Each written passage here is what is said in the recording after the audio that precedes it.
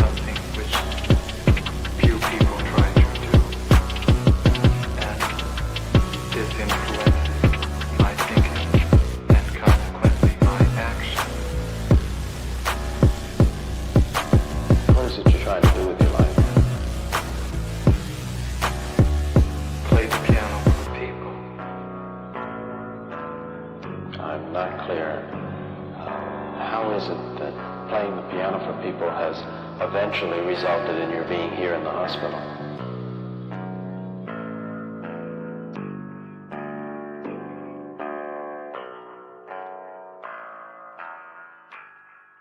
That's difficult to answer.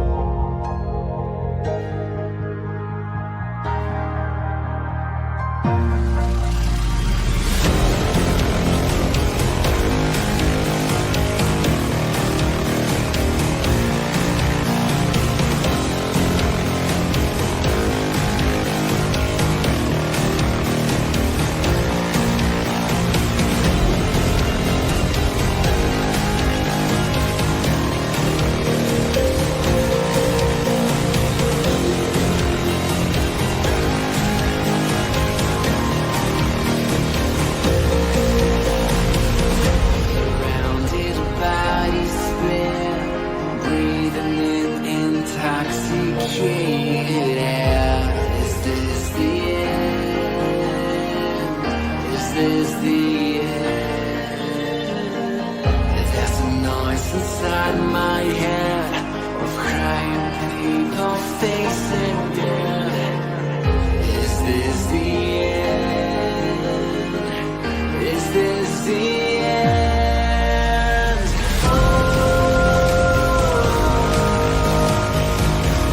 I'm burning in the stone here.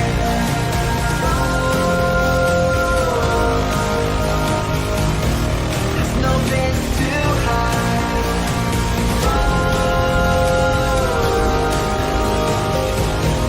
I'm burning in the stone here.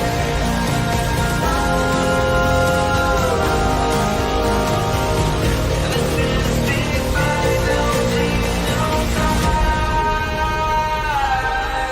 What have we done to the world?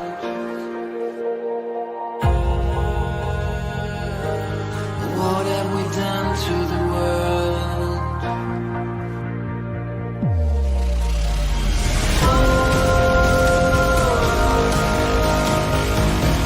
I'm burning in the stone here.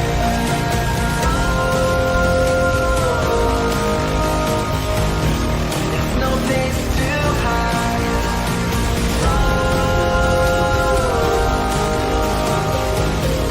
I'm burning in the stone here.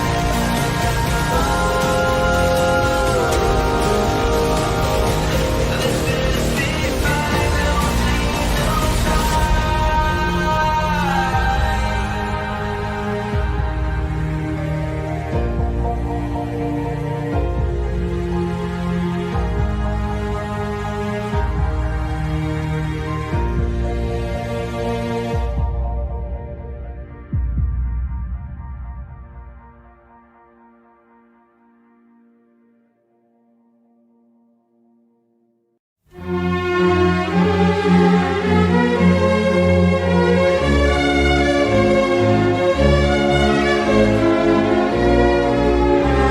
Und weil der Mensch ein Mensch ist, drum braucht er was zum Essen, bitte sehr.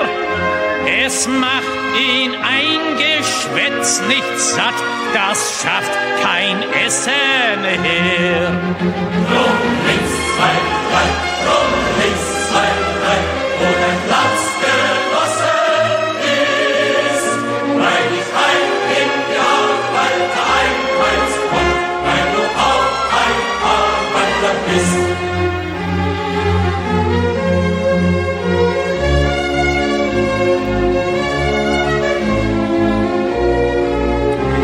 Und weil der Mensch ein Mensch ist, drum hat der Stiefel im Gesicht nicht gern. Er will unter sich keinen Sklaven sehen und über sich keinen Herrn. Drum links, zwei, drei, drum links, zwei, drei, wo dein Platz genossen ist. Weil ich ein in die Arbeit Einheitsgrund, weil du auch ein Arbeiter bist.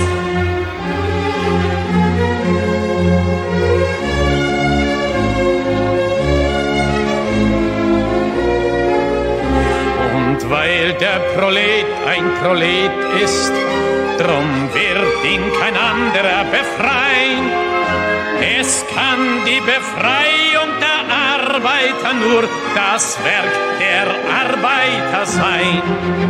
Drum links, zwei, drei, drum links, zwei, drei, wo dein Platz genossen ist. Weil ich ein in die Arbeit Einheitsgrund, weil du auch ein Arbeiter bist.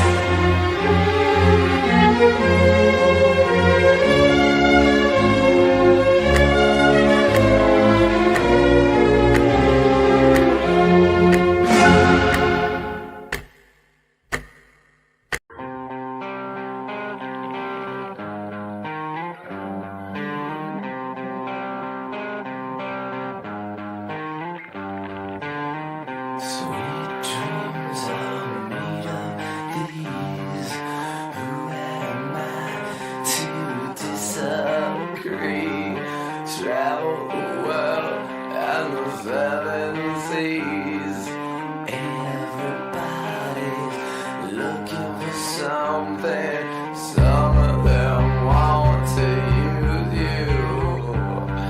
Some of them want to get used by you. Some of them want to use you. Some of them want to be out you.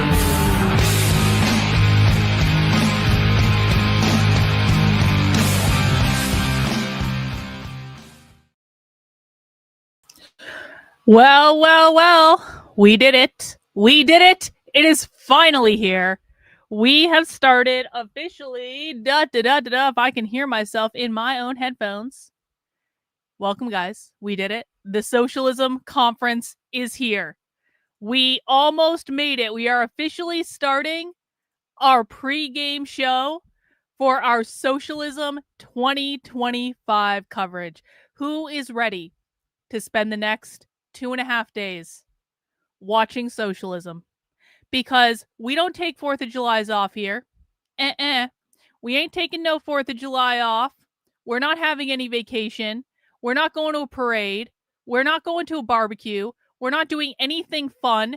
There is no fun allowed at all during Socialism Conference. Okay. And I have to give a big shout out to Scabs in with the first super chat of the day. Let's get this started off right for our beautiful, albeit Aries asshole queen bitch Karlyn. I appreciate you, Scabs. Thank you for the $20. We are making great super chat progress on our goal, guys. We're over 75% of the way to my super chat goal for the week, and we still have 2.5 days left. So I feel actually pretty great about that. So I appreciate everyone supporting what we're doing here, because this will be the only place on the internet where you can watch the Socialism Conference from start to finish with an anti-communist audience, because contrary to popular belief, it's funny because on Twitter today, I put together, so basically I put the video that I played in the intro on Twitter. Hang on. I don't want you to see that. I don't want you to see what I'm typing in, because I'm going to type in something I don't want you to see. Hang on. So what's funny is earlier today I pinned the video promo, just like that, the song with the socialism stuff on my Twitter feed. And I bought just like an ad for it, because I just was kind of curious. I don't usually play around with Twitter ads, but I was like, oh, why don't, if there's anything to promote for my coverage, it would be the socialism coverage. So I put some money into promoting this tweet to see if we could get any new people to come and watch socialism with us. And almost instantly, I started getting replies from conservatives calling me a communist. And it's like, we're going to get so many people over the next couple days that come in here. They're like, you're all a bunch of commies. What do you think you're doing? Real socialism has never been tried. Why don't you go move to a socialist country? And it's like, you know what, guys? You know what? It's an IQ test. It's a filter. I literally have in my name that I'm an anti-communist cult leader. I don't know what is so difficult about this, but that's all right. We have a filtering mechanism on the show, and that's the way it goes. Naruto watched Candace Owens on Jubilee yesterday. A queer Marxist makes an appearance, and planning on watching Scott Horton on Tucker soon. Well, that sounds really great, Naruto. Thank you for the super chat. Hey, Judy, I have to tell you something. I see Judy in the crowd. Judy, I have to tell you this. This will only be interesting to me and Judy. I am almost finished my knitting project. I have to tell Judy this before the show starts, okay? Everyone just has to give me a point of personal privilege. I am almost finished the shawl I'm working on. I have a couple more rows left and then an I-cord bind off. And I was like, fuck, I need something new to knit. And then I was like, I have yarn that I want to do another version of the shawl that I'm working on, because I want to make another version of this design. And I knew exactly where one of the yarns was. And it's yarn I've been saving. This is a very specific batch of hedgehog fibers fly that I've been saving for years because it's extra iridescent green. And I was like, man, I need to make something cool with this yarn. I've been saving this yarn for years. And then it was on the hunt to find the other yarn that I had in mind, which is a blue West Wool, Stephen West, kind of like just like fingering weight yarn, right? And Judy, you don't even know. I was looking all over the house for it for the last 2 fucking hours. I like cleaned an entire room looking for this yarn. I was like, I know this yarn is in a box. I know exactly like what it looks like. I just need to find this fucking box. And I had given up. And I had started to make plans for using other yarn for a different project. And then all of a sudden, I like was literally getting the box of other yarn together. And I look over onto my nightstand and the box is there. And I'm like, oh, and so I found it. It was a last minute yarn victory. And I'm going to make something with these yarns together on the conference. So I had to share. It's the way it goes. It's like, it was like, I knew it too. I was like, I know I have this yarn. I know it's in a box. I know exactly what this looks like. I just need to find where I put the box. That's it. And it took 2 hours and cleaning a whole room, but I found the damn box. Okay. So no one panic. No one panic. Knitting crisis averted. I am the yarn champion of my own house. Knitting crisis averted just in time for the Socialism Conference. All right, guys, but we are doing Socialism Conference today. This is not a knitting stream. This is actually a socialism stream. And we are going to be starting to stream the Socialism Conference in just a little bit. Hang on.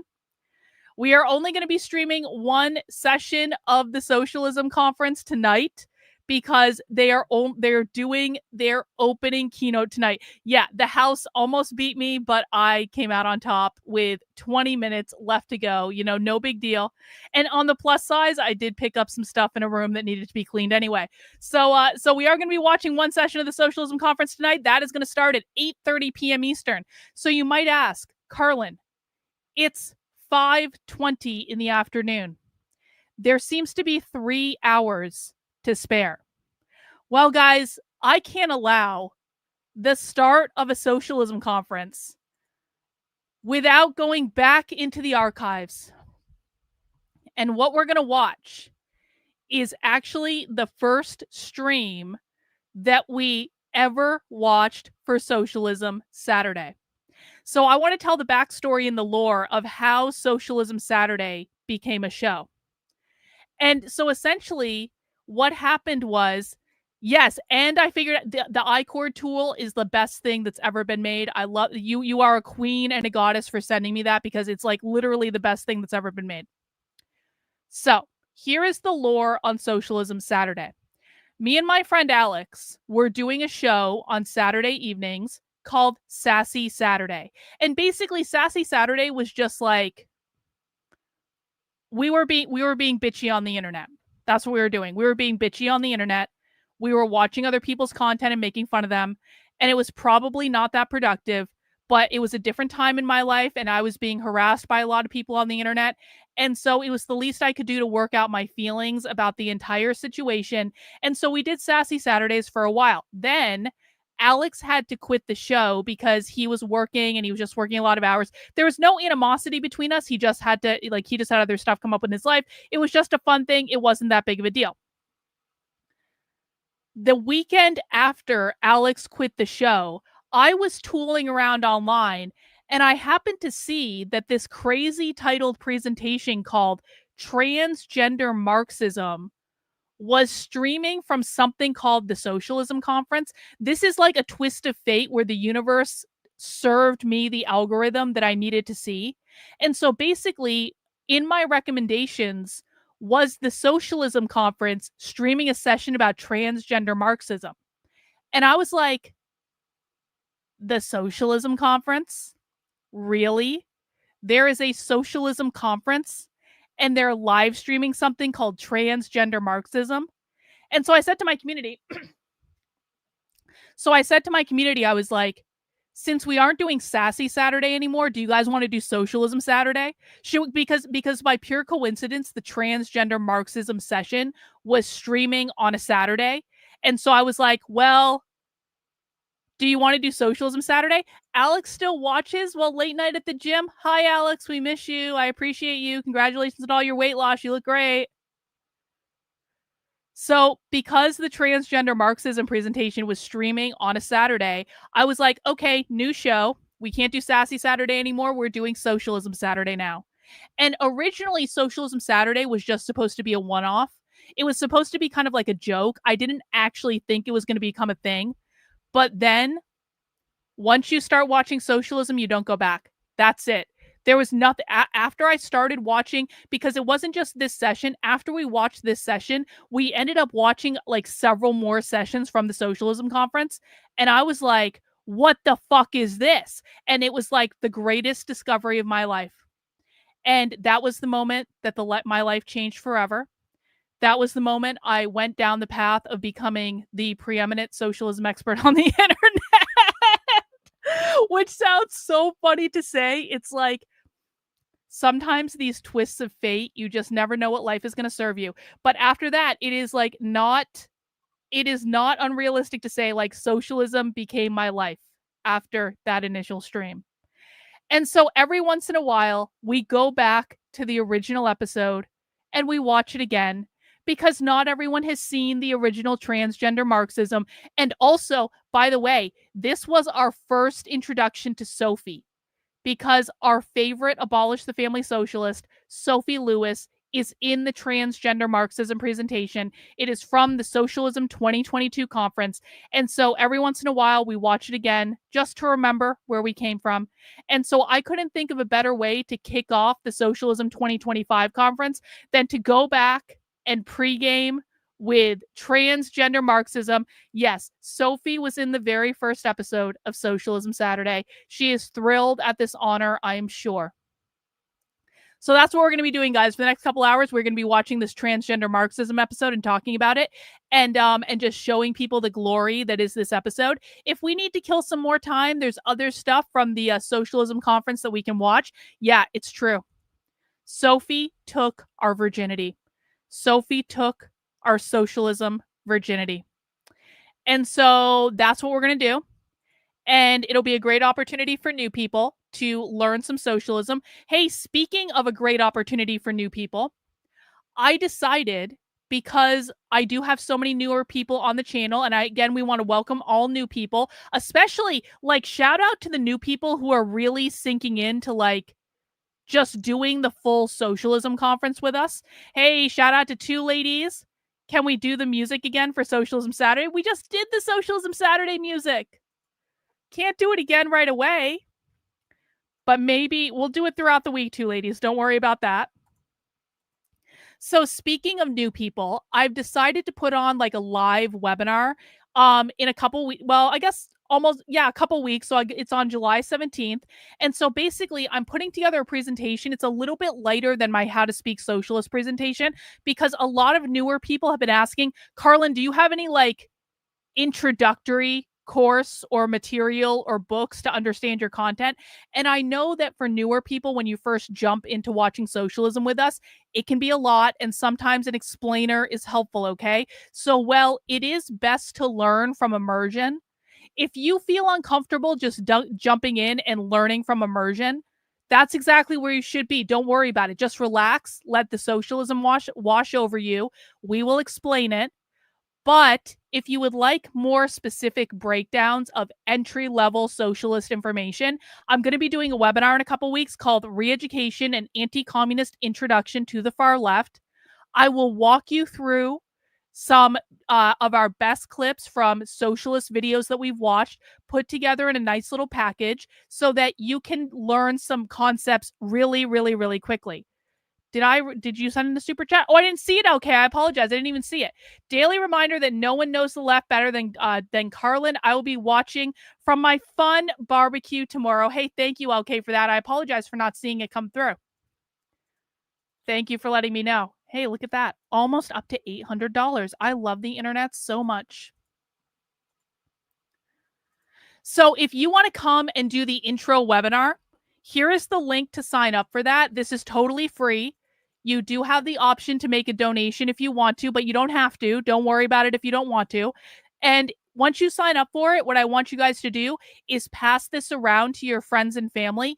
Get them to sign up for it. This is going to be very, very 101 level. We're going to go back to basics, and I'm going to walk the new people through all of the content that will give you the best deep dive introduction experience in about an hour and a half that I can do. And so that's going to be in a couple weeks. And so if you are new, don't be afraid. If you don't know anything or you feel like you're overwhelmed with the information, that's totally, totally fine. Come to the webinar and that should help you out a lot. And just keep listening. I mean, and that's really the best advice I have for people this weekend. If you feel like you don't understand something, ask questions in the chat. I will try to answer them. People in the chat will try to answer them. We understand that newer people need to be brought up to speed, and we want, and that's no shade on you guys, by the way. If you're newer to my content, you might be feeling a little self-conscious. You might be feeling like, oh, this is overwhelming and I feel like I don't even know what I'm listening to. Every single person that has ever watched Socialism with me has been in that place at some point. So we know what it's like. We know what it's like to learn this information. There are a lot of people here who want to help you learn. This is a great weekend to do it, but the webinar will definitely help out a lot. Will there be new information and clips? I mean, probably. Well, there might be some different clips, Tolkien fan, but if you guys have already done the 4-hour masterclass, you don't need to do this one too. This is really meant even as a more elementary introduction than the 4-hour class, because the 4-hour class is still 4 hours long. It's still a lot. And so I wanted to do just something that was even less than that to be able to bring new people along. So if you've already taken the 4-hour class, you definitely don't need to do this. Hey, Azurwing.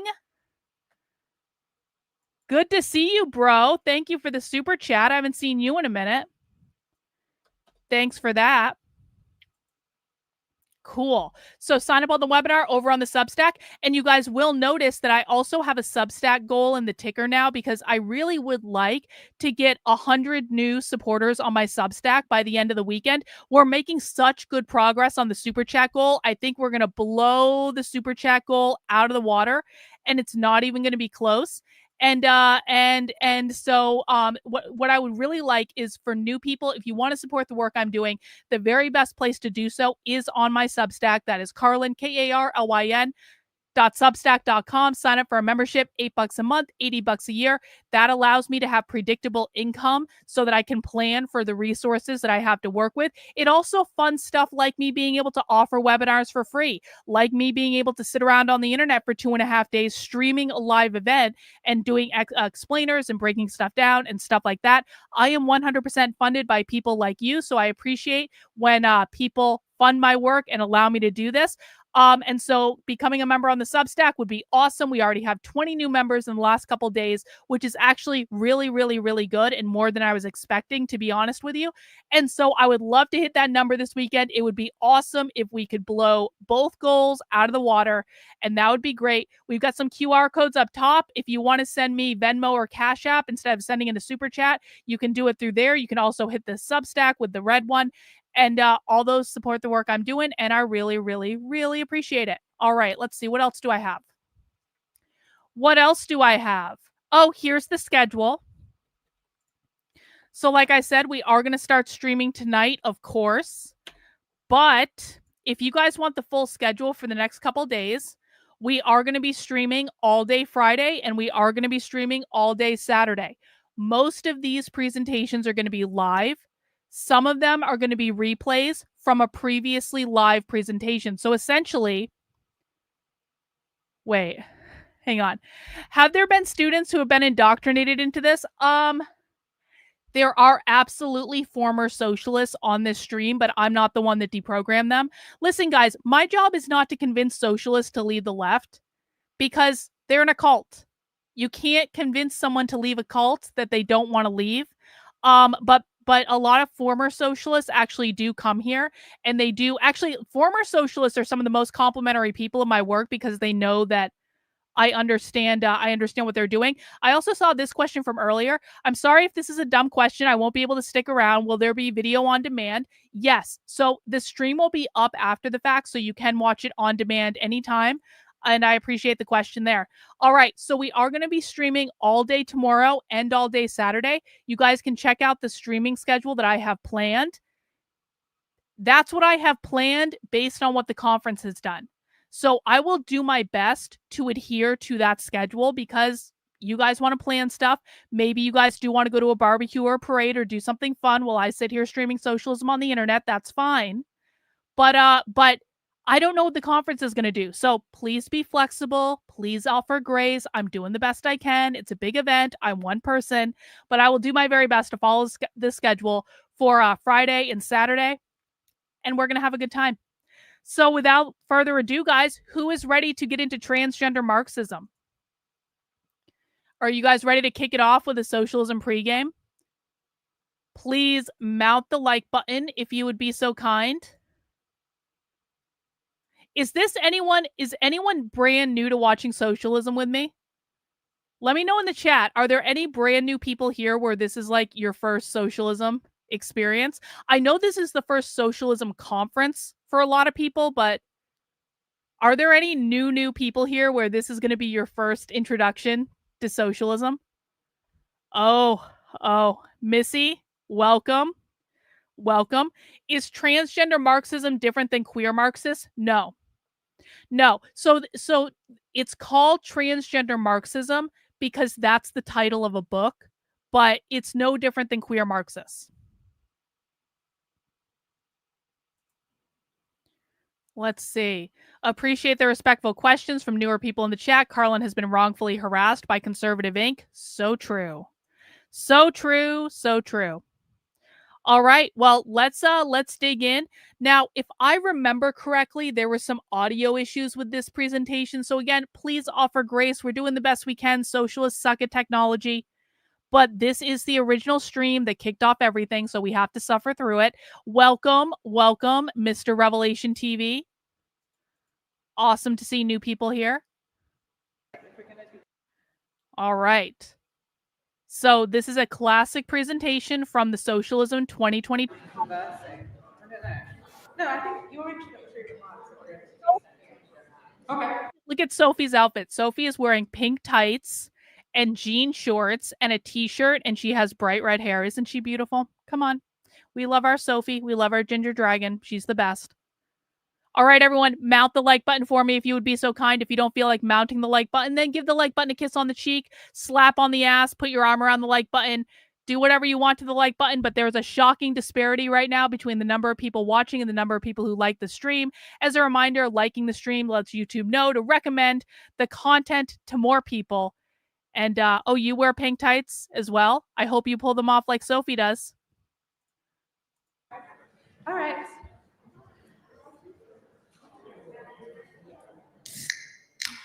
Hello. Hello, Sophie. Welcome to this conversation about transgender Marxism, which is being live streamed. My name is Sophie Lewis, and I'll introduce myself briefly again in a minute. But before I do that, and before I introduce my conversation partners, let me just read out the reminder that all Socialism Conference attendees are required to wear masks, fully covering the nose and mouth while indoors and in conference spaces, including hallways and meeting rooms. We speakers from the front can remove our masks in order to deliver our presentations while actively speaking, and audience members are still required to wear masks even while asking questions or making comments. The mask policy is in place to protect all of us, especially the immunocompromised, from the risk of contracting COVID-19. True. Fake accent. Okay, all welcome. accents are fake. Thank you for being here. As I said, my name is Sophie, and I am an actual or certainly aspiring practitioner of transgender Marxism, as expressed in 2 books so far, Full Surrogacy Now and Abolish the Family. My pronouns are they and she, and I live in Philadelphia, where I write full-time and teach critical utopianist social theory remotely at the Brooklyn Institute. Today, I am joined by Jules Joanne Gleason and Cade Doyle Griffiths. Cade Doyle Griffin is an absolute psycho. You guys are going to love Cade Doyle Griffin. We will talk for half an hour with opening remarks from Jules, hear from the lectern, then we'll sit down again and we'll have responses from Cade, further questions from me, and then open it up as soon as possible for discussion, which can and should include questions from the live stream viewers, if you would be so kind as to bring those to my attention. As chair, I'll be taking about 3 questions at a time, imposing a 3-minute time limit, as well as encouraging you all to speak to one another to say things that the whole room can engage with rather than treating us exclusively as a panel of experts. And we've got live captioning going on. If there's someone speaking quietly near you, that may be because they require a translation service, so don't worry about that. Okay, Jules Joanne Gleason is a writer, communist, and stand-up comedian living in Vienna. Along with Elle O'Rourke, she edited last year's anthology, Transgender Marxism, which I urge you to buy from the bookshop down the hall. And she's been published and performed at queer and communist venues around the world. She is writing a book about intersex liberation and the 1990s. Cade Doyle Griffiths teaches anthropology at Brooklyn College, CUNY, and lives in Flatbush. He's an editor at Spectre Journal. Alongside others, including Noah Zazanis, Nat Raha, Jordi Rosenberg. Was the community care thing true before COVID? Yes. But they weren't wearing masks as much before COVID, I don't think. But the idea of community care, for people who don't know, the reason they're wearing masks is not to protect their identity. First of all, this was back in 2022. But they do still require masks at the Socialism conference today, so they haven't changed anything. But the reason they wear masks is essentially because they believe it's part of community care. It's part of being a good comrade, of caring for other people. But that mentality was absolutely around before COVID, but now it is permanently engrossed with the mask wearing. Good question. And the Conspiratorial Association for the Advancement of Cultural Degeneracy. Cade is a contributor in this book. And indeed, I believe was one of the original instigators of the idea for it back in 2018. So I'm going to hand it over to Jules for some opening remarks. And thank you again for being here.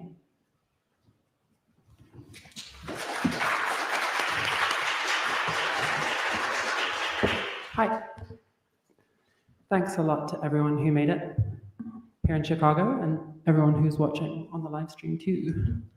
So these opening remarks are mostly just going to focus on the purpose of the book. I'm not going to talk about the collection's contents today.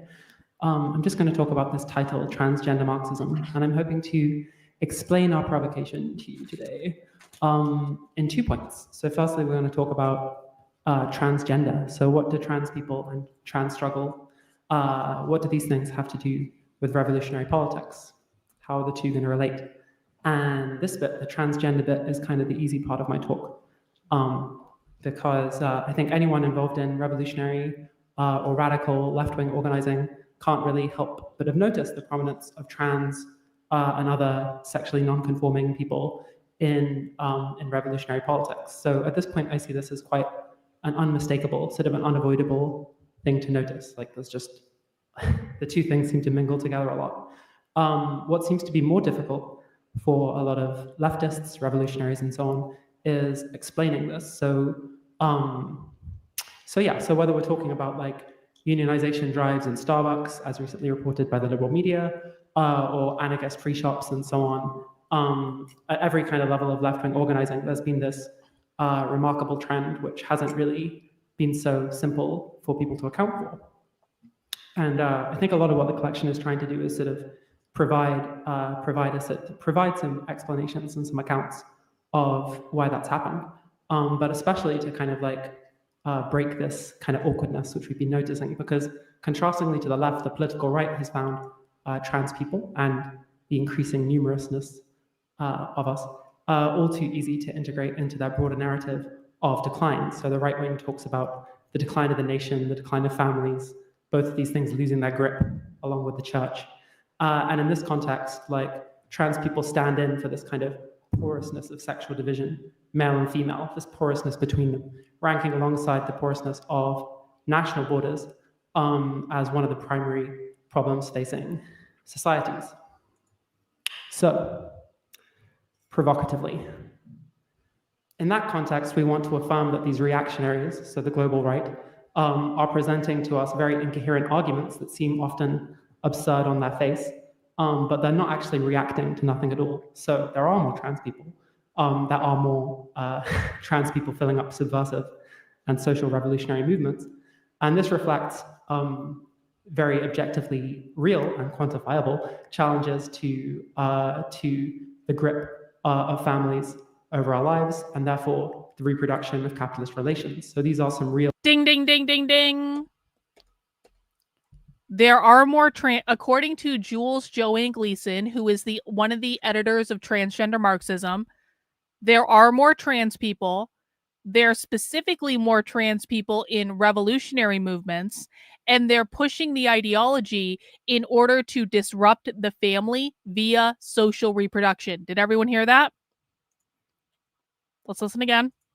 That are more trans people filling up subversive and social revolutionary movements.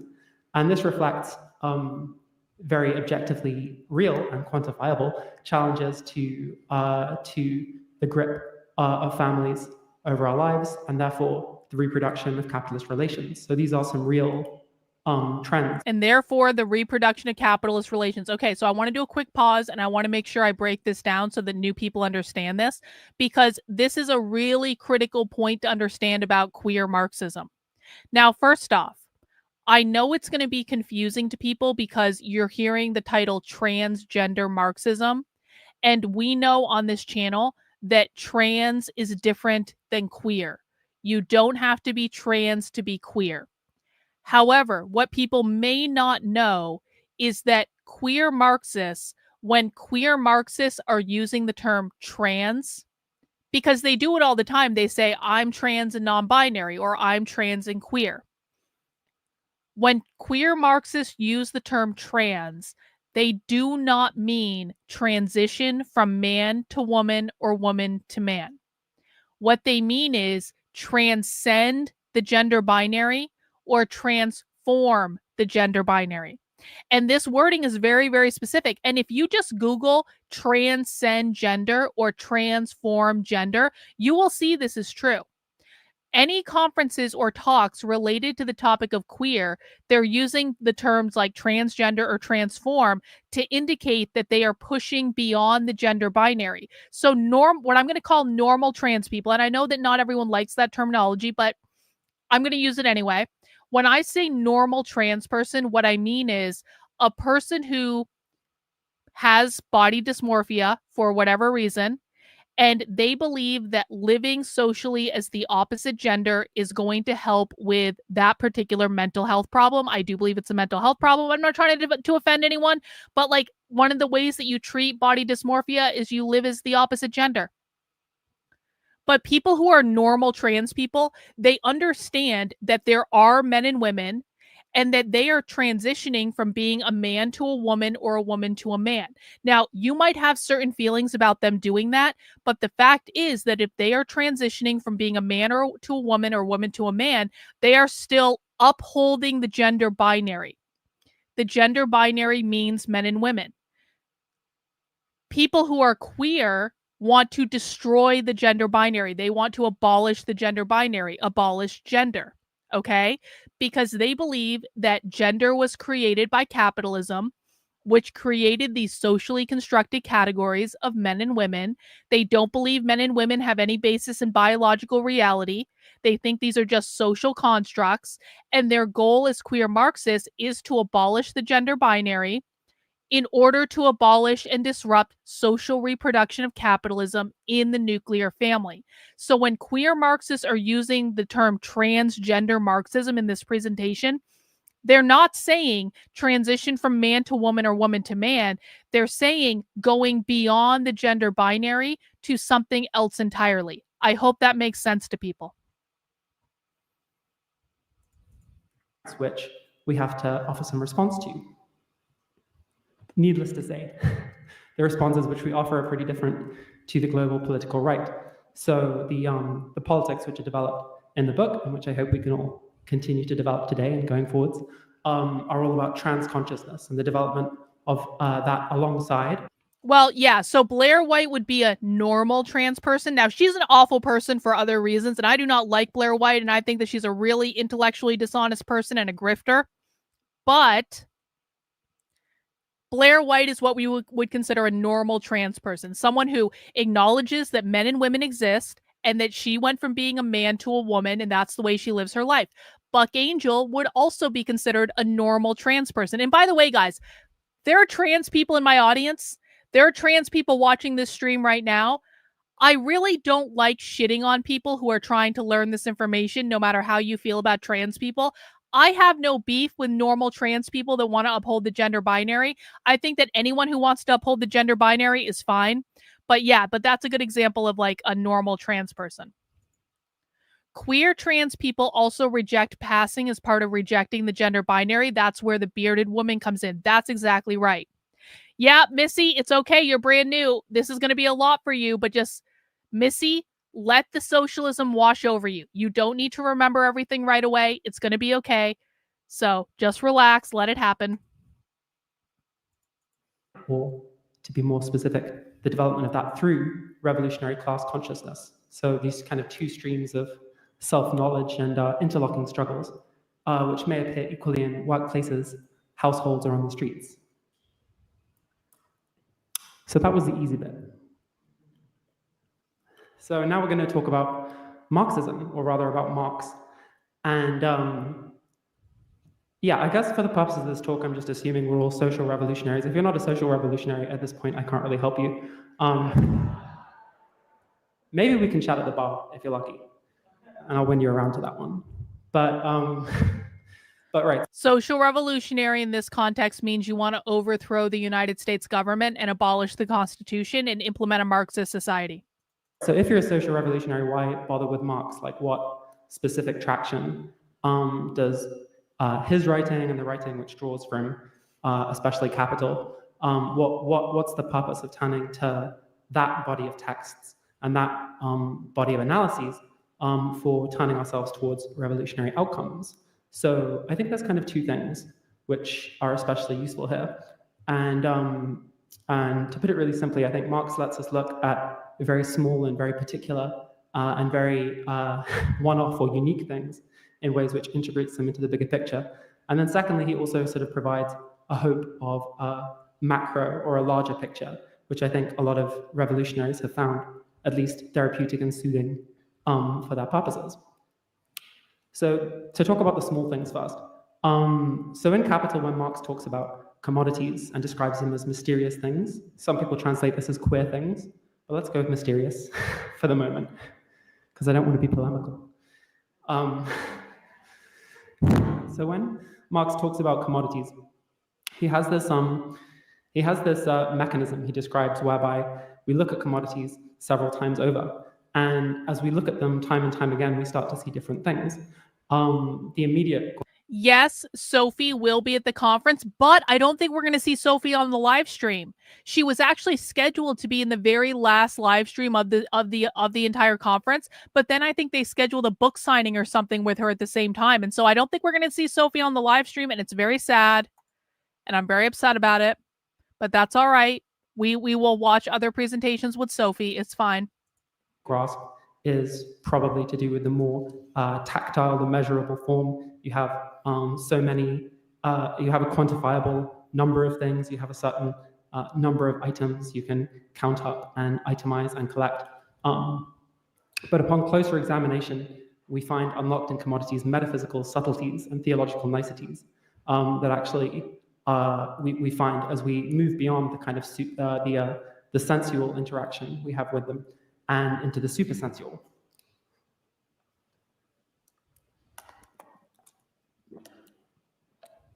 Just sorting out my own sensual engagement. So it's at this point in Capital that Marx kind of cashes the check on his early writings about sensuousness, and that being something which was lacking from earlier forms of materialism. So I think it's exactly this point in Capital which we start to see the use for this kind of approach and the use for this kind of method for examining transgender experiences. We're not really required either to ditch the immediate engagements, the cravings for self-transformation, the collapsings of dysphoria, and anything else like that. We're not really required to side either with those immediate moments and those interactions with those around us on the very tactile or sensory level. We don't have to focus either on those or on the broader picture, the overarching systems, oppression, domination, and so on, to actually provide an account for things. Yet with that said, I think it's inevitable and unavoidable to also mention that this appeal, this drawing back to a larger macro system, to looking at the modes of production and the kind of grander historical accounting, which also provides a lot of... I just want to note for new people, you're going to hear a lot of word salad this weekend. We've been watching some really good socialism presentations lately that haven't had a ton of word salad, but you will hear a lot of word salad this weekend. Right now, Jules isn't saying anything. Jules is like literally just doing word salad. And so if you feel like you don't understand what's being said, this happens all the time. It's okay. You aren't missing anything. I will let you know if you're missing something, but this is just part of watching socialism. Is sometimes you have to let them work through their thought process to get where they want to go. And then eventually they give you the golden nugget, but you just have to let them work it out to get there. Appeal to people approaching these revolutionary problems, and something we kind of deal with throughout the collection, or different people deal with in different ways, is how existing frameworks, whether it's around the consciousness sharing circles of radical feminism, so small-scale experiential sharing circles, or more developed kind of like community provisioning and community discourses. So people with like social positions and like cultural characteristics turning towards each other to kind of come to a collective understanding. I think in one way or another, we find the limit points of these ways of understanding ourselves and understanding our struggles when those struggles continue. So this is kind of like this chance to draw back and to distance, in one sense, ourselves from our immediate circumstances, while also recontextualizing them, is the unique set of qualities which I find arises from Marxist theory. So I think I'm approaching the end of my time, and hopefully this is kind of like giving you a hint as to the substance of the kind of like provocations we're getting at, and proven to you, at least, that we're not simply trolling everyone. Not that that's not valid in itself. Not merely trolling. Okay. All right, well, I think I'm going to stop that. I'm really looking forward to the Q&A, and I'm really happy to see the crowd, which has filled up this room. And right, so I'm going to pass over to Sophie and then Kate.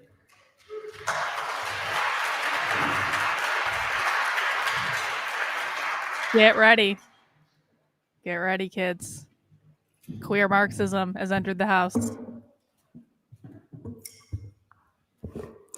Thanks, Jules. And thanks for finishing this job. I don't, in fact, recall that I gave you that assignment, but if I did, I'm very glad for it, because I'm very glad the book came out. I'm glad for the opportunity to have written a chapter in it, and to get to talk about it here today and in other places, hopefully in the future. And thanks also for your opening remarks. I thought they were quite excellent, and there's a few points that I would like to elaborate on. I think shockingly more than disagree. It's too bad. It's fun to disagree with you, but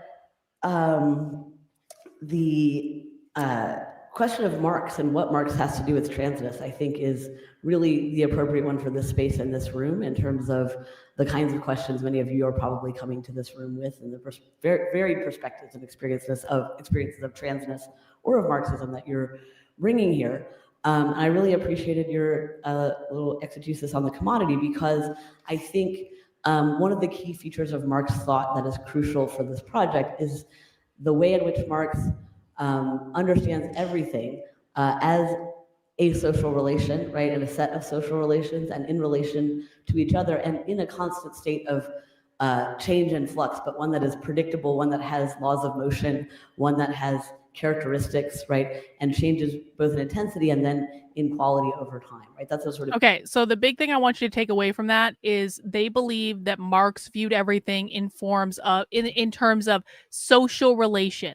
So when socialists talk about capitalism, they're not just talking about the economic model of capitalism, like you go into the store and you buy stuff, or businesses charge money for things and that's how they make a profit. That's not what they're talking about. They're talking about the cultural model of capitalism upheld via social relations. And their whole premise as queer Marxists is they want to change the way people socially relate to each other and thereby undoing the cultural model of capitalism. That's what Abolish the Family is really about. Abolish the Family is about changing the social relations and undermining the cultural norms that uphold capitalism. That's what they mean when they say normativity. Key feature of historical materialism and Marxist thought. Much better and than I conservatives. think that I'll for tell me, you. the most important, that's the most important thing for thinking about transness from I a don't know, Marxist maybe. perspective, I don't know. just simply in the correct register. And it's also the most important thing for thinking about how we could understand some of the mysterious social conditions that have recently emerged around this question, but also what they mean and what they could potentially mean, most importantly. Welcome. Right, so that is to say, I think in the kind of liberal account, right, transness is often assumed to be a sort of individual inherent characteristic of identity, right? That transness is something any given person may or may not have, and that's how it is approached, right? In the liberal rights register, in the register of individual feeling, right? Sort of all the way down. This is an individualist kind of essential quality that people may or may not have. That's completely wrong, and it actually explains. Yo, you know what's funny about this is the longer that I've spent time watching socialism, the more new things I identify when I go back and I watch older presentations. So what Kate Doyle Griffin just said is the idea of trans as an identity is a liberal concept based on identity politics. Now, this might come as new information to people who haven't watched Socialist before. Queer Marxists explicitly reject identity politics. Karlyn, how can that be? They're having a presentation called Transgender Marxism. How could they reject identity politics? Well, queer Marxists reject all social categories. The ultimate goal of queer Marxism is the complete abolition of all identity categories. And so they will use identity in order to create a transitionary mechanism. So for example, the identity of non-binary. Non-binary is an identity that is designed to explicitly reject the gender binary of men and women. It's saying, I am not a part of the gender binary. I am not man. I am not woman. I have transcended the gender binary. I am non-binary. It means no binary, okay? Non-binary in and of itself is a category. However, there's a paper called Gender Nihilism that makes the argument that eventually they want to abolish the category of non-binary as well. But for right now, it's like a transitionary mechanism. So they're using they're using identity politics to transition people away from the normative genders of man and woman and saying, here's an option. You can be non-binary or zim, zer, they, them, fey, fair, whatever the fuck. But eventually they want to abolish that category as well because they explicitly reject all social categories. So I want you to listen to this again. Remember, these are not liberals. These are socialists. Socialists hate liberals. I want you to listen to Kay Doyle Griffin again. Basically say, liberals do this identity politics. Liberals see trans as an identity. We explicitly reject that. No. It's not moving the goalpost. It's not moving the goalpost. This has always been their position. The problem is people on the right don't understand what they believe. So I understand why it may seem like moving the goalpost, but these are not liberals. These are not Democrats. These are a completely different brand of far left ideology. And so their position has not changed. Their position has always been the same. But you don't know that because you're on the political right and you've never seen this before.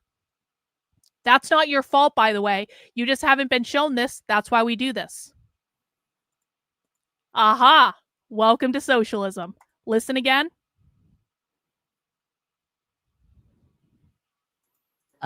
Conditions that have recently emerged around this question, but also what they mean and what they could potentially mean, most importantly, right? So that is to say, I think in the kind of liberal account, right, transness is often assumed to be a sort of individual inherent characteristic of identity, right? That transness is something any given person may or may not have, and that's how it is approached, right? In the liberal rights register, in the register of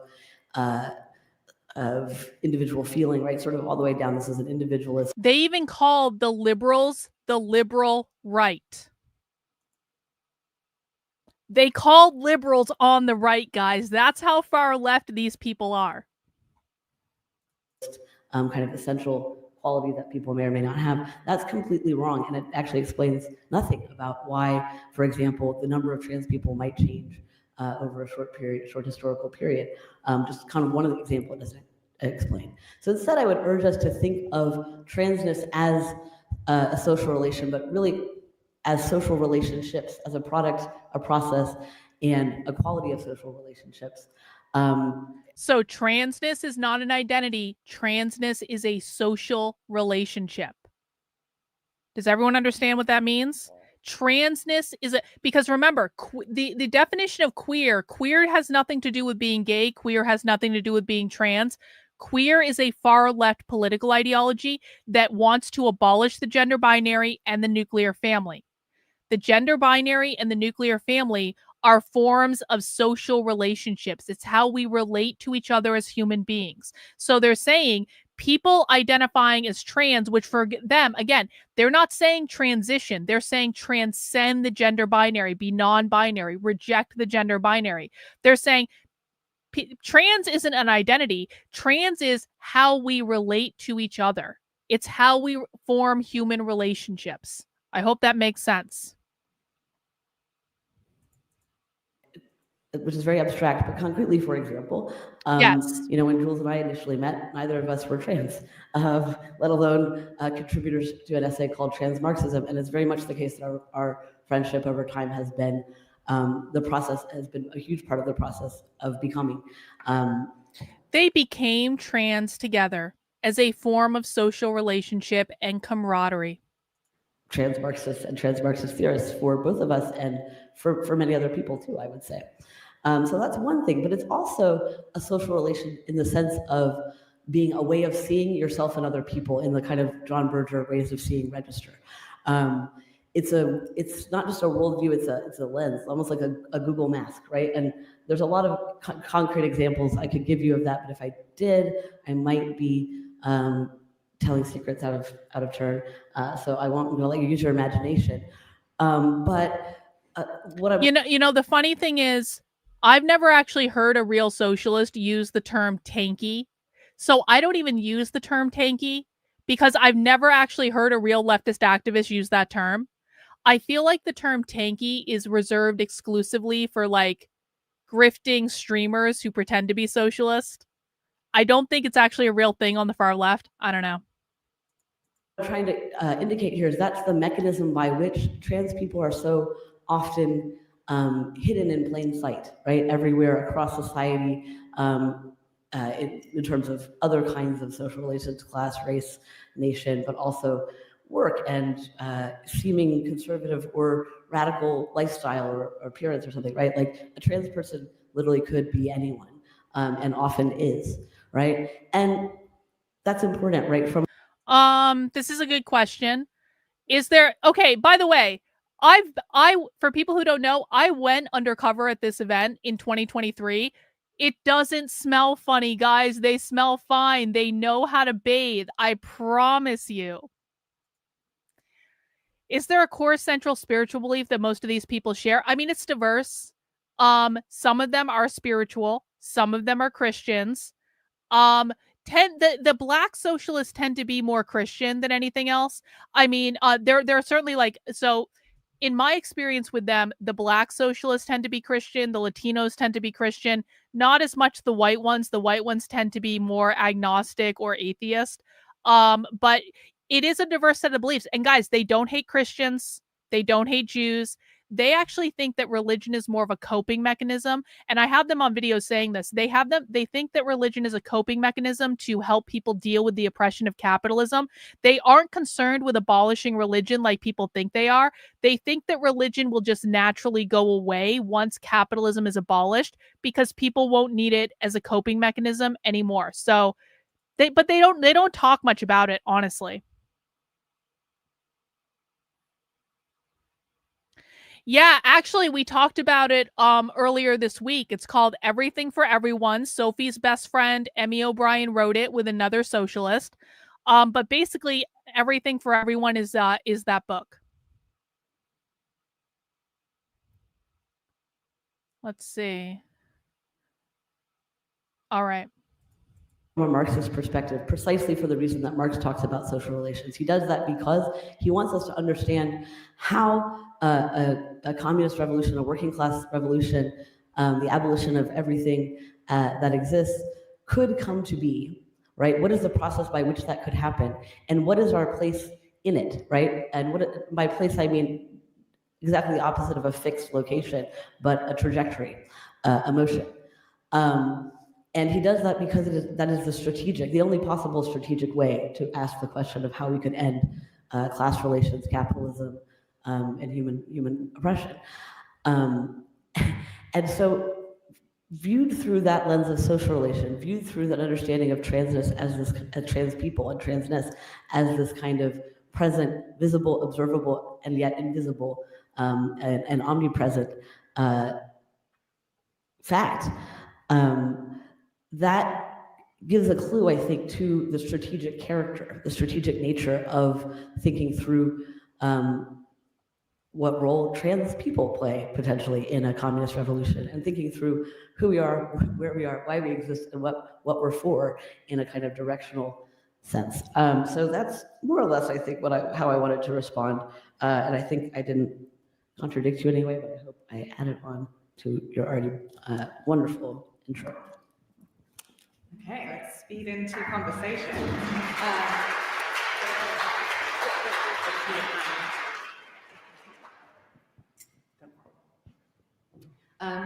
So what I got from this wonderful anthology when I read it was, not just, although certainly, a wonderful, trenchant, clarifying critique of trans-liberalism, but also, yes, a sense that, in a sense, transgender Marxism is a superfluous phrase. Jordi Rosenberg says in the afterword, as his first sentence, that there is a path into Marx that proceeds through transness. I almost think that that's the one, Justy. This anthology very persuasively shows that that Marxism is always already trans. I don't know if that's too polemical for you or whether you would agree, but either of you. But I'm thinking in part of the sort of historical work done by, amongst others, Emma Heaney, to show that it is, cis-sexuality that has been sort of produced and imposed on populations over the course of the 20th century. And so, as you say, it's not just trolling, right? Despite, notwithstanding the face of the TSA agent who pulled this out of my bag when I was flying here. And I want to, dwell for a moment in perhaps a slightly more theoretical realm than I've experienced so far at this, wonderfully practically oriented conference.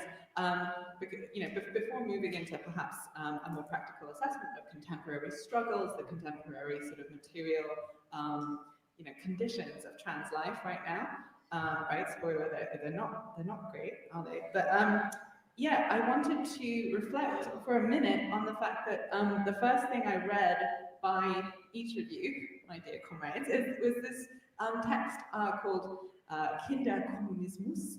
I can't remember the full title. A materialist feminist analysis of the family and a case for its abolition, more or less, 21st century feminist case for its abolition. And I wanted to perhaps, maybe this is too predictable given that it's me, but I'd love to hear just a few remarks from either of you on. This is a good question. Do socialists click their thumb and do they do snaps instead of clapping? Sometimes. Sometimes they clap, sometimes they cheer, sometimes they do snaps. We'll probably see all three at the conference. But they don't, it's not like routine that they all do snaps, but sometimes they do.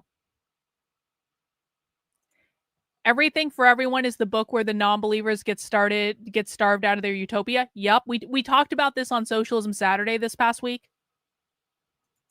Why it is that trans Marxism opens up the terrain of, what Angela Metropoulos calls, oikonomia, the household, really benefits, social reproduction analysis today, and really helps get us out of the impasses, even of contemporary Marxist feminism, I would say. Why is trans Marxism family abolitionist?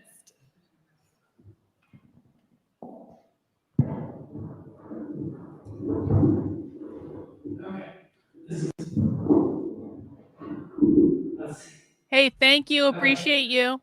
Well, I think I'll let Kate stop talking about Kindergarten. Okay, like I said, they had audio problems. They're gonna figure it out, but we need to suffer through it for a second. I apologize. This is not my fault. It's their fault. That's a really, really rich set of You have the responses, subtitles. for music. And I guess, well, yeah, one thing I want to say is that I'm encountered with a TSA agent, where I was asked why I was going into this country. And I think my very instant sounding discussion, my instant explanation was that I had a panel discussion with a geographer and an ethnographer, which is, I think, the least advanced description of what this panel is I could think of. But yeah, concerning Anahini and her remarkable book about modernism. Okay, maybe we don't have the subtitles. She talks exactly about this use of trans feminine figures, so the way that modernist writers. I'm gonna fast forward because I can't hear a fucking thing. Sorry. They do figure it out, but I'm not gonna suffer through this. I'm not gonna make you guys suffer through this. We didn't title it though. Oh, I have to say that I've grown to love the title because it's so weird, but it was weird. But I'm very glad that in fact that was kind of the product of our early friendship, and it's really set the stage for a lot of my thinking about Marxism since then, but also about myself, and why we talked about the family. I think. Really did actually have a lot to do with our own personal experiences, both of the family, but also of existing in a kind of Marxist intellectual milieu, and the disconnect we've experienced from on both sides of those things. And so in that register, I think it became clear to me and also to Jules that the family was under-theorized as an institution of capitalist accumulation. And the family is under-theorized as an institution of capitalist accumulation. Pop quiz for the chat. What does that mean? The family was under-theorized as a role of capitalist accumulation. I was trying to find the subtitles for that. What does that mean, do you think? In thinking about what... Here it is. The family was under-theorized as a system of capitalist accumulation. Actually, let me just play this again while you guys are figuring that out. Was under-theorized as an institution of capitalist accumulation. What does that mean? The family accumulates wealth. Okay, yes, but give me more. Yup, it does have to do with inherited wealth. Give me more. Inheritance is a way of keeping your wealth. Yup. Well, yes, but that's a little vague. I'm looking for something really specific. Families are responsible for passing down generational privatized wealth. The privatized is key in that. Thank you, Reagan. Well done. The family was overlooked for accumulating wealth. Yup, but privatized is the key thing. Not due to the binary. Okay, so let's see if anyone else got it. Yes, but that's not what I'm looking for. Okay, so Reagan had the best answer, so let's go back to Reagan's. And there were some other people that got it roundabout. But one of the issues that so the left wants to abolish capitalism. We know that. Capitalism is enemy number one. Capitalism is defined as private property ownership. Private property means bourgeois property, property that you can use to create personal private wealth that is not available to other people. What that means is when you have personal private wealth, you have more resources than other people. When you have more access to money, more access to things, more access to power, that creates a hierarchy because you are the have and other people are the have-nots because your wealth is privatized and only available to you. One of the things that are examples of bourgeois property that they want to abolish are your ability to own a home, your ability to own land, your ability to own an apartment you can rent out as a landlord, your ability to own intellectual property, your ability to own a private business, whether that private business is big or small. But for our purposes here, the thing that matters the most is that parental rights are considered to be a form of private property ownership. One of the reasons they want to abolish parental rights is because parental rights allows for wealth to be passed down from parents to children, thus maintaining the wealth in the privatized family model. This is why they want to abolish the family, because the family is one of the ways that you maintain private access to wealth and resources that are not available to the collective. Does that make sense? Hey, Schlep, you can continue working out your feelings in my chat, but I promise you're not actually going to learn anything until you shut your mouth and you start listening, okay? So complaining in my chat about all the feelings you have about the socialists is not actually going to accomplish anything. Our job here is to listen to the left and learn from them and to learn what they believe. We don't agree with them. We think their ideas are stupid. We think it's going to end up in everyone starving and it would be bad, but listen to this again. Became clear to me and also to Jules that the family was under-theorized as an institution of capitalist accumulation. And in thinking about what the role of trans people in the family and how people, less how people become trans, but how people are prevented perhaps from becoming trans or decide not to be trans, we really began to think about. Okay. Well, if you think there's nothing to learn from the left, you don't have to be here. This is a channel and a community in which we are learning what the left believes from the left themselves.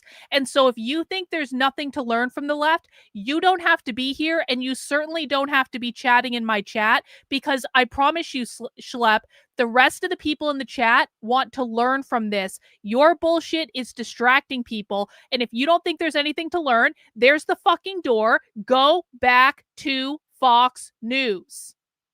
My people know that who we're watching on the screen aren't liberals. So guess what, bro? You don't even know what the fuck you're looking at. So either shut your mouth and start listening or get out. My God. No. There is no free speech on this channel. I am the queen fascist bitch of my YouTube channel. This is my private property. You are here by my consent. You do not have free speech on my YouTube channel. You will respect my wishes. You will respect my community. There's the fucking door. You're not smart enough to be here. Go back to Fox News.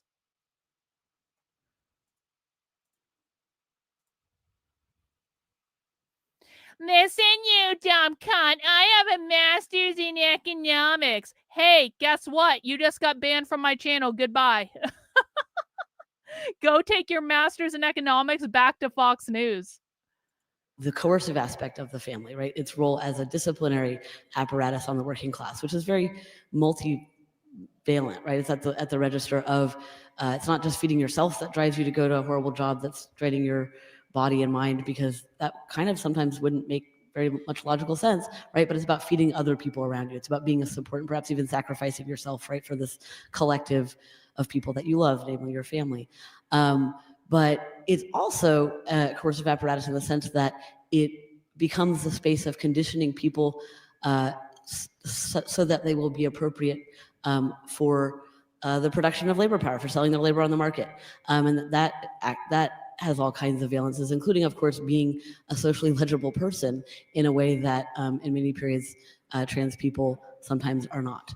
And so, and failing that, right, then the actual material condition of many trans people, almost all of us until very, very recently, in this immediate kind of moment, right, was to be expelled from the family, right, and to experience a kind of double freedom of social reproduction, right? Marx's double freedom is the freedom to live under a bridge, right, and to sell your labor on the market. Well, the double freedom from the family, right, is the freedom to do as you please, right, with absolutely no support whatsoever of the kind that is considered normative in the context of a family, a normative family, whatever that might be. It isn't, of course.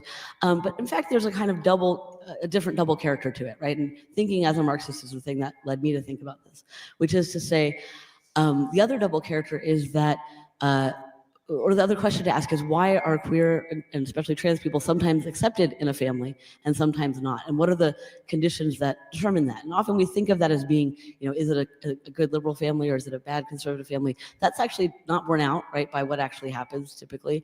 But also, so what is it, right? If it's not this purely this ideological register, what else might it be? Well, the idea we came up with in that essay was that the need for how much socially reproductive labor is needed in a given family at a given time is the thing that determines, right, whether or not this kind of The sign says Socialism 2022 because we're watching a classic episode right now.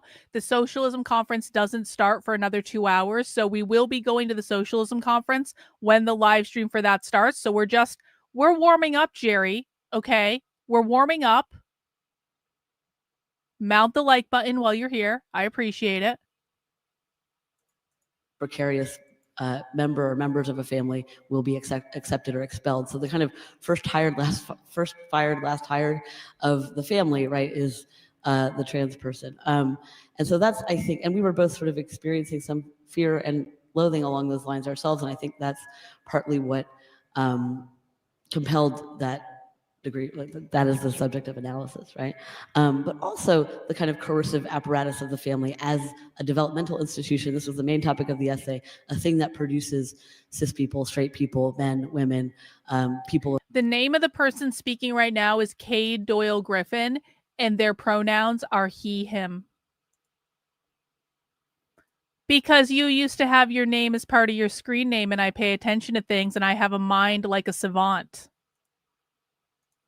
Of various class characters and qualities, people of various, all sorts of aspects that we take as essential are, of course, produced through extremely laborious and multi-register processes of child rearing. And we were asking ourselves, me both as a parent, but of course all of us as adult children, right? What would it look like if we weren't forced into these particular molds and boxes? What would child rearing consist of if it wasn't they do all the assumptions that we make about the family? And I don't think that, in fact, that essay gives you. What would child rearing look like if we weren't making all the assumptions about the family? What that means is we want to abolish parental rights and have multiple sets of parents in the commune where all kids have multiple sets of parents. I've heard Sophie say explicitly she thinks that all kids should have at least 3 different sets of parents so that everyone in the community can parent the children. Do they like Pokemon? That's actually an interesting question. I don't know the answer to that. I've never heard them talk about Pokemon. A blueprint to that answer. It's also a provocation. I think this must be our thing, guys. Provocations, but it's definitely a call to really think this through rather than kind of gesture toward the possibility that in the future, after communism, everything will be completely different in ways we have not considered whatsoever. So yeah, that's what I would say. I don't know what you mean. I don't write provocations. I write measured descriptions of octopuses. You can advise that we spoke just a little abortion as well. They talk minds. This used to be a very middle of the road orthodox. Jules got the bad microphone. So I'm going to maybe ask one more prompt. As you can see, my interlocutors don't have trouble speaking.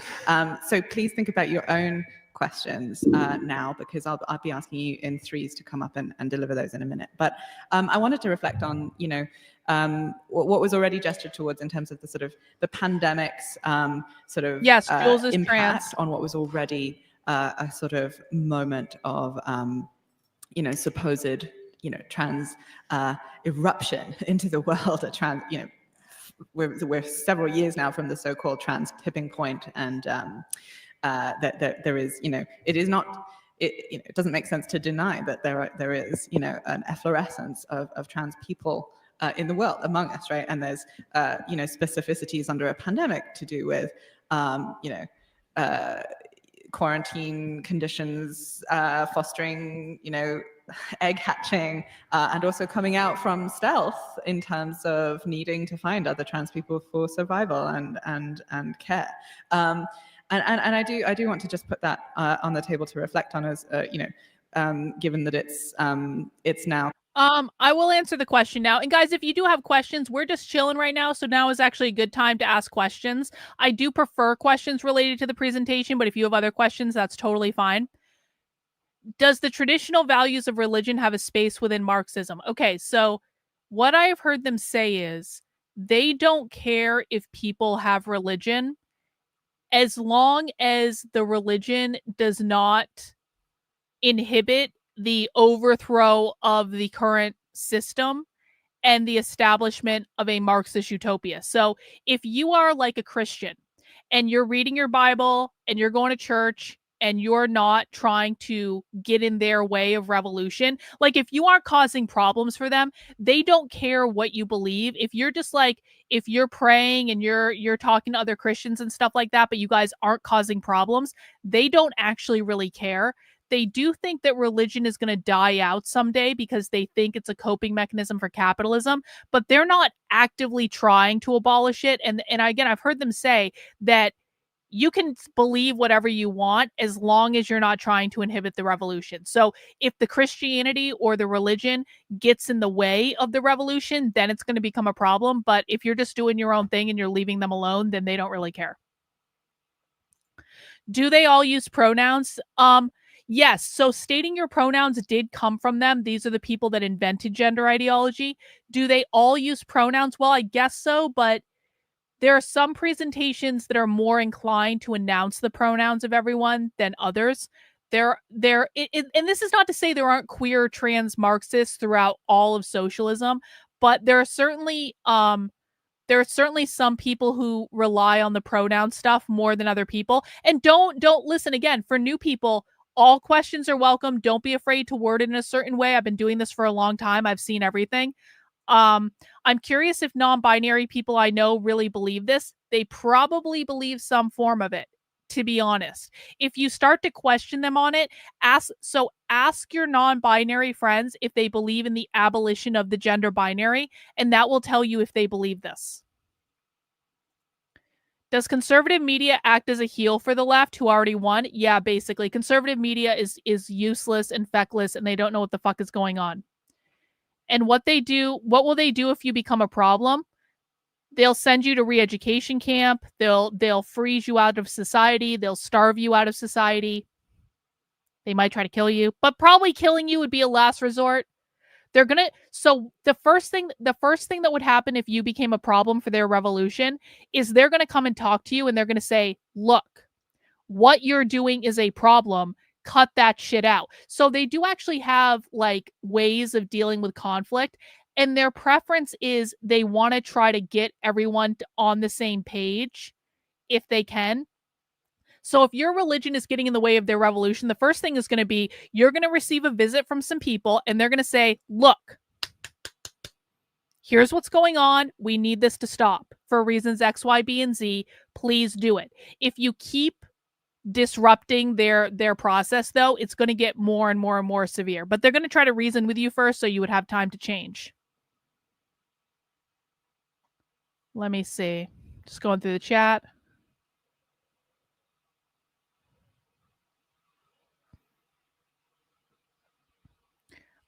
They don't co-sign Stalin. Most of these people don't like Stalin, so it's not really relevant. Kind of combining with a lethal fascist organized assault on trans children, trans people generally, and so on and so forth. But I do want to sort of prompt a little bit of reflection on what Trevor Ellison calls Black trans reproductive labor. For example, the role that Cade, you sort of see for the figure of the specifically trans worker in a sort of pandemic era workerism against work. Yeah, I think linking this to the sort of one of the main focuses of this conference, which I'm delighted to see, you know, gestational and reproductive freedom, which should never be divorced, I think, from the question of sort of gender liberation and bodily autonomy under the trans rubric, right? And I was thinking of what Liat Ben Moshe said in the panel before lunch, which I thought was very thought-provoking. You know, nobody has a disability, she said, and the conditions that sort of disable are relevant to us all, but that is not to say we are all disabled. She said, please don't say that. I think there's a sort of parallel in a way. Trans Marxism names material forces and sort of cis-sexualizing disciplines and labor orders that are, you know, materially relevant to us all, which is not to say, as Slavoj Žižek. The reason that most socialist activists in the United States are Marxist-Leninists. They reject Stalin basically because they believe that Stalin ruined everything. The reason that Stalin ruined everything in their eyes is because Stalin didn't try to do communism on a global scale. He just kind of kept it to Russia. Stalin also believed in like borders and stuff like that. And so basically they believed that if Trotsky had like been the inheritor of the revolution, it would have gone in a different direction. And so so that's why they don't like Stalin. And also they don't like Mao for the same reason, because Mao comes in the tradition of Stalin. That's not to say there are no Maoists or Stalinists, quite frankly, in the US. There are. Like, the Party for Socialism and Liberation tends to be more Stalinist. There are some Maoists, but the vast majority of socialists that we watch explicitly, in no uncertain terms, reject both Stalin and Mao and believe that Trotsky was the rightful inheritor of the revolution, essentially. Used to say 10 years ago that we are all trans, right? But Kate, to bring this kind of to something more concrete, in your contribution to the volume, you document the teachers' strike in West Virginia in 2018 and the central concern of many workers there over a new healthcare monitoring practice of forcing them to wear Fitbits and be subject to regular medical testing. Fat phobia. Which would then fine them if they failed to exercise sufficiently or if they didn't lose weight or meet other health targets, right? That is the kind of analysis that makes sense to sort of center as well, you know, in a book on transgender Marxism. So could you perhaps, reversing the order a little bit, could you kick us off a little bit with some reflections on what exactly sort of queer workerism against work is? And how the figure of the trans worker helps us against work. Get deeper into that. Yo. Yeah, I think actually the context of the pandemic and what is, I think, actually observable to me, and I don't know about quantified by the statisticians as of yet, but the pandemic has, I think, dwarfed the trans tipping point in terms of the emergence of newly out trans people. And the question of why, I think, why that is, and also what that means, and is central to the question you're asking me. And so it's a concrete example of the thing I was just saying about the family, right? In the context of a pandemic, in a context where everybody is, of course, facing down death at this moment, right? As this is hitting, but also, right, facing the a doubled burden, right, or tripled, I don't know, a huge burden of social care, socially reproductive care, right, as well as the possibility of that increasing in some unknown amount, right, while at the same time sort of being disconnected from immediate, from less immediate, right, like family members, friends, right? There's sort of rubber meets the road of who's supporting you and who are you supporting in that kind of a moment. And it sort of clarifies, I think, for many people, either that they are indispensable to the people who they fear may dispense with them, right? Or that they have already been dispensed with. And in that sense, the decision becomes much easier. That's one of the reasons that I think this kind of... Okay. This dude somewhere asks, are these revolutionaries or reformers? That's a great question. These are revolutionaries. They want to overthrow the capitalist government, abolish the Constitution. They do not believe in elections. They do not participate in elections. There are people at the Socialism Conference who are reformers. They tend to be the Democratic Socialists of America. So the Democratic Socialists of America do actually have a reasonably large presence at the Socialism Conference. They usually wear red t-shirts, or they did last time I saw them. But who we're watching right now are revolutionaries, and I do think the majority of the people at the Socialism Conference are revolutionaries.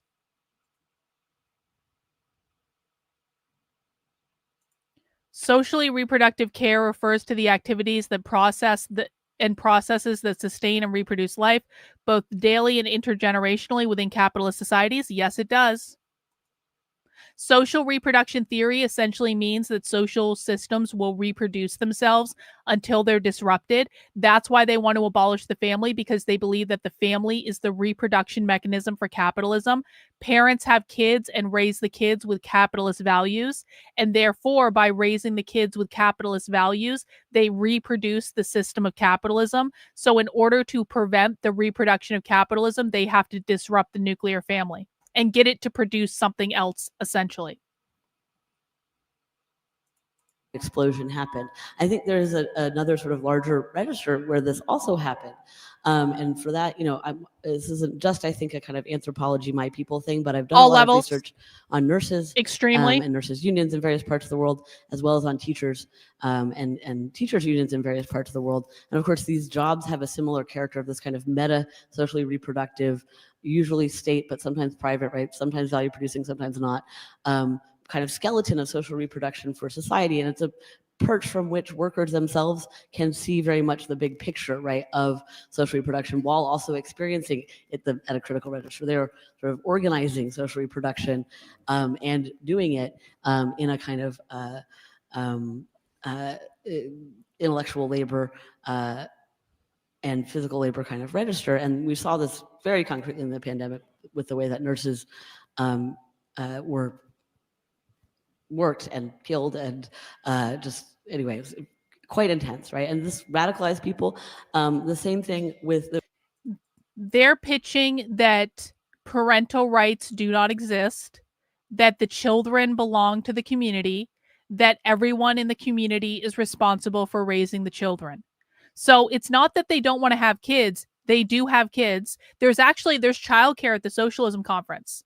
If you're a parent at the Socialism Conference, you can bring your kid to the Socialism Conference, and they actually have volunteers set up to run a daycare where you can drop your kid off at daycare, totally free, by the way, and they will play socialist games with your kids at daycare at the Socialism Conference while you're off going to session. So it's not that they don't have kids. Not only do they have kids, they integrate childcare into all of their meetings so that people can bring their kids to the socialist meetings and have the kids play socialist games, so they train the kids to be socialist. They don't believe in parental rights, though. So parental rights are a form of private property that they want to get rid of. And they believe that all the good comrades, the people in solidarity, everyone is responsible for raising the kids. Yes, the it takes a village idea. Exactly.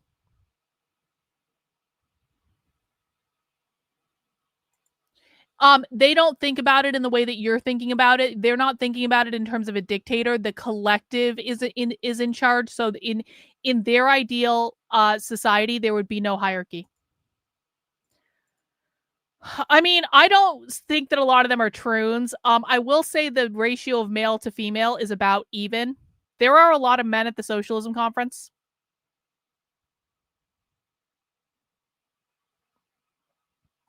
Yeah, so they have socialist board games. Like they'll take games like Monopoly and they'll make socialist versions of those games, and then they play those games with kids. How do the reformers feel about the revolutionaries? I think the reformers are very sympathetic to the revolutionaries. Remember, the reformers want the same thing as the revolutionaries. They all want a post-capitalist society. They just have different ideas about how to get there. But they debate those ideas quite a bit. And then they go do their own thing because there's no leader saying we're going to do this one thing. They can do all of the things. The really important thing about teachers, of course, and parents is that that was the force that shut down schools. And that was the only force that could in fact open them up. That was the sole force protecting the working class in the US from an open just ravagement of the pandemic from jump. That's what happened. It's kind of undeniable. And to me, the direct response to that has been an attack not just on trans people politically and materially, but an attack specifically on teachers, an attack even more specifically on queer and trans teachers as threats, not just to the family, but as threats to the proper, correct reproduction of children. That's why we're being called groomers. And that's why any conversation between a trans person and another trans person about how to be trans is being cast as a disgusting perversion and a crime.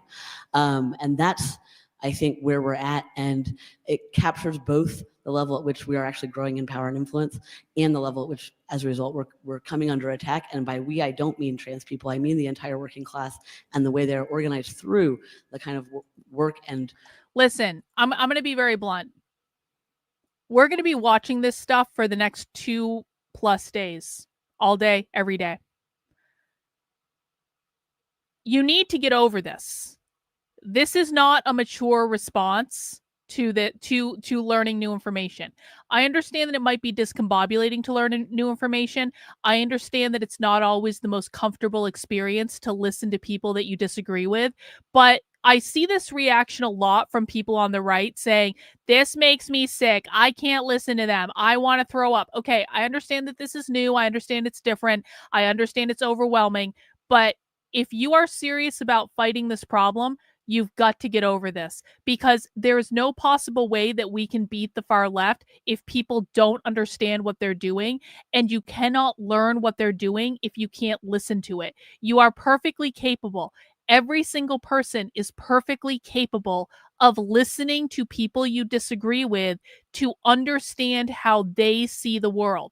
That doesn't mean you have to agree with it, but you have to understand your enemy if you're going to try to defeat them. So just breathe through it.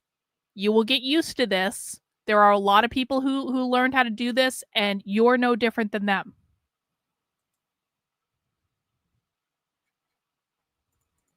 Location in class consciousness and class reproduction that we occupy.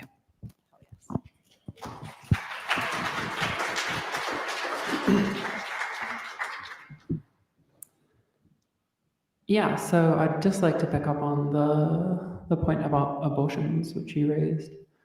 I suppose, I guess what I'd like to talk about for a moment is overlaps like in approaches to struggles, and the ways that different groups will use kind of similar techniques or similar organizing methods to kind of achieve their ends. So with many abortion NGOs and many groups which are trying to ensure that these services are still available to people, where like much of the US, where the state is trying to prohibit it, a lot of this provisioning happens through distribution of pills, one of two pills used for ending early stage pregnancies, and yeah. So as far as the services provided, this is mostly a matter of like exchanging emails and securing like an address of someone who needs these services, and then finding a pharmacy which is able to ship to that location safely. And this is remarkably similar to the methods used by self-medication trans communities who are not able to access legal or quick access to HRT. And if you look at websites like hrt.cafe and so on, this is pretty much all they do is the same process of like connecting trans people in need of medications and the medications which they need from whichever pharmacy and through whichever shipping is required. Needless to say, many people are also simultaneously using both of these services. So one abortion activist I spoke with recently said that every week she was dealing with a new person on testosterone who was also needing an abortion. So these are not isolated struggles by any means. But equally, if we look at, say, for instance, HIV activism, a rare, hopeful story from Britain is from the 2010s, where a group called We Want PrEP Now, which was pretty much one guy running a website, working together with the renewed ACT UP London, basically secured access to PrEP for high-risk communities when the NHS was still unwilling to provide PrEP to several hundred, mostly gay men in Britain who were seen to be at high risk.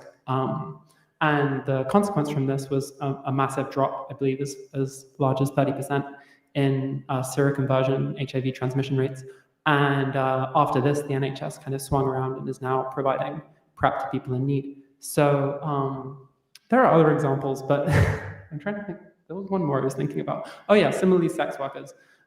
Sex worker organizing is often around basic distribution of information and provision of like blacklists around clients and equally like around distribution of information, which again kind of like both parallels and overlaps with community provisioning around trustworthy physicians for things like HRT and surgeries. So we can see like in purpose and maybe in form, in approach at least, a lot of these different types of struggles which are not workplace struggles, but which are sort of rooted through intimate and deep, often bureaucratic familiarity with the processes which people requiring any of these respective services, so abortions, HRT, relatively safe and complication-free surgeries, or sex working without murderous clients and cops.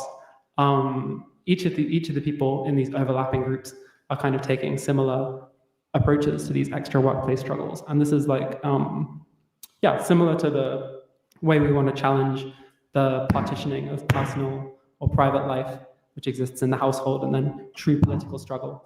We want to kind of look at the ways that, really these oppressions and really these marginalizations have never like existed in tidily separated ways. And so the struggles against them will often share a whole lot in common, and also will share personnel. So you'll have the same people running the sex worker spreadsheets who are running the HRT provision, who are running the abortion providers. So yeah, get to know each other. Let's have some hands from the floor, please. Q&A. Okay, so first, the comrade in the green, then the comrade in the orange with the green hat, and then finally, so I don't know if it makes sense to line up or just to jump up. Okay, great. Go ahead, Eli. Thank you guys so much. My name is Ezra Bright. I'm from The Voice, and I actually have a comrade who wrote a great book about you guys. So I'm really glad that I can be part of this conversation. I'm so thankful to you for making this book exist. Thank you. I'm glad we're having this theoretical discussion right now. I think it's a moment, obviously, where trans issues and trans struggle is a really crucial part of our dialogue, right? And a crucial part of what we need to do. But I think it's important to add to this the domain of politics, right? That this is not a purely theoretical discussion, right? We're not going to think our way to trans liberation, right? We're not going to study our way to trans liberation, but we do need to think and we do need to study. We need to organize it. Okay. Just in case you can't hear this person because they don't have the mic on, what they're saying is that this is not a theoretical conversation. If we want trans and queer liberation, we need to organize for that and to do stuff in the real world. Consider none of these people are actually workers. Oh, why? Can we listen, okay, you're new. That's fine. Every single person in this room has a job. And we're going to have to debunk this several times throughout this weekend because this is the conservative bullshit narrative that will not die. Every single person in this room has a job. They all have jobs. They control the unions. They control higher education. They control the public schools. Your local FedEx delivery guy is probably one of them. Your local trash collector is probably one of them. These people have jobs. You have got to stop saying this bullshit. The notion that socialists don't have jobs is one of the most ridiculously easily disprovable myths that conservatives say over and over and over and over and over again to make themselves feel morally righteous. They would not control every major institution in society if they didn't have fucking jobs. How do you think they're transing your kids in school? How do you think they're doing drag queen story hour in the libraries? They are the librarians. Do you think they can control all the libraries if they don't have jobs? Do you think that they can trans your kids in school if they aren't teachers? Do you think they can control the unions if they don't have union jobs to be a part of the fucking union in the first place? It makes no sense. Can we please stop? You're new. I'm not trying to make you feel bad. I'm really not, but... And so now I think it's important to talk about the role of the state, right? And then to me, I think that demands a permanent revolution perspective on... Permanent revolution. Thanks, Donnie girl. Appreciate you. That under the capitalist state, under capitalism, we will never be able to secure the material conditions necessary to bring about true trans-liberation or, without having a true abolition of the family. And so I think that in that sense, we have to be always keeping our sights first and foremost that our fight is against the state, which then demands that we Thank you. ways, right? So I don't think that we can, obviously I get HRT from a shipping company, I love it, but I don't think that that alone is going to secure the material conditions we need, given that they're still not going to be accessible to huge swaths of people who don't have the internet, people who don't have stable housing, all sorts of things, right? So really, I think what we need to think about is how can we build a fight of trans movement on the streets and in our workplaces that can then marry with these other social movements. Hang on. Did you just hear what this person says? How can we fight for the trans movement on our street and in our workplaces? I know the sound is quiet. It is their problem. It is not mine. But they're literally talking in their own conference about using their workplaces to fight for trans liberation. They wouldn't be doing that if they didn't have workplaces. Trendolin! When this weekend is over, can we do a stream watching videos from amaze.org? Actually, Trendolin, I think that might be really nice. Remind me of that next week, okay? That actually is a really good idea. I think that might be a nice debrief from we're going to drive ourselves crazy, and then we will watch Amaze videos for a stream next week. I think it's an excellent suggestion. Thank you, Trendolin, for making it. I appreciate you, and thank you for the generous super chat, and as always, for your support. So really, I think what we need to think about is how can we build a fight of trans movement on the streets and in our workplaces that can then marry with these other social movements around abortion, around sex work, around all these things, with first and foremost the workers' movement, right? It will really push us forward, really push us towards liberation. And so I think that's important as we have these discussions to always remember that we are in a political crisis. We are in a political crisis. And we're in a political crisis of a right wing who wants us fucking dead. And who wants our children dead. And so that, I think, demands a real seriousness and a real agitation here. And so I think that we really need to think about Nick!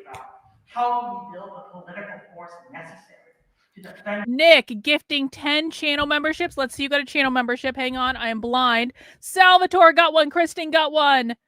Jerry got one. Cano got one. Andre got one. Janet got one. Starbright got one. Mario got one. XZ got one. And Tim got one. Congratulations to everyone who got a channel membership. As a reminder, channel memberships get you access to Spy Stream. Thank you, Nick, for your generous support as always. Really, really appreciate you. Ourselves to secure our rights for both us and for the generations who are coming after us who may not get a chance to organize in these stronger conditions. So again, I think we need to think very seriously about what is the political force we need.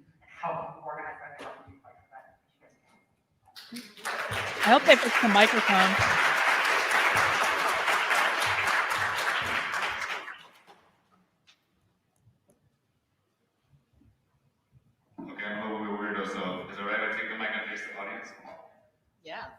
He's going to make a little speech now. He's going to do a little show, a little spoken word. What's up, guys? Nice Pablo. I'm not a fucking weirdo. I've always been a weirdo. Yeah. So, yeah. That's the point. It's okay to be a weirdo. So being a weirdo is normal. And so, I was a little kid. I'm from the Bronx. Obviously. Yanks is the best way ever. Fuck you guys. White Sox handcuffs. That's what I'm gonna do. Yeah, man. Sometimes, what the fuck did I say in the beginning? Okay, forgot I said that. So I was a fucking work boy in New York City. I did like 3. Oh shit! You know what's funny is I actually didn't realize he was actually going to do spoken word. One of the things that's weird about the Socialism Conference is so they are doing a Q&A, but basically at socialist events, for people who are new, at socialist events during the Q&A, you can get up and say whatever the fuck you want. And it doesn't have to have anything to do with the presentation. So he is actually going to get up and do spoken word. I can't do anything about their sound issues, bro. I can't fix their sound issues. Sometimes we have to suffer through it. It's just the way it goes. We do the best we can. But if you're expecting me to go back and fix the sound issues in a 3-year-old video, that's going to be unrealistic.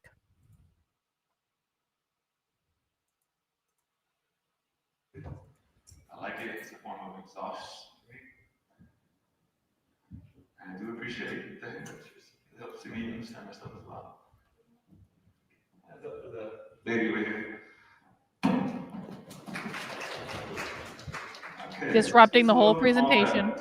Cry when I read it. High school thing, Miss Thompson. Is it less than 2 minutes? Okay. It's a minute and a half long, so yeah. Hi. My name is Normal. I'm just here to invite you to match yourself against some standards that I made just for you. I just don't like variety. I thrive on people all alike. So I like to put you in a box and tell you what's the right you. I brought along some labels that stick like glue.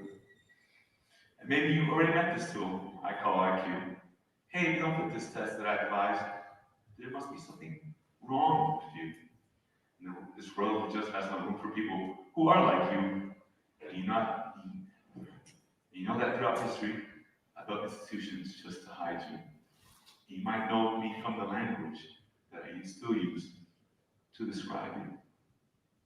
So if you don't qualify as me, I'm afraid I have to strike through.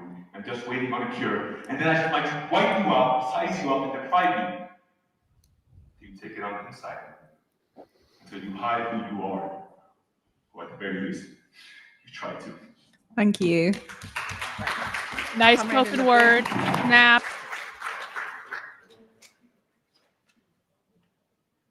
My name's Emerson. I'm a queer trans masculine person. I'm from Columbus, Ohio. I do not know the vocabulary of socialism yet, so I'm just going to try my best. But just wondered your thoughts about the rise of pride clinics and the competitiveness of hospitals and healthcare systems to offer safe LGBT care, which is provided by cis-centric medical practices of surveillance and gatekeeping of medical and life-saving gender-affirming care. I used to live in Cleveland, Ohio, and there are 3 hospital systems that are competing to have all of their LGBT people get care and are making money off of us. They're making money off of trans folks who are often traumatized by whatever the institution throws together as affirming care.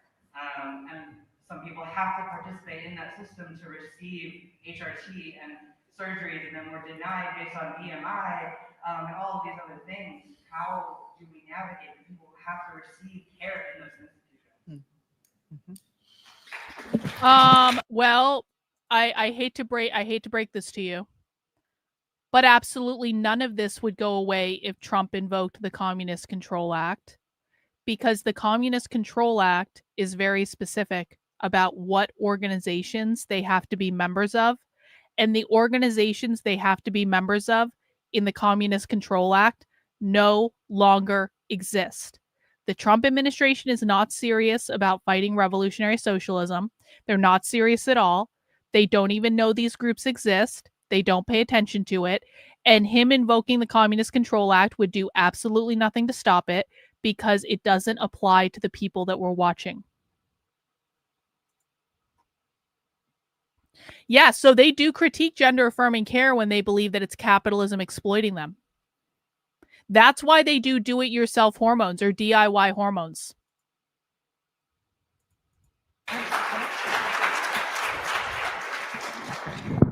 I'm going to take 3 more questions. So I saw the comrade in the khaki, and the comrade here in white polka dots, and right next to you. I'm bad at describing fashions. Oh, I'm so sorry. So would it be better to go with you third? Okay. We can do another round. Sorry, I was. Okay, great. Thank you.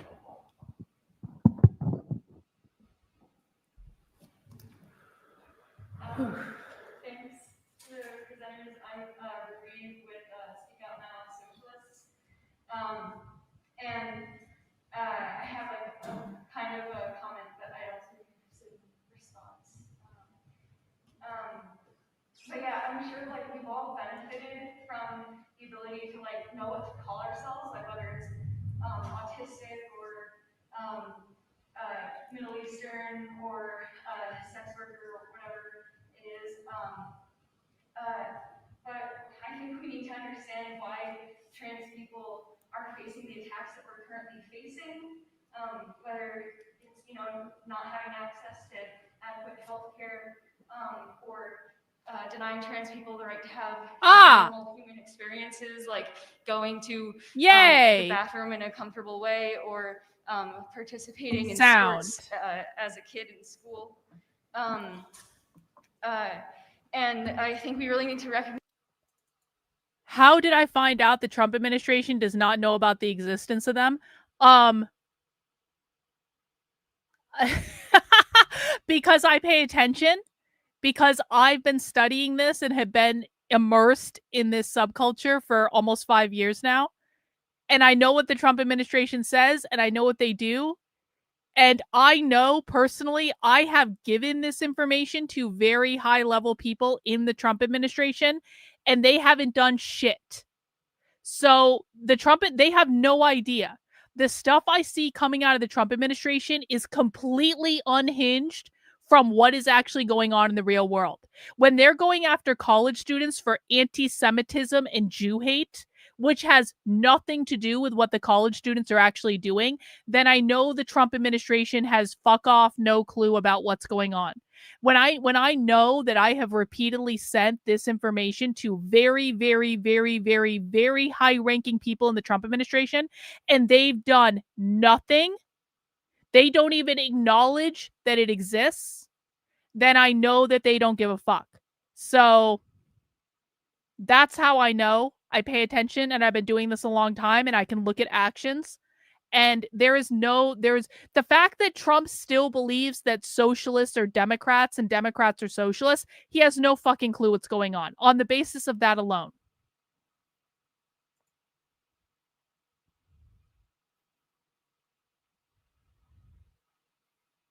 All right. Now we have sound at the mic again. It's very exciting. Recognize that like having all of these labels that I'm sure all of us have benefited from, like feeling liberated with, have also made it easier for capitalism to create different groups and different power dynamics where because we have these boxes, it's easier to give some people more and other people less. And while it's great to be able to call yourself, to know what to call yourself, I really think that the next step for any LGBTQIA plus movement is to kind of start moving away from these boxes, and that we can't do this under a capitalist system because that's exactly who's creating the boxes. and who benefits from them. Oh, hang on. Listen to what they just said. Listen to what they them just said. They them is railing on the existence of categories. So categories, okay. So what the left believes is that capitalism creates all social categories, and that anytime there's a social category, there is a hierarchy, and all hierarchies are oppressive. So anytime you have a category, you're going to have some people who have more stuff than other people, and that's what creates oppression, and that's what creates inequity. The abolition of all categories leads to the abolition of all hierarchies, which leads to equity. Equity is everyone having the same access to resources. What you're about to hear this person at the microphone say is that they believe capitalism creates all the identity checkboxes. That means capitalism creates all the categories. The next step for any LGBTQIA plus movement is to kind of start moving away from these boxes, and that we can't do this under a capitalist system, because that's exactly who's creating the boxes. No. Hang, oh, wrong one. No. They don't care about white people. This is another conservative bullshit talking point that we have to debunk all the time. They do not care about white skin color. They never have. That is a right-wing talking point. It is not a left-wing talking point. Every single person you're seeing on stage is white. They're all white. They don't care about white skin color.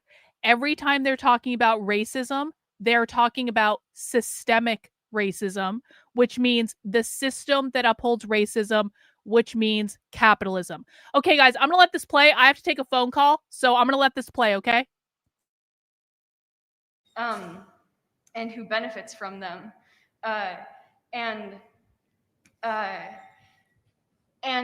think that part of this is kind of recognizing what our role is in the working class and in a working class revolution, and that the trans experience might be different from what other workers experience, but and often worse, and that is part of what the working class experiences. Okay. Thank you.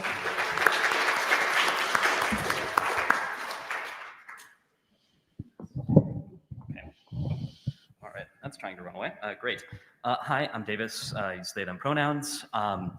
I've got a question that's sort of got two phases to it. One about how we talk to outsiders, and also about the kind of analytical tension itself. And forgive me if this is just literally answered in the text explicitly and I just missed it. So I have a friend who often wonders about whether there are horizons for the left beyond just self-actualization. Like if there's sort of a moral horizon of what our project is beyond that point. As someone who's trans, I'm obviously, fairly invested in self-actualization in a lot of ways. And also, it's as a worker, like I've often sort of like proposed that one answer to this is a project that goes beyond it. The workers' movement as one particular thing that pushes beyond that point. I was curious for how y'all approach that tension of.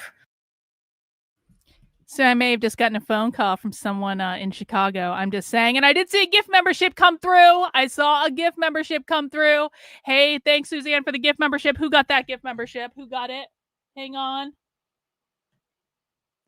Reese got it. Congratulations to Reese on the gift membership. It was not Sophie. It was not Sophie.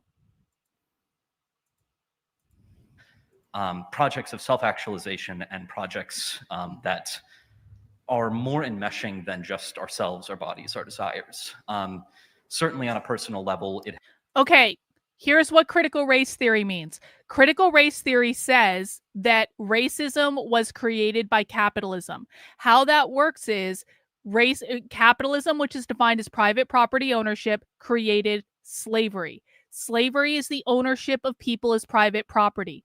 When they said white or whiteness, they weren't referring to skin color. They were referring to the people who did not work in the sun, which means the bosses or the bourgeois. The black people are the people who did work in the sun. They were the slaves, the oppressed, the proletariat, the private property. Slavery created systemic racism, which is economic inequality or social disparities created on the basis of the oppression of capitalism via slavery. When they are talking about systemic racism or institutional racism, they are talking about the system that upholds racism. That means capitalism. That is what critical race theory is. Critical race theory is not about white people. This is why Larry Elder is considered to be a black face of white supremacy, according to the Los Angeles Times. This is why Cheryl Harris, who wrote the paper Whiteness is Property, I have her on video saying that black people can be white too. I have her on video saying anyone of any skin color can be white. This is why Washington Post and NPR do stories about multiracial whiteness. Has nothing to do with skin color. It has to do with the system. So, and again, I understand you're talking about a right-wing perspective, but this is not the left's perspective. The left does not care about skin color. They're not saying white as in skin color. They are saying white as in capitalist or bourgeois or property owner. Anyone can be white. Anyone of any skin color in their ideology can be white. And we can stop and I can show you the clips that say this.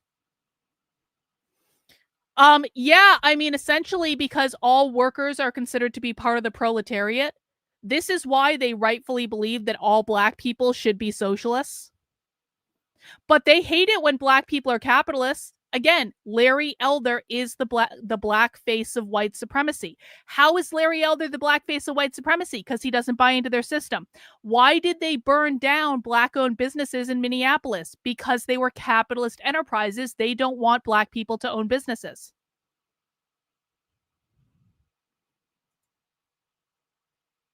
You have to remember, guys, the number one enemy of the left has never been white people. It is capitalism. Capitalism is at the core of their ideology. If they don't like hierarchies, how are they not doing the same in their views? Because the ways that they operate operate based on a decentralized collectivist model. So they are creating systems of social relation that are not hierarchical. So they operate very decentralized. There is no leader on the left. There are lots of people who are organizing information. There are thousands of leftist groups all over the country, probably that you've never heard of, and they're all communicating with each other, but no single leftist group or no single individual is at the top of the hierarchy. They don't have a hierarchy in their leadership structure. It is a flat, decentralized structure. No, they don't call themselves that, but they call themselves worker or proletariat or oppressed.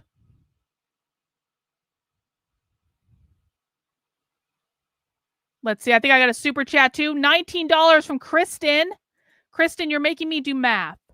Thank you for the super chat. I appreciate that. Just looking and see if there are questions.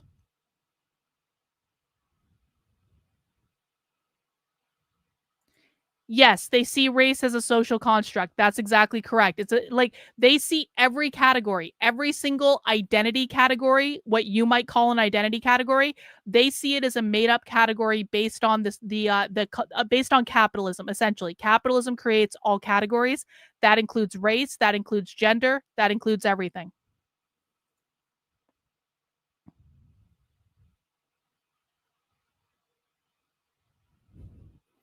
See, now we're not good because we're not enforcing the opinion that this guy had. So that's fine. You can leave. There's the door.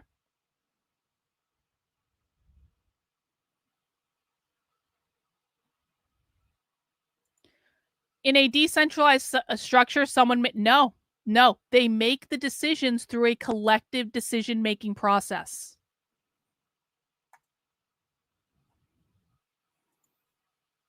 Yes, he believes essentially the same thing as they do. No, Bob, he's with the RevComs. The RevComs get like no traction with these people. The RevComs are a crazy cult-like group. We don't even really cover them. No, I didn't hear anything else. I So basically what happened is Jake Rattlesnake emailed me and said, or DM'd me on Twitter and said, do you want to debate Andrew Wilson? And I DM'd him right back and I said, I'm very open to debating Andrew as long as it's on a topic that I actually cover and I actually care about. Anything related to the far left, and like literally anything related to the far left is on the table. I never heard back. So again, Andrew Wilson is afraid to debate me. This is like, there is no other, like, I keep just getting like proof after proof after proof. Andrew Wilson does not want to debate me on the far left because I would kick his ass in any debate on the far left, and he knows it. I'm convinced of this.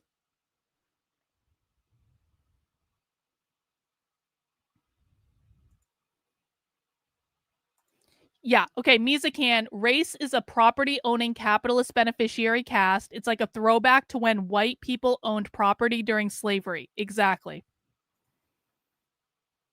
Hey, Trendlin, another $20. You might want to contract Brian Atlas from whatever to see. No, I'm not going. No.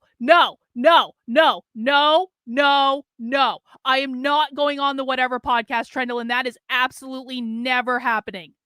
I appreciate you. Thank you for the super chat. Thank you for the generous support. I am never, ever, ever, ever, ever, ever, ever, ever going on the whatever podcast. I don't give a fuck how many viewers that show gets. That is not my audience. All right, let's continue. Has being trans and the aspirations of being trans and the aspirations of being a worker have often felt like very different types of aspirations. And so I'm curious both about how we talk to people outside, like, you know, people who ask me about it, as well as, you know, the actual substance of that tension in our kind of broader aspirations. So weird. Can you say just one thing? Yes. Who is outside? That's a great question. In my particular case, one of my friends is particularly religious and has looked at the left movement and wondered, you know, are there sort of communities of belief, communities with kind of collective goals that transcend the self?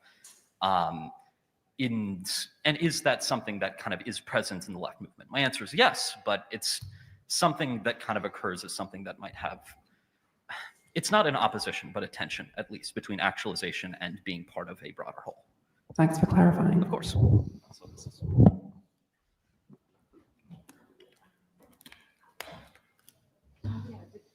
Did we decide which of you two? You can speak at once. Don't be British about this, please. Actually, yes, explicitly. I actually have a leftist college professor on video saying explicitly that fascism is defined as free market capitalism. So yes, capitalism created that's when they call you a fascist, they're saying you're a private property owner, essentially.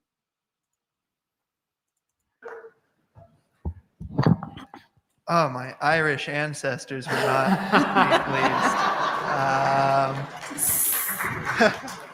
Hello, comrades. My name's Nate. I use any pronouns. Any pronouns. And recently, in the last few months, I've been spending a lot of time. But if they're the ones handing out the government cheese, doesn't that create a class or hierarchy? No, because, okay. And again, I'm explaining to you what they believe. I'm not saying I agree with this. They believe that the way they want society to function, which will be a much more representative democracy with people essentially being assigned to be the role to be on like the community committee or whatever, and you get assigned like a 2-year term to be on the committee, and you're not like a politician. So you don't get elected or anything like that. You just like, they cycle through people who are organizing the community. And because you have a more representative democracy and everyone has a chance to participate, they believe that because the people on the council will essentially be more connected to the community, and thus it will not be a hierarchy. There's no one outranking anyone else. Everyone's involved in the community. Everyone's involved in the decision-making process. So they believe they are counteracting like a hierarchy. Hey, Tolkien fan, thank you for the super chat. To those mentioning others KB can speak with, I've been trying to reach out to Joe Rogan, Glenn Greenwald, and others for the last 4 months, and nothing. Your influencers don't care about this. you know, I'm just chilling, guys. I'm just watching socialism on the internet. I appreciate that people want me to go on shows and stuff, but there are some shows I would go on. There are some people I will talk to. There are other shows that I will never go on, and there are other people I will never talk to, and that's just the way it goes. Relaunching my DSA chapter up in New Hampshire, where New I Hampshire, live, and running for office. Lame. As a state rep, and I've been talking to folks a lot about socialism, of course, because that's what I'm passionate about. And also, I know that something that really resonates with people is in opposition to the attacks on trans people we're currently seeing.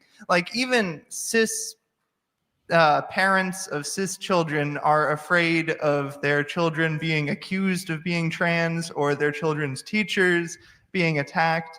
But I don't have as easy a way in my head, right, to connect that to broader things like the class struggle and like the dialectical nature of history as, say, more economic issues, right? So like if somebody's housing is like too expensive, like, oh, easy peasy, let's talk about like, you know, the tyranny of landlords. But it's harder to translate like they're coming for your children because they say we're coming for your children. Like, how do we get that into a Marx? So they believe in a speaker, so to speak, where the group decides, but the speaker represents them. Yes, but not just one speaker. It's like several people. So there would still be like some sort of like committee type thing. And there would also be a very collectivized process of decision making where they proactively seek feedback from people in the community. And so the people making the decisions are ultimately supposed to be representing the interests of the people in the community as part of the collective. Marxist political program that we can get regular working people who have been actively depoliticized and fed a predominantly like trans liberalist perspective through major media companies. How do we win the messaging battle? You know, no revolution, like be it from Cuba to the Soviet Union, has ever been run without first winning. It's not the same thing as what we have now, though. So essentially, if you look at the model of government that we have now in the United States, they would get rid of the presidency, they would get rid of the Senate, they would get rid of the Supreme Court, they would get rid of the Electoral College.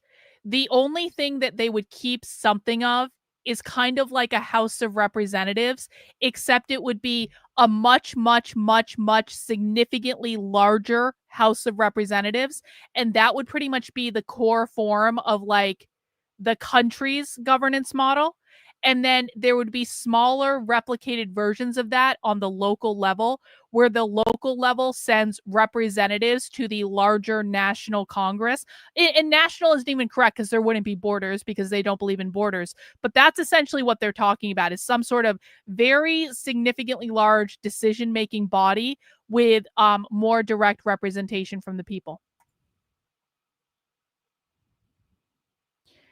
Because you do what they tell you to do, and if you don't do what they tell you to do, you don't get access to food. They control the food supply.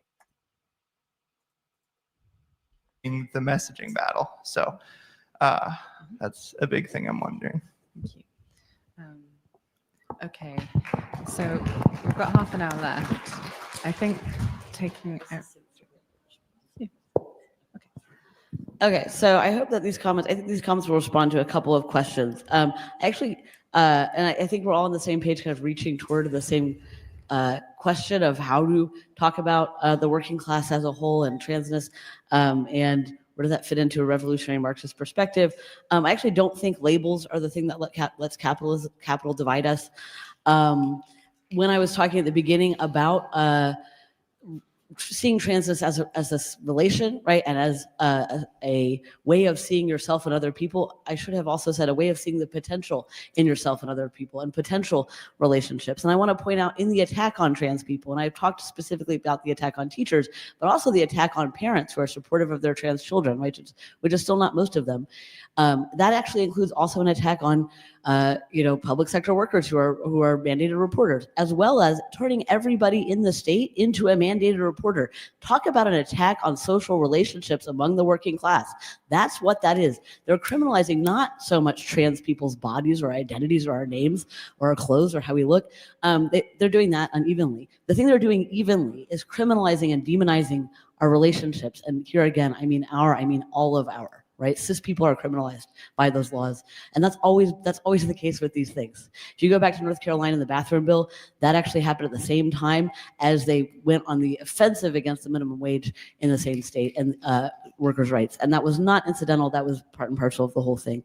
Which is to say, I don't think there is in fact a tension between self-actualization and communist revolution. We need a communist revolution so that we can be self-actualized. That is the only possible condition under which that will happen.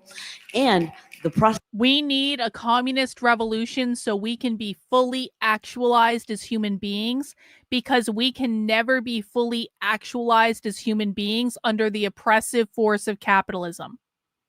Does everyone understand that? They think that capitalism is restricting their humanity.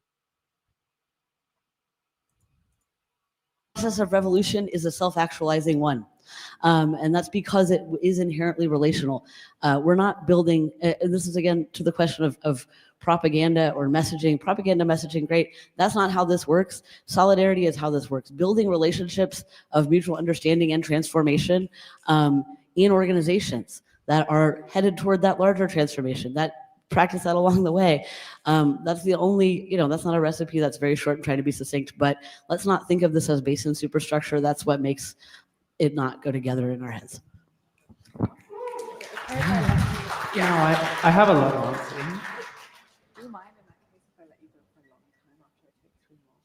I would rather go now because I have like a dozen things to respond to. Let's do it. All right. Appreciate the questions and especially the comments, the interruption, I think. Well, okay. So where is their incentive to progress as a society? I mean, they believe they'll be in the revolution for a long ass time. The revolution is permanent. The revolution is perpetual. So even if they overthrow the United States government, then there's the process of getting through the transition period to communism, which is going to take a long ass time. And so I think that that's what they're focused on right now. Is there incentive to progress as a society after that? I mean, I don't know, but I don't think that they've thought quite that far out. They want to get to their revolution and they want to get to their utopia. And they think if they just get rid of capitalism, that's going to solve a lot of problems. And once they solve a lot of problems, that's going to free them up to figure out how to be self-actualized as a society or whatever. Many of them do, actually. Many of them do live on communes. That's real. If any of you want to read poems or come up here on stage or whatever, you should do it. I think these panel discussions are kind of goofy. I don't know why socialist events do things this way. But now that we've done it, I feel like this is my job, right? I feel like everyone's expecting something from me, but be subversive, do whatever. All right, so many illuminating questions and important themes. So the first question about the state. Yes, we're in continual struggle against the state from location to location. That looks very different. I guess this. Do they even have a plan to protect their country if they got total control? What makes you think they want borders? What makes you think they want borders? They don't believe in private property ownership. What do you need to have private property ownership? You need a border.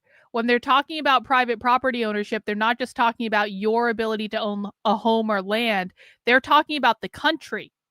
They're globalists. They're not the WEF. The WEF is a completely different thing. But these are the people attacking the ICE facilities. These are the people protesting deportation. Like literally the same people. Literally, I know this is in 2022. Literally every single person on stage is protesting the ICE deportations like right now in real life. They don't believe the borders should exist. So do they care about protecting the country? No, because the country is not going to exist in their frame of reference. Yes, there are all sorts of communist groups all over the world, and quite frankly, Canada and the UK and Australia have it way worse than us. We are not the most communist country in the world. There are others that are way farther along.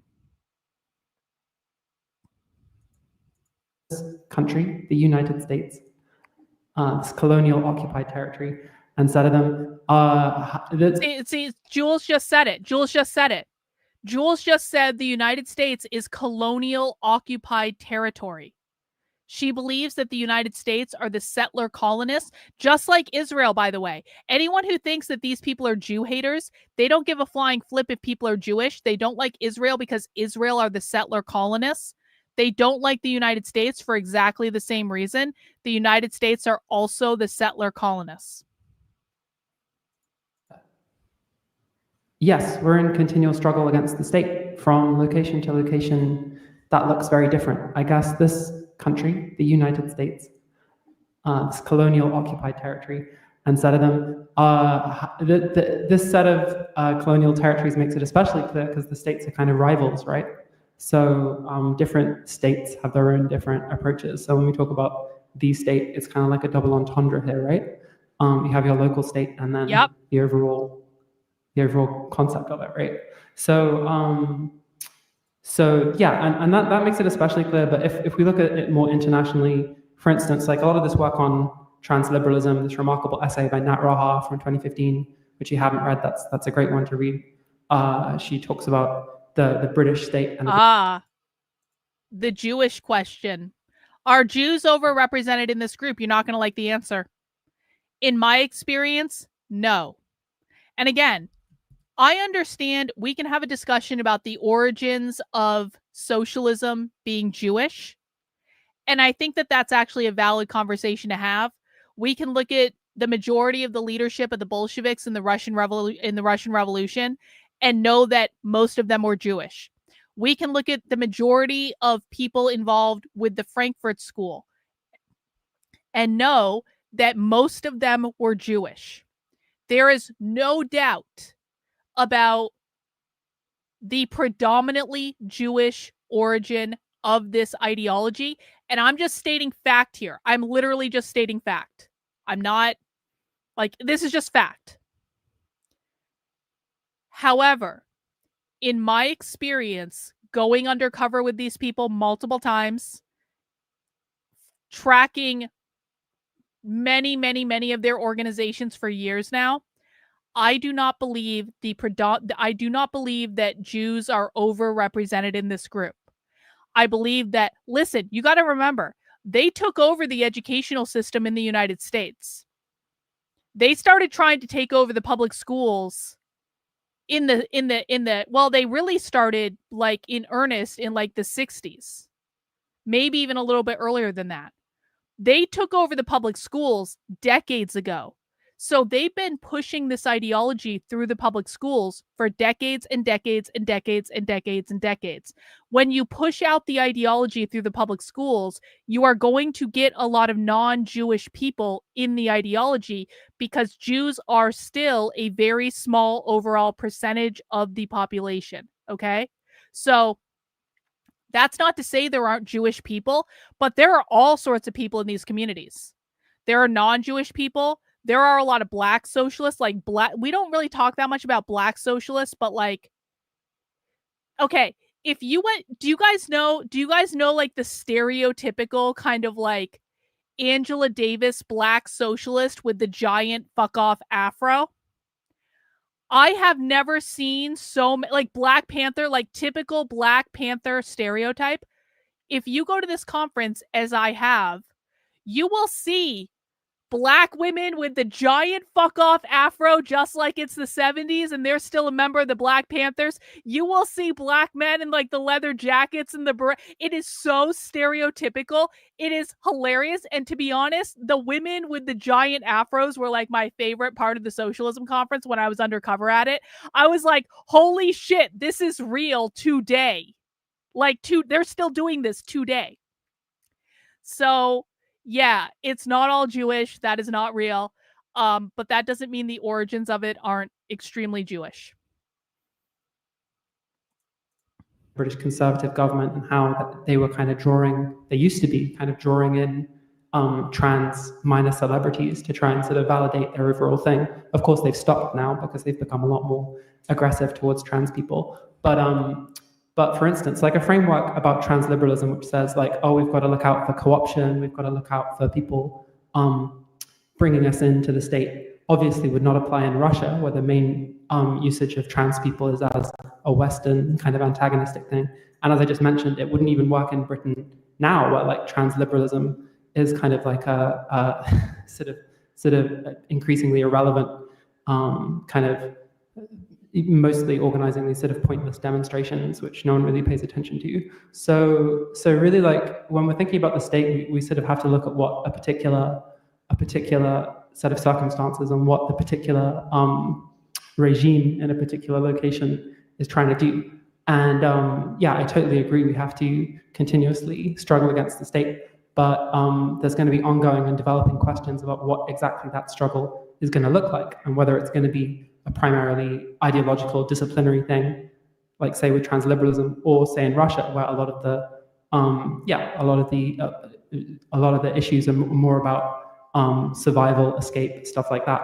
So yeah, but what we see, strangely enough, in the US is this is actually varying from location to location, right? So perhaps your parenting is outlawed in one location, and then you cross a borderline, and suddenly you're in New York State, where you can even have a legal protection to use a bathroom without someone bothering you or something.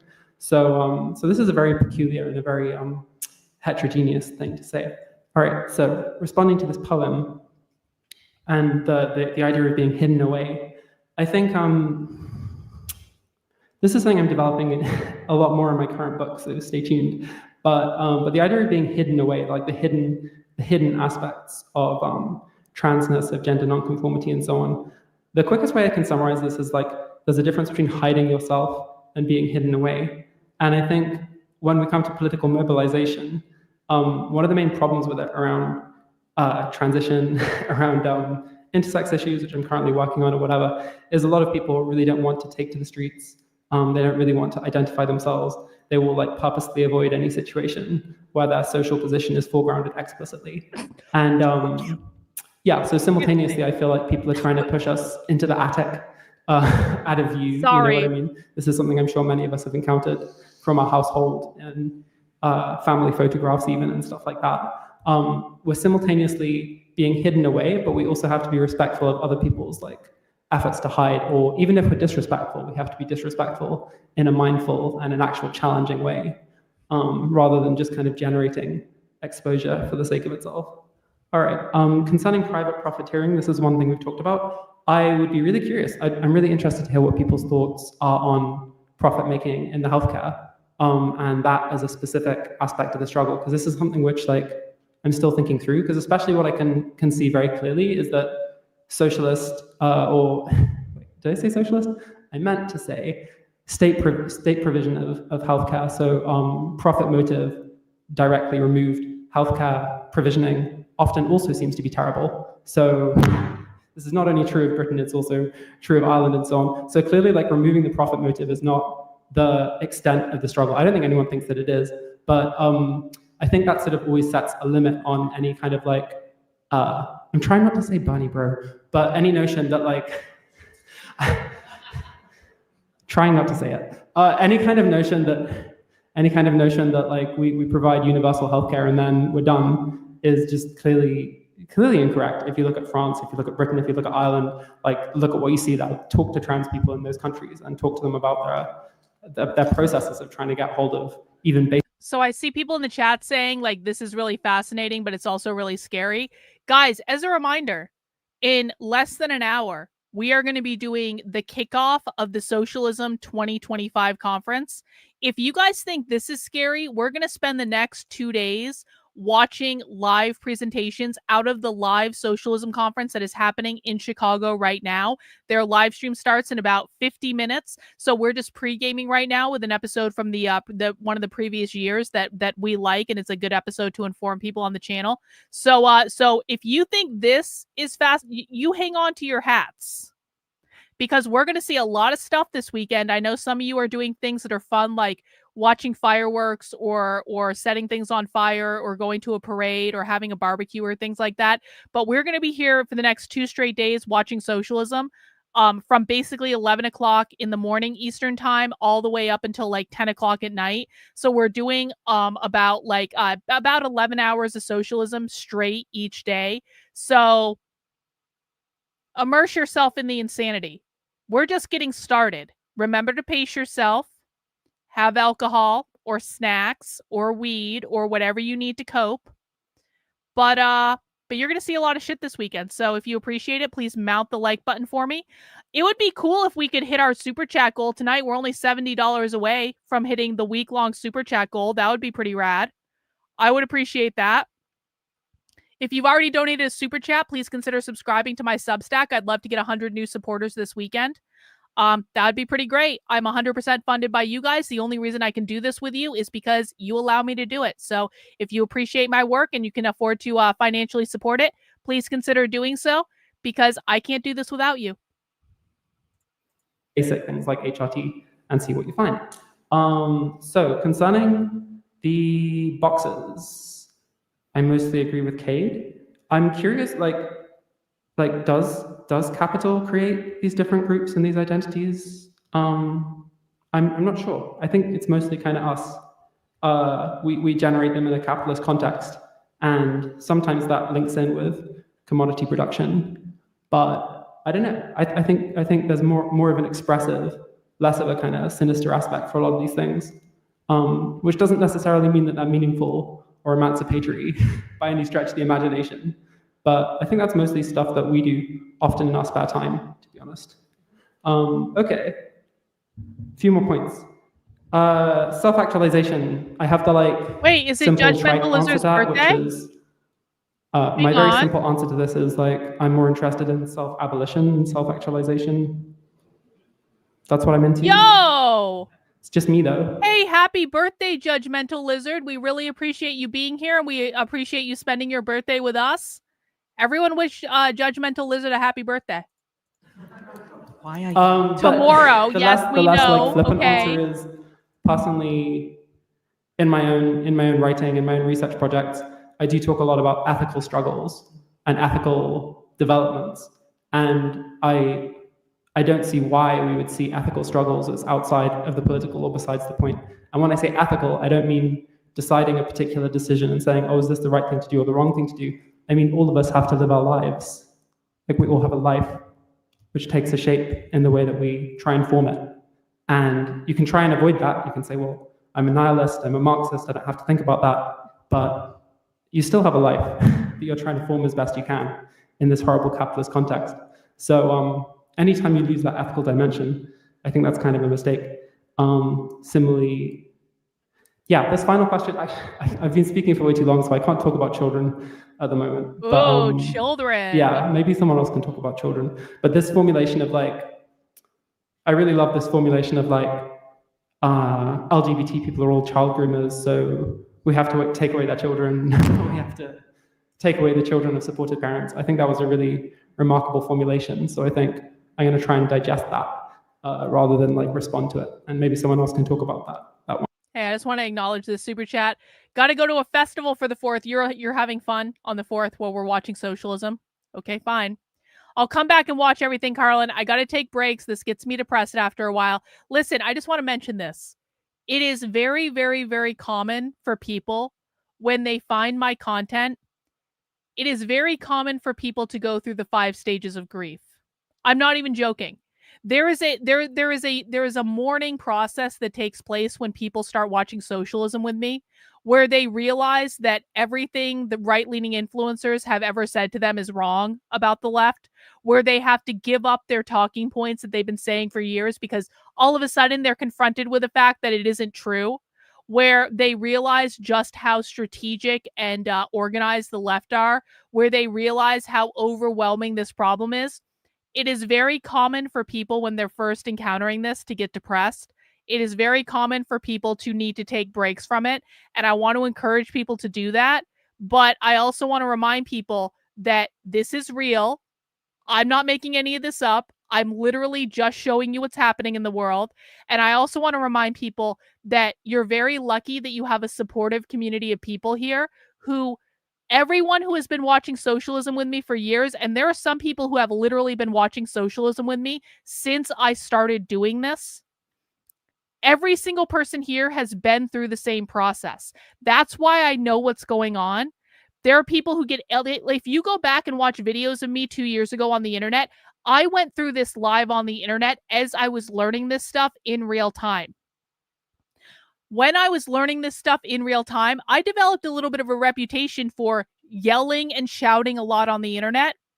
And there was a reason for that, because I was really fuck off pissed off. I was like infuriated by all this information. I was like, why didn't anyone ever tell us this? And so I yelled at a lot of people on the internet. And I try to yell less today than I did a couple years ago, because I've reached a stage of acceptance with this stuff now. It took me a while to work through all the different stages of mourning. But like, what's really great is that we do now have a lot of people who have been through the 5 stages of grief, and everyone's come out on the other side. And so if you're going through the stages of grief, you have people in the chat to commiserate with, because they all understand. And it's totally fine to take breaks and do stuff like that, okay? Just come back. Don't pretend it. You're all taking this is the real red pill right now. Well, also the JQ is also another red pill. You should take the JQ red pill as well. But let's not talk about that right now, because I'm on YouTube. You are not going to be able to take the blue pill again after you get into socialism, okay? But it's going to be fine. What motivated me to begin with? I've always been really interested in dystopian things and dystopian stories and stuff like that. And that was a lot of the books that I read growing up, and a lot of the movies that I liked were dystopian fictions. Like 1984 is one of my favorite books of all time. I love that book. And those types of stories, it's so stereotypical, right? Like, I love stories like Brave New World. I love things like Fahrenheit 451 and A Clockwork Orange and all those kind of, even like the Hunger Games. I love the Hunger Games. I love dystopian things. And so when I found socialism, I figured out that real life dystopia is happening right now for real. This stuff is incredibly dystopian. It's real life dystopian. This is real life, like The Giver and 1984 and Brave New World. They actually use they use Orwellian words. We have heard socialists say there is truth and there is untruth. Unironically, they use it in just real life. And so I was like, this is all real. And so then it became an obsession, and I just kept watching it, and that's what it was. Honestly.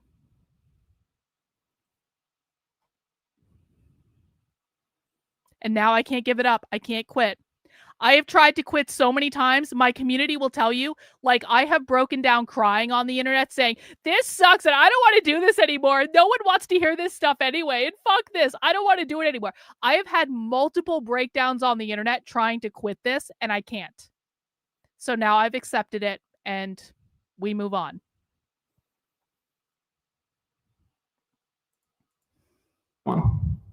Thank you, Jules. We have 15 minutes, so I have Eric in the khaki, and then the comrade in the cream, and the comrade in the pink. That might be it. We'll see how it goes. Thank you. I want to start up. My name is Eric. I'm from the Tempest Collective. Tempest I want to just start by first thanking the comrades in green for the urgency that they brought to their remarks. But I think that part of this conversation can also help us think through, right, what that work needs to look like. Key began in his remarks talking about choke points and elaborates this idea of choke points in the essay that's in Transgender Marxism. But this idea that trans people find themselves in positions that are positioned within what we consider social reproductive fields, like teachers, nurses, etc. So we can think about, he talked about the attack on these fields, and then also we have this temporary set of resources that come in during the pandemic, and the ruling class wants to make it very clear how temporary that is. And that has been part and parcel of the attack or the doubling down on teachers and nursing. But to think about it in a concrete, practical terms, right? What does it mean for us on the left and as queer and trans people to organize with educators, for example, on having access to the social provisioning that will allow us to effectively have small classrooms, right? Have resources, have books, period, let alone books about queer people.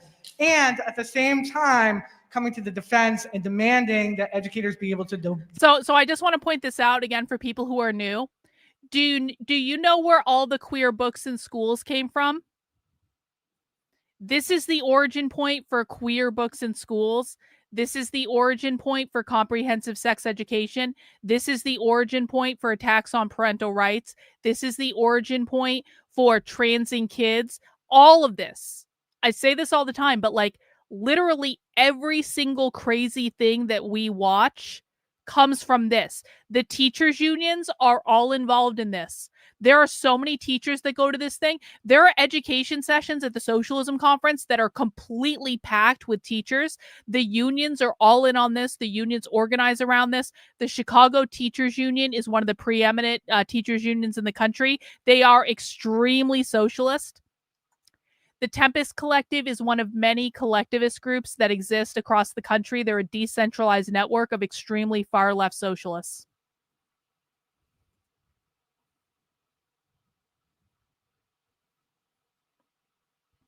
Yeah, I mean, essentially because they probably believe that they didn't go through the full industrialization of capitalism. Disobey these nasty laws that require us to not acknowledge our queer and trans students. So, Kate, if you could talk maybe a little bit more about choke points, and also again, thank you.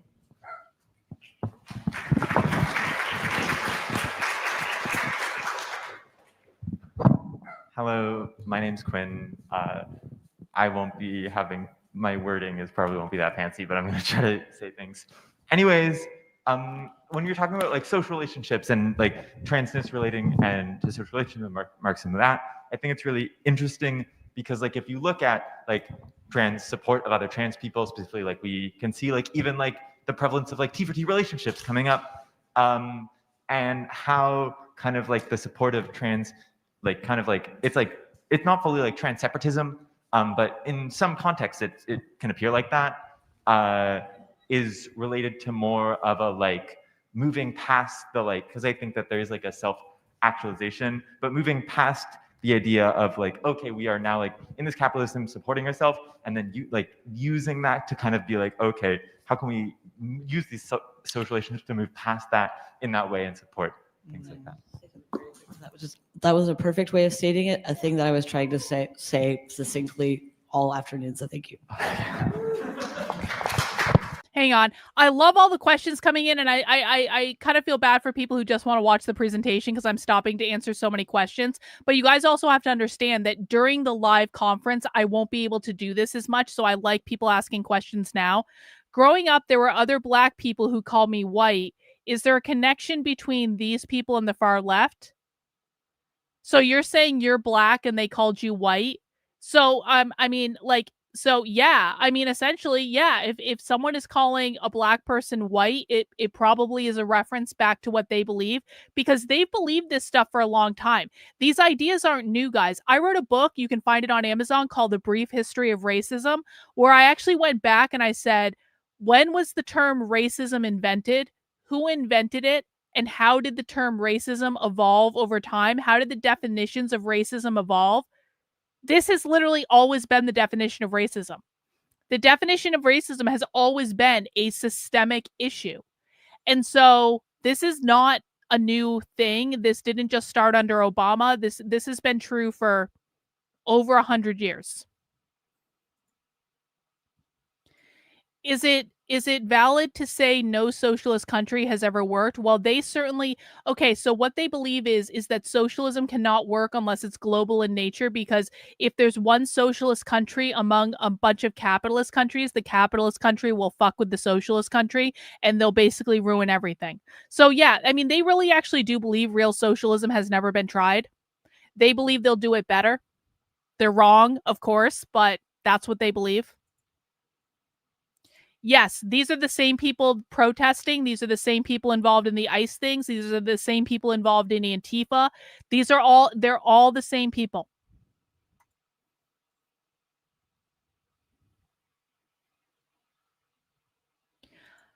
I'm wondering why they don't overthrow the government already. I think they're going to try at some point relatively soon. I don't think they're quite there yet. So what they're waiting for is a revolutionary spark, some sort of revolutionary event. They're trying to provoke a revolutionary event, by the way. The protests, all the shit that went on in Los Angeles a couple weeks ago, all the stuff we're going to continue to see over the summer, they're trying to provoke a mass uprising of the proletariat.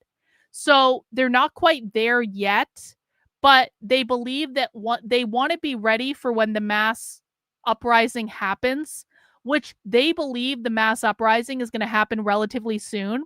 I think personally, we're going to see them try to overthrow the government in like 10 to 15 years. It might happen sooner, but it all depends on, can they provoke a mass uprising in the form of protests, widespread civil disobedience, widespread riots again. They tried to do it in 2020. It didn't work in 2020 fully, but they want to try to do it again.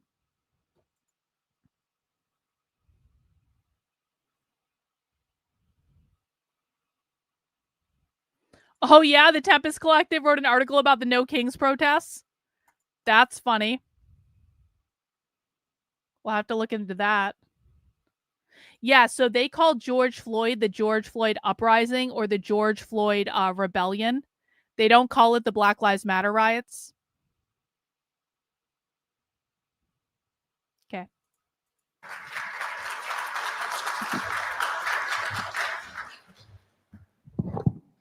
Hi there. Thank you so much for all of this. It's been really lovely. My name is Annie. I am a writer.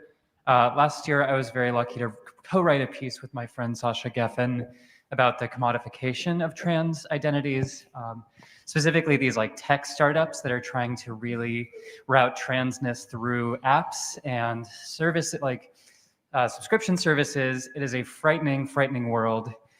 Here's just a quote from one of the founders of these companies. Our estimates place the average cost of transition at $150,000 per person. Multiply that by an estimated population of 1.4 million trans people. We're talking about a market in excess of 200 billion. That's significant. That's larger than the entire film industry. You read a quote like that and it just blows you away. It's hard to think about the history of trans identities, trans lives, and to feel like I could not have existed before this era of transness. I don't think I would have realized I was trans, but to now exist in this world where we can become consumers, we can. The JQ is the Jewish question, and we're not going to talk about that. There is no anti-Semitism allowed on this channel. Jews are welcome. We love bagels. Hitler was the worst person that ever lived. But JQ means Jewish question. And kind of integrate into the market if we have the means to do so, and that is something that is happening and that some trans people desire, which is quite frankly shocking to me. J. Bill Wen, never really on struck YouTube. By, how also, one of the main themes that we wrote about in the piece is the ways in which these trans care networks that we've created across time to support each other, which Gil Malatino's book Trans Care talks about so beautifully, are being again sort of like torn apart and like separated and kind of recreating this authoritarian dynamic between patient and doctor that has kind of created trans identities for so long. Where do I see America heading? Like I said, I think that the radical I don't think the Civil War is going to be red versus blue, Democrat versus Republican. I think the Civil War is going to be radical revolutionary socialist versus the federal government. And I think right now what's going on is the radical revolutionary socialists are getting all their chess pieces positioned on the board. And so I think they're like 30 moves away from checkmate, but they're getting their pieces positioned and they can see it. And I think in like 10 to 15 years, they're going to try to overthrow the federal government violently. Again, maybe sooner if that happens. But ultimately, yeah, Nick Fuentes covers the JQ. Ultimately, I think they're going to win. Like, here's where I'm at right now. Ultimately, I think the radical revolutionary left are going to win. Ultimately, I do think we are going to see an overthrow of the federal government, probably in my lifetime, which really pisses me off. And I think the reason they're going to win is there's literally no opposition to them right now. The conservative right is not opposition to them. The conservative right doesn't even know about a lot of this stuff. Trump is not opposition to them. He's not stopping them. He's not doing anything. In fact, they're the ones that are preventing Trump from doing mass deportations. So I think they're going to win. And by the way, I don't like saying that. I don't want to live in a communist utopia, but they're strategic, they're organized, they're highly effective in what they do. They are focused, and there's no one getting in their way and stopping them. So that's what I think. And not on our own terms. But one of the things that Sasha wrote that I really liked in the piece was, what is new about these apps is the way they transpose the imbalanced relationship between patient and provider, long inherent to transition. That dynamic now has trans people on both sides of the equation, as consumers and as doctors and CEOs. And so I guess I'm curious to hear just any reflections that y'all have on this very strange existence that we live in, where you can spend money. I was really glad that you mentioned the HRT Cafe. You can now subscribe for $60 or $80 a month to your testosterone or your estrogen, which in one sense is helpful if you don't have access otherwise. But hey guys, if you need, my dog is having so many feelings right now. Guys, if you need access to testosterone or estrogen and you can't get it through legal means, you can subscribe to HRT Cafe online, which is a website that they probably created, where you can get kind of quasi, probably not legal hormones that you can do it yourself administered. That's what he's talking about right now. I hope people understand this. He's talking about DIY trans hormones. They've been doing that shit for a long time. that's so far removed from these trans care networks that we've sustained ourselves on for so long. See? And I'm just kind of curious how you reflect on this commodification that we're experiencing.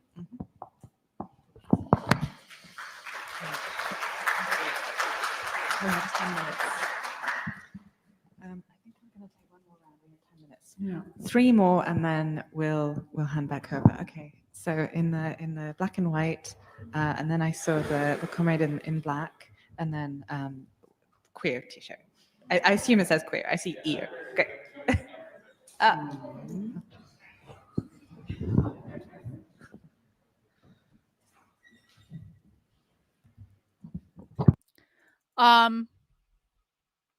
They are proactively getting they've infiltrated the military. They infiltrated the military academies a long time ago. Do you guys remember Aaron Bushnell, who set himself on fire like a year ago to protest what's going on in Palestine? What was he? He was in the military. So they've been teaching this shit in the military academies for a long ass time. Part of their stated goal is to use the military against the government. I have them on video talking about this. And so I wouldn't assume that the military is going to be on our side, is what I'm saying. So my name's Ariel.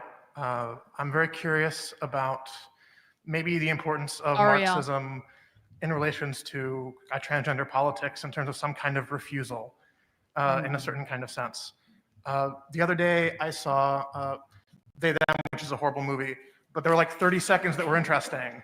And the 30 seconds that were interesting was like, is this going to be a horror movie about a liberal that's trans affirming, right? Mm-hmm. And like, why isn't that actually like acknowledged or like possible as a premise, right? So we have like that on one side that is sort of a very scary thing we might want to grasp in this moment where everything feels like so pressing and immediate.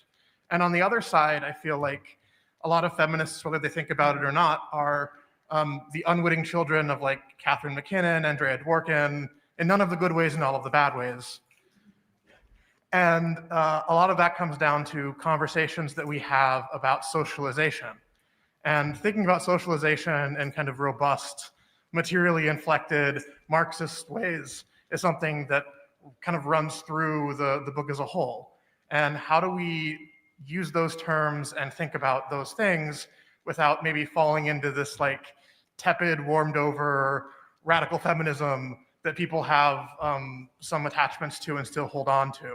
So I guess I see kind of things on two sides to sum this up. There's kind of this like liberal position, you know. Why is a trans affirming liberal a horror show to him? Because these people aren't liberals and they don't like liberals and they don't like liberal ideology when it comes to trans.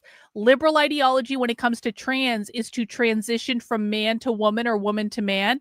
They don't believe in transition.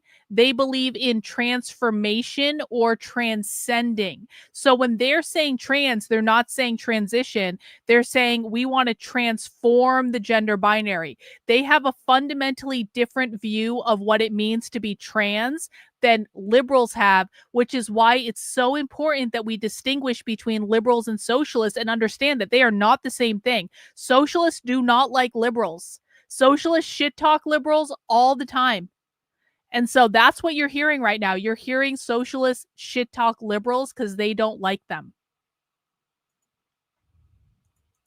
That's trans, you know, that says it wants to support trans people, but I think is immensely violent and is actively looking to engage in some kind of solidarity.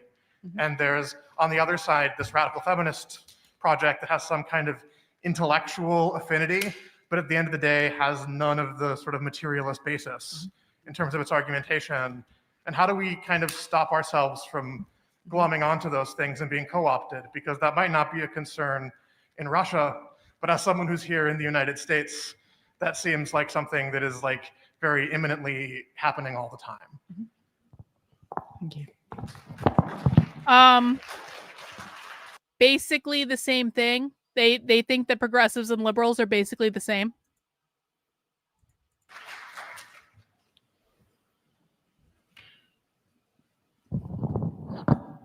Hi, I'm Seth. I use he and pronouns. Hello. So my thought throughout this conversation that we've been having together, sort of as panel and everyone present in this room, has got me thinking about sort of what we can do. Hey, listen. No shit talking new age people. I am spiritual of the woo woo variety. And new age has nothing to do with this bullshit. And by the way, I hate the term new age because it's like my spiritual beliefs are older than the Bible by like thousands of years. And so new age is a marketing thing that happened in like the 60s and the 70s. But like no shit talking the woo. We embrace the woo on this channel, all right? You can have whatever beliefs you want, but I embrace the woo. We're thinking about transness as a project that is internationalist. I asked this question because the previous session that I was a part of is one talking about socialist organizing in China and the kind of difficulties and necessities, right? Yeah. I got my crystals. Projects that organizes across Asian nations on the basis of the kinds of offshore work that is being done from China into Thailand, into Vietnam, and sort of what the work that becomes necessary in these spaces where, you know, one development in a nation obviously affects the workers of another could look like. And so, you know, thinking about the points and comments that have been brought up today, something that I was kind of thinking of is, you know, we have just on this panel, right? Like we have folks from across the world, pretty much. We have British folks. Wild as it is, we have people from like probably lots of folks here from the States. And so I guess one of my questions, right, is like, how do we start thinking about any kind of organizing that is explicitly internationalist, and what are the supports that become possible, or what are the horizons that can become possible given that? Thank you. Thank you.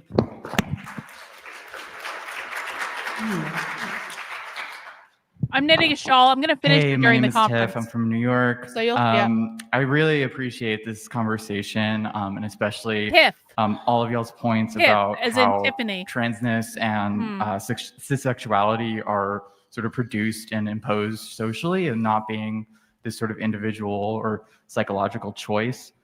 So right now there's this provocation from the right that's like, the left doesn't know how to define what a woman is. Oh! And it's weaponized for like bad and reactionary means, but I think there's like something interesting there of like we don't actually really have a great answer. I think the reason they don't know how to define what a woman is, by the way, is because they don't care.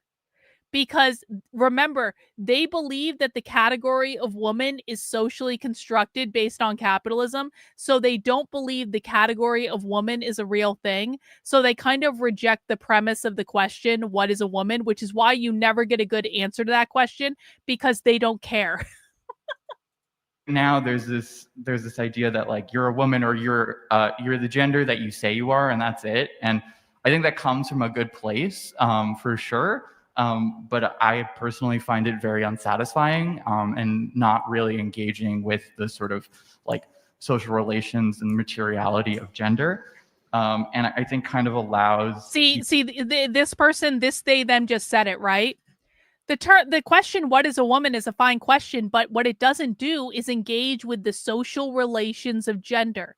What they mean is capitalism created the artificially constructed concepts of men and women.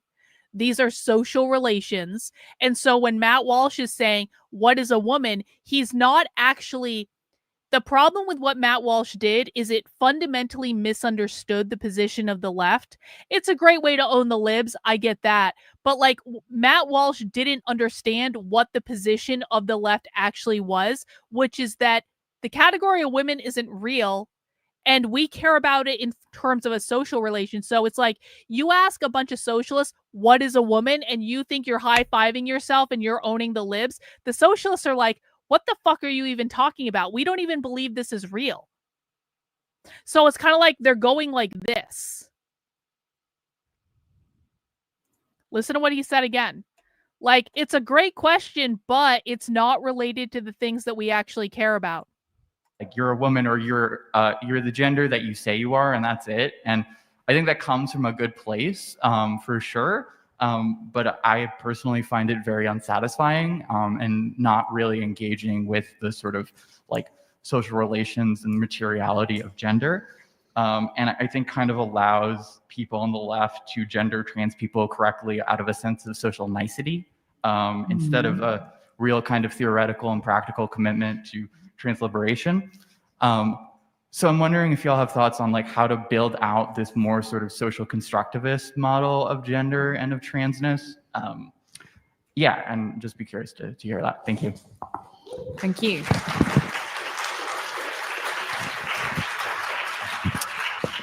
Yeah, before I hand back to Jules and Kate for sort of final summing up and goodbye, I'm just going to indulge myself with a very, very brief anecdote, which I think is relevant. It was certainly brought to mind.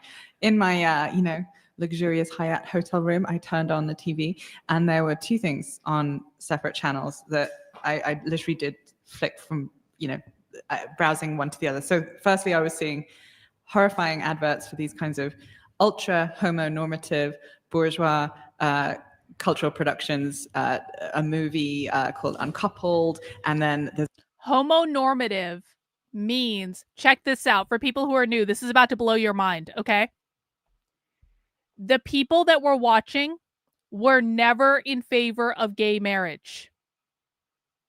The people that were watching, queer Marxists, have been campaigning against gay marriage since before gay marriage was legalized.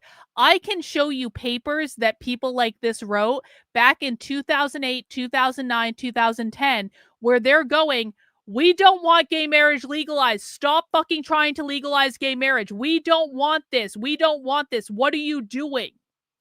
There was actually a schism on the left between the liberal organizations like the Human Rights Campaign that were campaigning to legalize gay marriage and the queer Marxists who were saying, we don't want to get fucking married. We are not assimilating to your capitalist bourgeois lifestyle. The reason they don't like gay marriage is because they believe marriage is a form of propertied relationships that upholds capitalism. So they came up for a term to call gay people who get married and it's called homonormative. So you may have heard the term heteronormative. Heteronormative is like your average kind of like straight couple that gets married and buys a house and has kids and all that stuff. Homonormative is a slur, and you can see it on the screen right here. This guy actually used, or Sophie is talking about homonormativity. Homonormativity is gay people who basically ascend to the straights. It's gay people who get married and buy a house and have kids and have capitalist jobs. They are considered to be homonormative, and that is the opposite of what these people want, because queer is an anti-assimilationist ideology. Okay? Does everyone understand? So they never wanted gay people to get married. And by the way, if the right repeals gay marriage, you will be giving the biggest gift to the far left that you have ever given them before, because they don't want gay marriage to exist. They will use the lack of gay marriage to recruit and radicalize far more people to the queer left. Oh yeah, they hate so again, if a trans person like Buck Angel affirms the gender binary, that person is the enemy. I know this may not be related, but do you think the people who burn the LGBT flags are accomplishing nothing?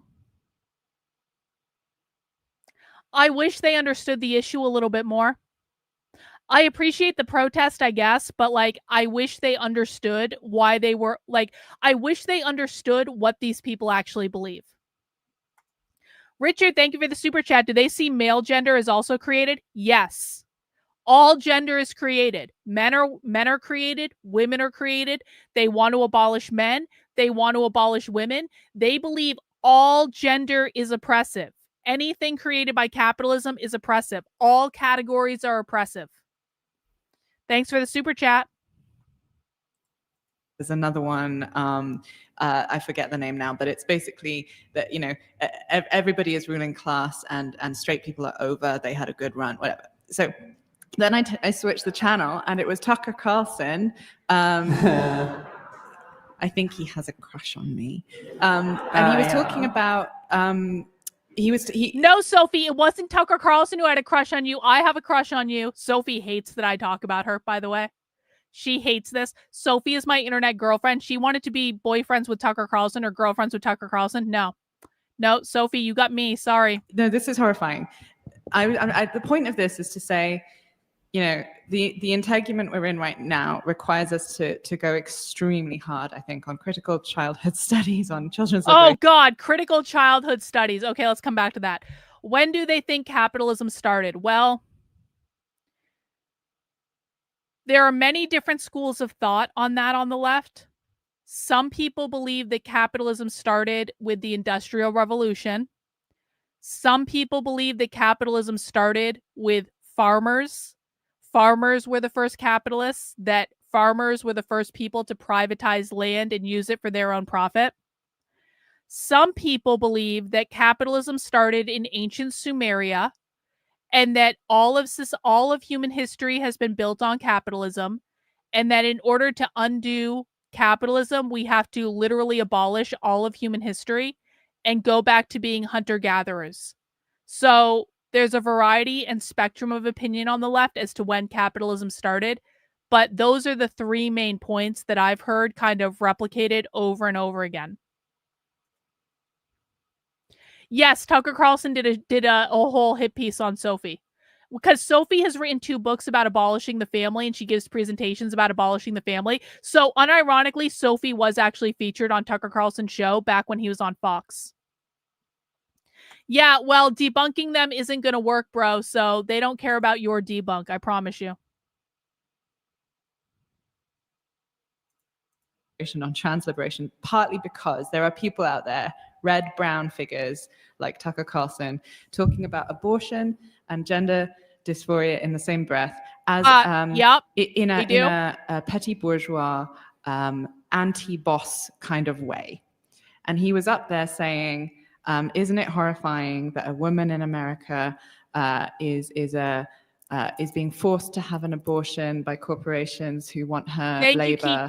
seamlessly integrated into their workplace. And that's why, for them, supposedly abortions happen, right? To ensure a seamless flow of labor. They were saying labor, and they were saying the same thing about children with gender dysphoria, that somehow there is a need for bosses and corporations to make profits off of the HRT industrial complex. If we are not capable of bringing a really full-throated analysis to counter this, we're going to be losing, to the fascists who are recruiting people who are materially affected in the working class by these forces. Okay. Yep, we're almost at the first I'm session. going to try and get through these Almost questions. there, guys. I might run over time at all, so if you need to leave, please leave. I'm going to try and deal with these succinctly, because I'm told I speak very quickly when I get stressed. Apparently, this is an ethnic Irish trait. That's what people tell me. I wouldn't know about that. Yeah, what? true. I said I wouldn't know You about spoke that. too quickly, Kate. All right.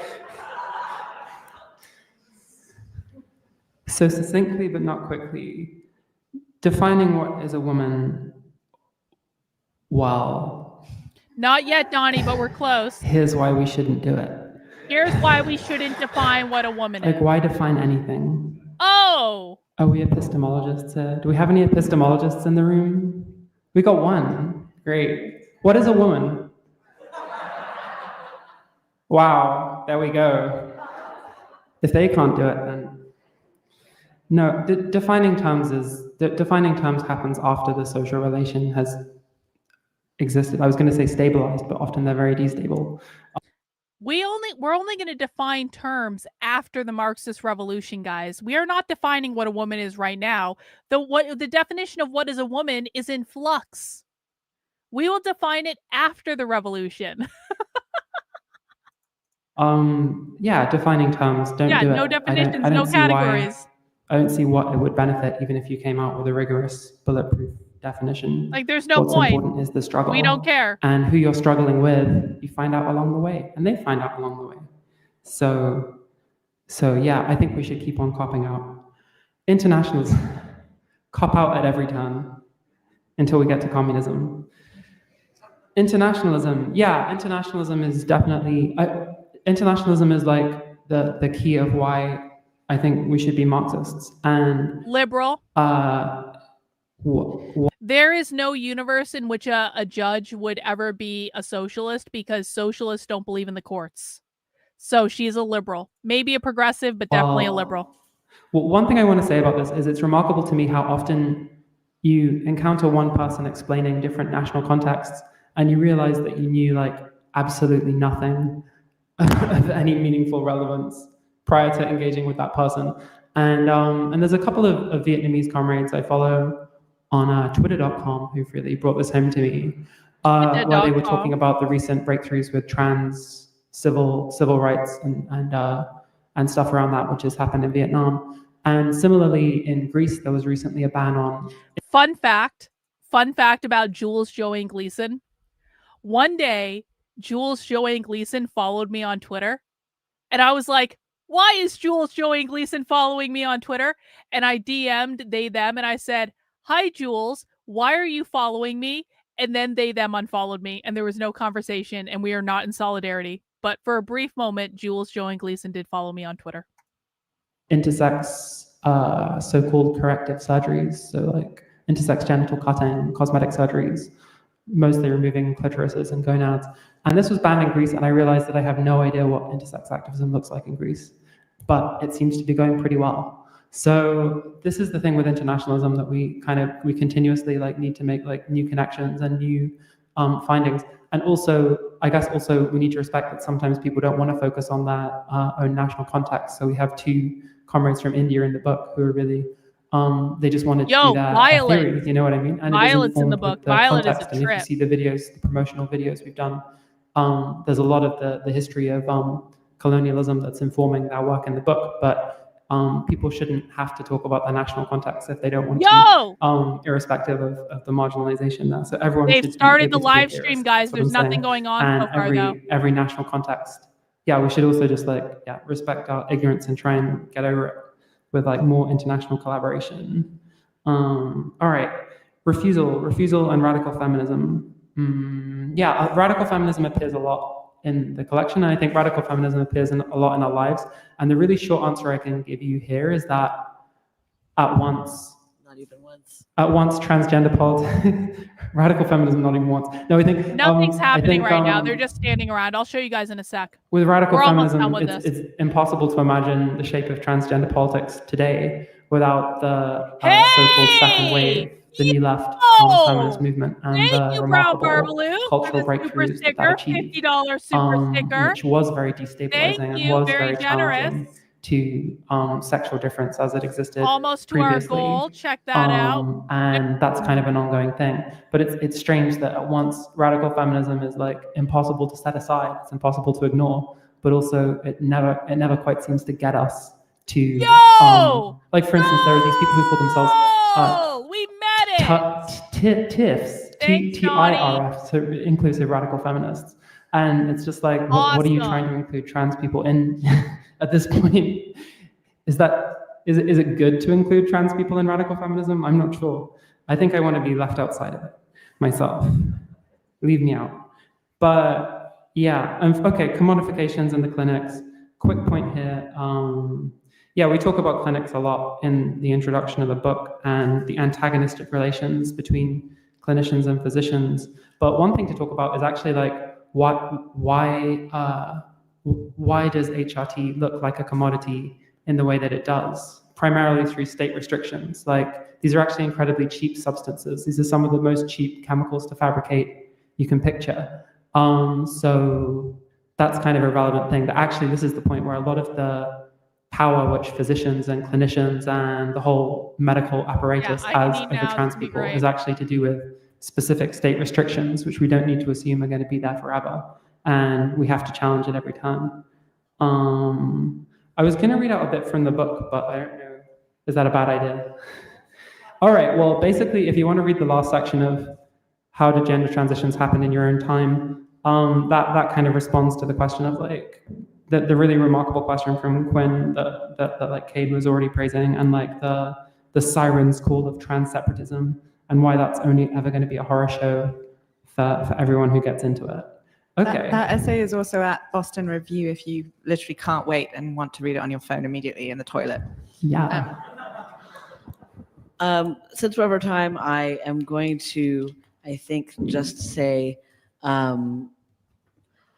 three very quick things. Two very quick things. One is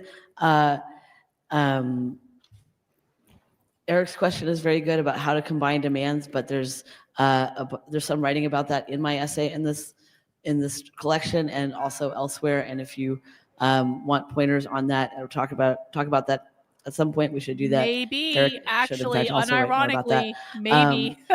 The other thing I want to say we about don't know for what is a sure. woman, again, this is best answered by the question of social relations, right? Who cares what a woman is? Oh, straight people do, because they imagine that men and women are equal, opposite, and complementary, a thing that is obviously... Who cares what a woman is? Straight people.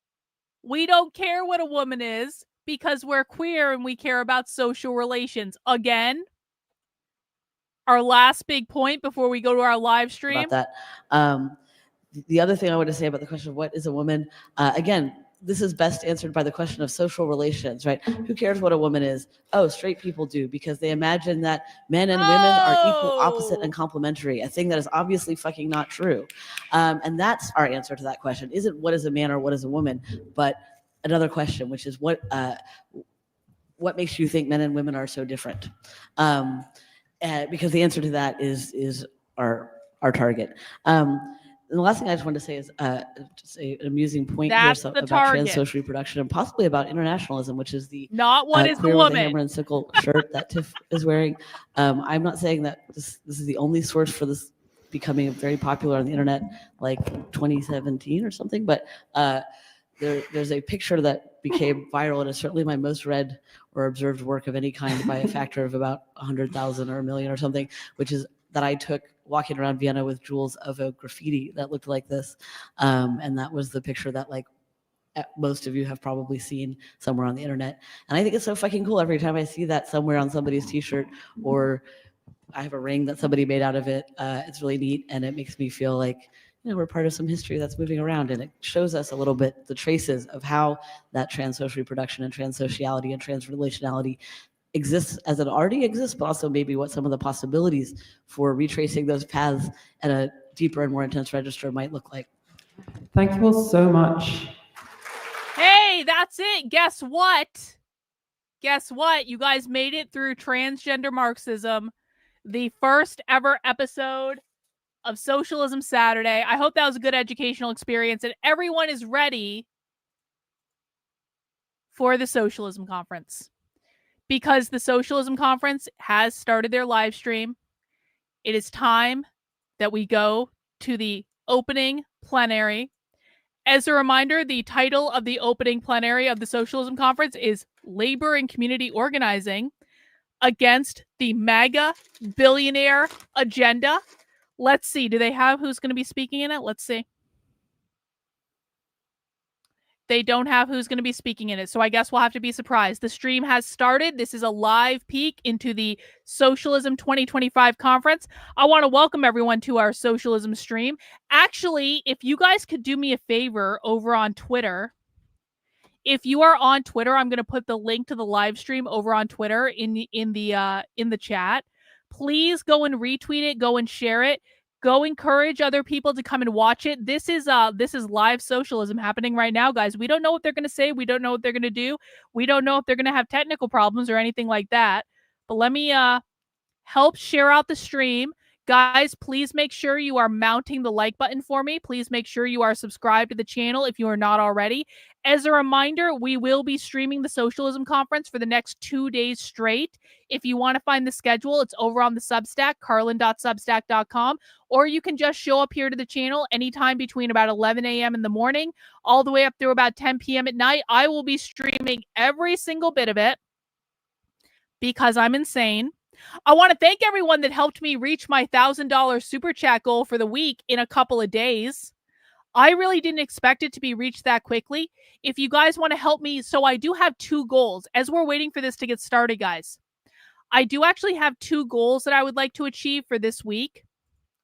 The first goal is a goal that we've already met. I did want to get $1,000 in super chats, which I appreciate you guys sending those in.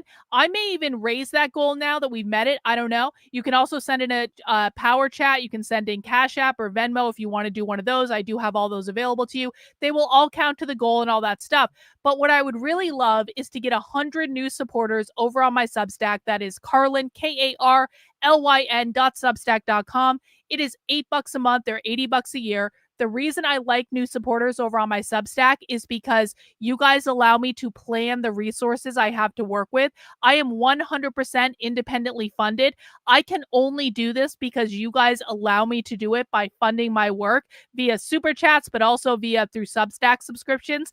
And it really does help me out when you're subscribed over there. You do get a variety of perks, including access to my supporter Discord, access to private calls with me, access to supporter exclusive streams, and stuff like that. And also you're funding my ability to teach as many people as I can about what the far left is doing on the internet. So we have 21 people who have signed up as new supporters over the last couple of days. I want to thank and welcome every single one of those people. If you want to support my work, you're welcome to send in a super chat, or may I recommend that you head over to the Substack, sign up as a supporter. I would really appreciate it.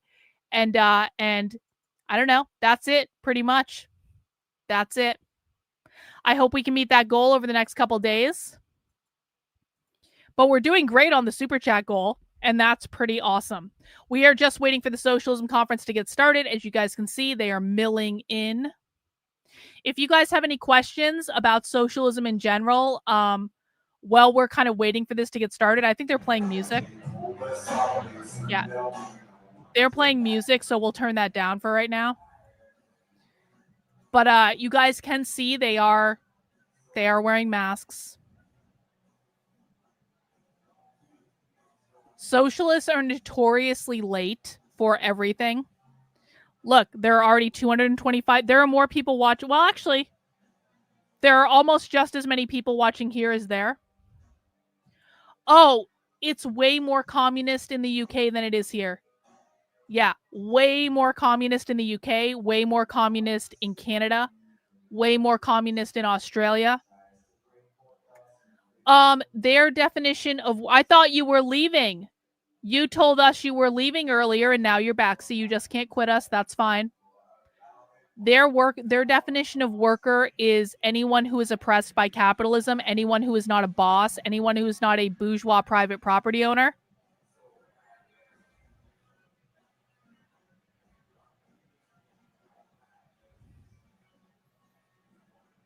Hang on one sec. Sorry.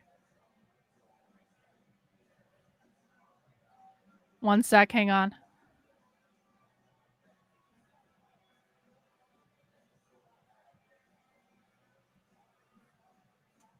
Sorry. Okay. I may have made, sometimes if I'm texting someone or calling someone, you can make the assumption that maybe I'm talking to someone there. I'm just saying. Maybe I have friends that are there. I'm just saying. Anyway. Yeah. Well, no. A worker is not a capitalist. A capitalist is the boss. A capitalist is the property owner. A worker is the oppressed proletariat. So a worker is exploited under capitalism.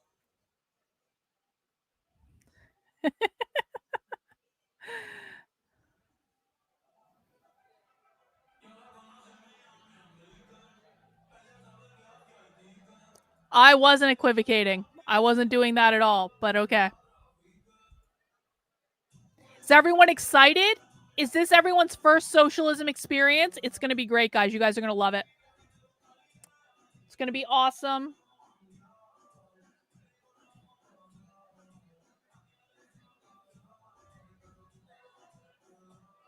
Are there any topics you guys are hoping to hear about at the socialism conference?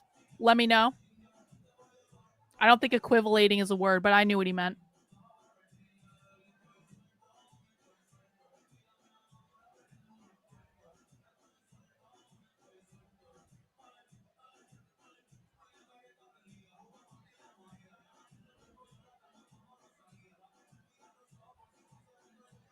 Yeah, I'm in the recommended videos on Haymarket Books. They love that.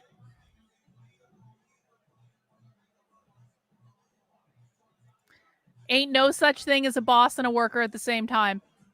You are either a boss or a worker. You are not both. How come you answer questions straight up and they word salad? They speak a different language than we do. So what I'm doing when I answer questions is I'm translating from socialist into English, but they speak a different language. And so they're not translating from socialist into English because they don't care about answering your questions. Okay? I care about answering your questions because this is why you guys watch my content. But so I'm translating. They are not. It's not anti-white. That is a bullshit narrative. You're going to have to give that up if you want to be here because it's just not real. You are living in a fucking fantasy. It's not real.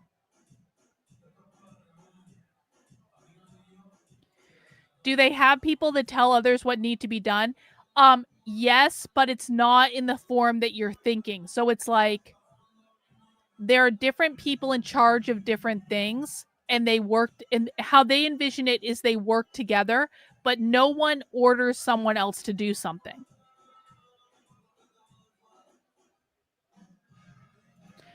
When I was undercover at the event, many of the rooms were completely packed. It's like any other conference, right? It's like most of the presentations I went to, the room was completely packed. There were a couple presentations I went to that weren't as popular, but like there was a good amount of people in every single presentation I went to when I was undercover at this event. And I think you might be surprised at how many people actually do show up to this.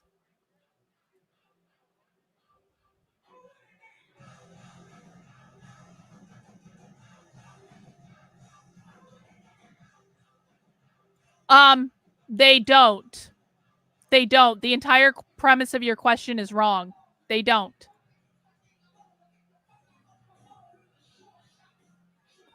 All right, guys, if you have questions, now's a great time to ask them. If you need to take a break to get a drink or a snack or a bathroom break, now is also a good time to do it.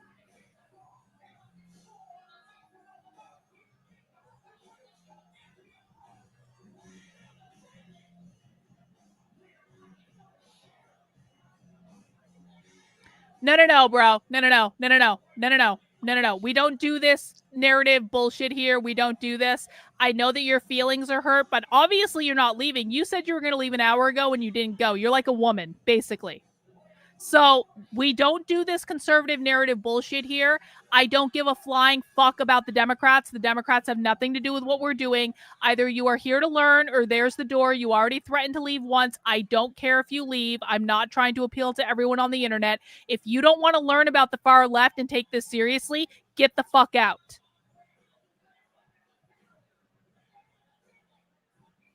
Excuse me, sir. Did you know that the Democrats are the real racists? Really? Is that where we're at right now? Really?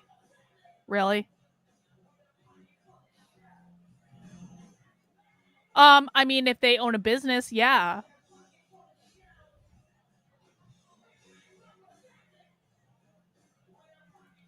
Do I think the conservative right will ever wake up to this stuff? Bro, I don't. I would like them to, but I don't think, I don't think so. They make too much money owning the libs. They make too much money calling Democrats socialists. And so I don't think they have any incentive to wake up to it, honestly.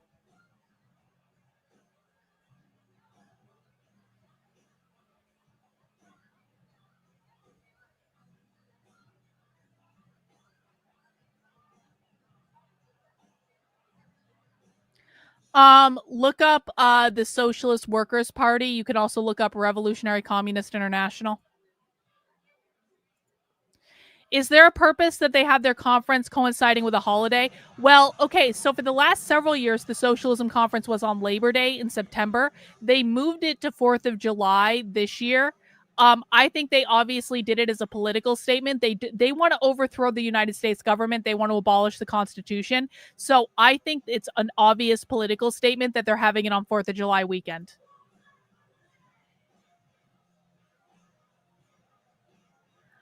They will absolutely be talking about immigrants and deportation at the conference, 100%. So stay tuned for that. Hey, mass genocide, good to see ya. I don't think the Democrats are an issue. I don't think the Democrats are even a factor in this, honestly.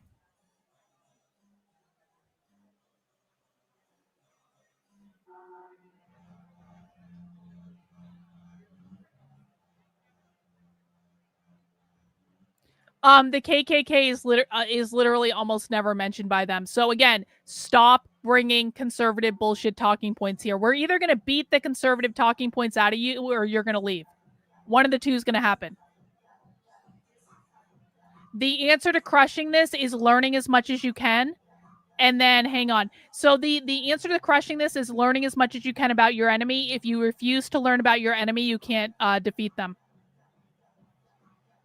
So that is the problem right now, guys. The problem we're dealing with is that there are not enough people who are hinged into reality about what is going on the left. And so where we have to start is conservatives have to unlearn every single bullshit narrative they've ever said about the left. Like, they don't have jobs. They just want stuff for free. They're just all yelling. They're all mentally ill. Conservatives have to unlearn all of that bullshit and hinge back into reality. And if they refuse to do that, then there is no beating this. They are going to win.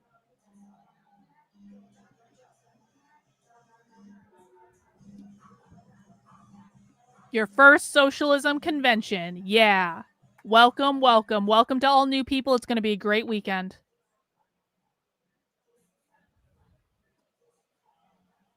The political parties are non-factors in their socialist utopia, honestly. They hate all political parties.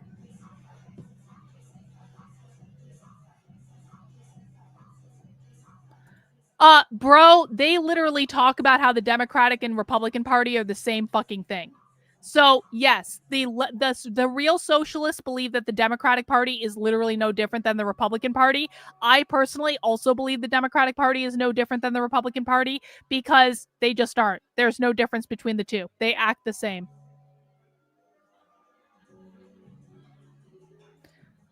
I mean, they don't like it. This is obviously, you're going to hear them talk about it. So wait for the presentation. They're going to talk about it tonight. Ooh, the lights are dimmed. Are they getting ready to start?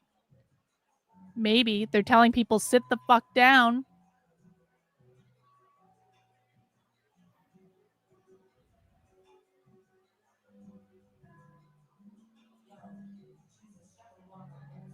Ugh, they're late as usual. If you want a rundown of the 5 tiers, go to decodetheleft.com/map. I'm not giving it right now, but if you go to decodetheleft.com/map, you'll find it. Yeah, everyone get your masks on. You know, it's common. I'm sorry. I mean, the real problem, Shelley, is that conservative influencers have lied to people so often and for so long that when you finally encounter the truth, it's an overwhelming avalanche of information because you've never been shown this. Imagine if conservative influencers actually did their job and showed you this information, but they refuse. I've been trying to get them to do it for years. They fucking refuse. And so the reason it's overwhelming to all of a sudden find this information and be confronted with, oh shit, this is what's actually going on, because I don't make any of this up. I'm literally just showing you their videos. The reason it's overwhelming is because the conservative bullshit machine has lied to people for so long that there's just a lot to catch up on, and it's not your fault. It's not anyone's fault, but that is reality. Okay, are they starting? Nope, they're still testing. They're still testing. Yeah, are they going to give the Karlyn disclaimer tonight? I guess we'll see. Oh, that's for the sign language person. Ooh, they're doing a picture-in-picture. They're getting fancy this year.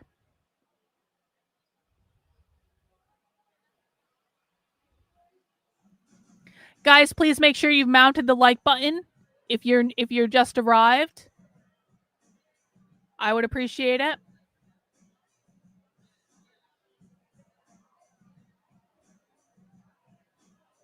Yeah, the walls are newly painted. This is new.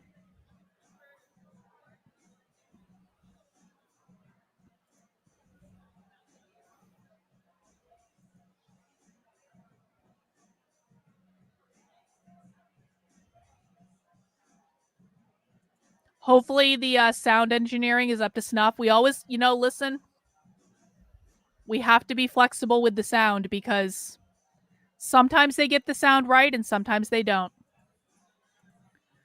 Are the conservative influencers just ignorant, or do you think there's more to it? I absolutely think there's more to it because I've been sending them this shit for years and they refuse to cover it. It's refusal. Do you know how many people in my audience have sent conservative influencers this stuff? It's not just me. Like, we have done campaigns trying to get them to cover this shit. They won't do it. So I think there's a lot of money to be had in pretending to oppose socialism and communism, but actually not doing anything to oppose it. And I don't think they have any interest in real socialist and communism because it would require them to give up too many of their talking points that they make so much money on.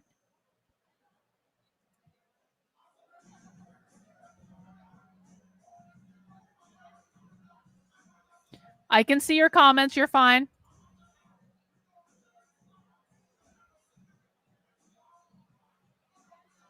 Welcome, welcome. Thank you. So if you guys want people, listen, if you guys want people to cover this, the very best thing you can do is share my work. Because there is something that conservatives respond to, and that's Twitter. Conservatives will respond to Twitter if my stuff goes viral on Twitter. So make sure you're following me, Dr. Karlyn B. Share the clips, share the streams. Sometimes we need to force them to do the thing that they're not doing. Like, go into their replies saying, why aren't you covering this? Why aren't you telling the truth about this?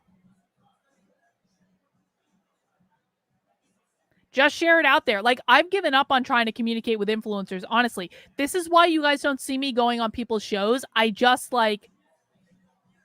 they don't care, and I'm tired of trying to convince them, and so, I have reached out to him on more than one occasion. He has never gotten back to me. So if you want to see me talk to Carl Benjamin, go tell him, because I've reached out to him on like literally more than one occasion and I got nothing in return. So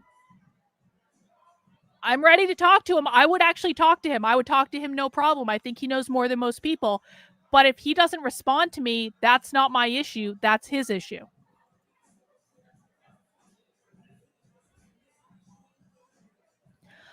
Phil Labonte doesn't like me or members of my community because we posted primary source evidence in his replies. Phil Labonte actually told a senior citizen in my community to fuck off because she posted a video in his replies. So Phil Labonte is a midwit fucking moron, and he can fuck right off, and I don't care to talk to him at all. And I'm just saying, he doesn't understand any of this shit. He thinks he knows everything, but in fact, he's like a low IQ fucking troglodyte.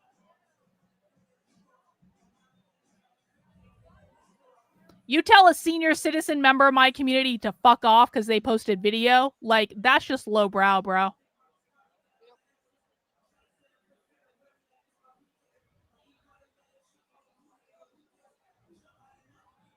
Hey, thank you for the super chat. I appreciate it.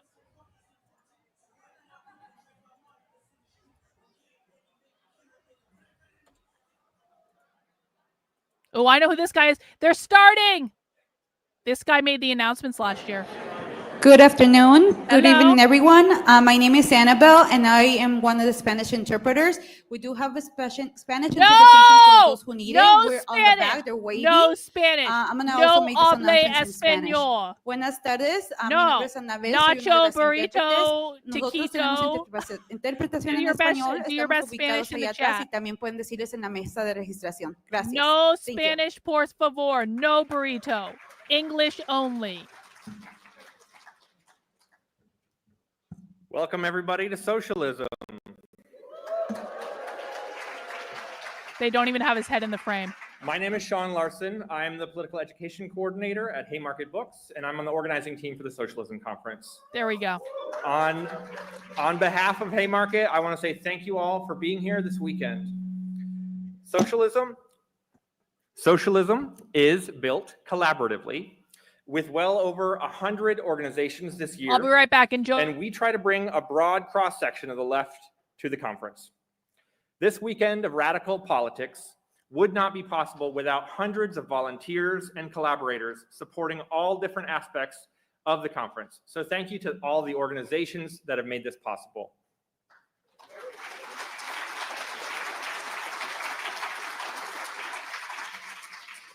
At Haymarket, we believe in the power of social movements to change our world, and political education is an essential part of building and sustaining our movements. Political education means reading. Books can change the way you see the world forever, but it also means sharing lessons from our many varied experiences and building community with each other. We don't just need radical consciousness to change the world. We need the collective confidence in ourselves, in the working class, and in the exploited and oppressed to build a different future.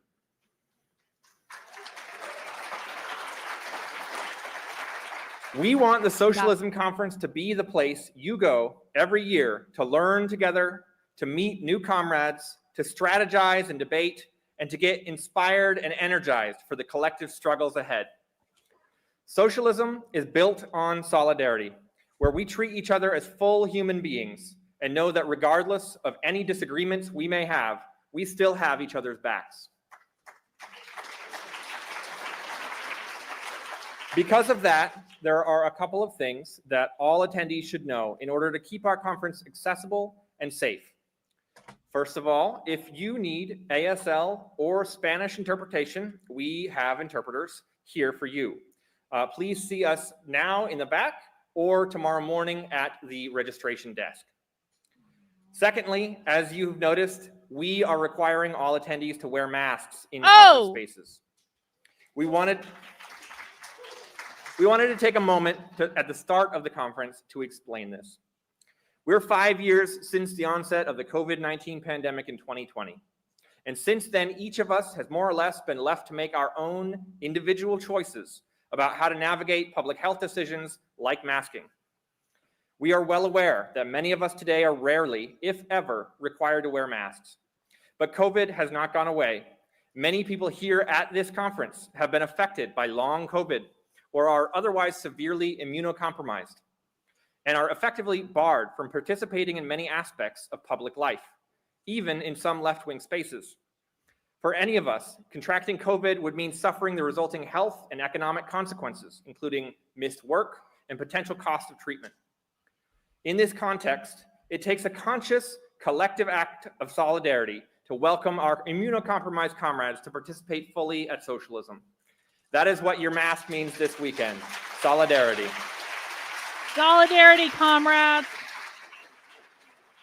Even and especially if you're not someone who typically opts to wear a mask, we thank you for respecting our policy and helping us to enact a compassionate and collective approach to holding a large-scale gathering.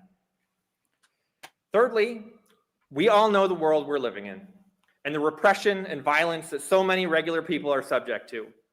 There is no way to live in this world without considering our safety. There are several elements of our community safety plans at the Socialism Conference, but I want to draw your attention to one of them. Badge checkers are assigned to each conference session.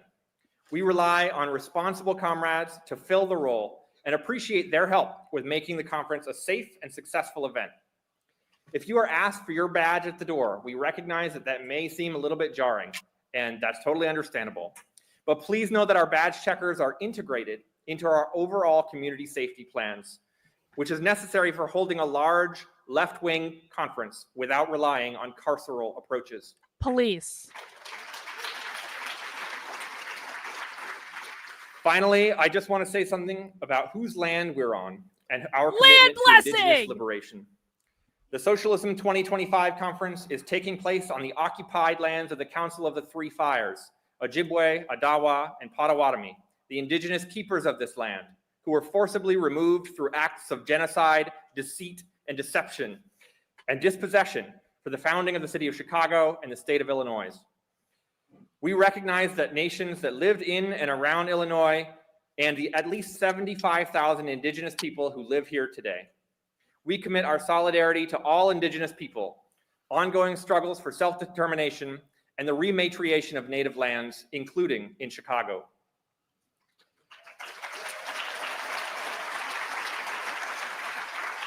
With that, I want to hand it over to Jesse Sharkey. Jesse is the former president of the Chicago Teachers Union. Yo! Lately, he is working to coordinate May Day Strong. Chicago And if he ever Teachers finishes his Union, manuscript, May an Day upcoming Strong. book We've from been in Haymarket their Books organizing on the meetings. CTU. Jesse?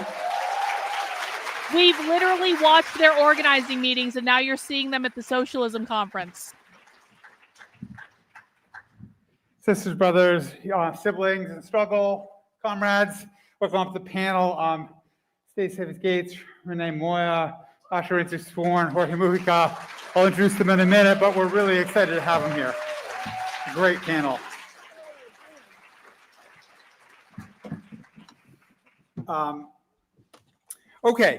As Sean said, I'm Jesse Sharkey. I'm a proud Chicagoan too, so woo-woo, and a member of the Chicago Teachers Union. I believe CTU Red. And before I start, there's a couple things that actually there's three things I want to do. First, actually four. And the first is to remind both myself and the panelists that we have both Spanish language translation and ASL. So I'm inclined to speak fast, and perhaps you are too. So we'll try to slow down so that everyone can follow us. They're allowed to take the mask off when they're talking. The second thing is that I have a shout out that's written in the first person. It's a letter from activists in Jewish Voice for Peace, the Chicago chapter that I want to read. It'll take about a minute and a half to read. I think it's worth it to hear. They write, "We are leaders with JVP in Chicago, and we have been on a zero-calorie hunger strike to demand the U.S. government stop arming Israel and immediately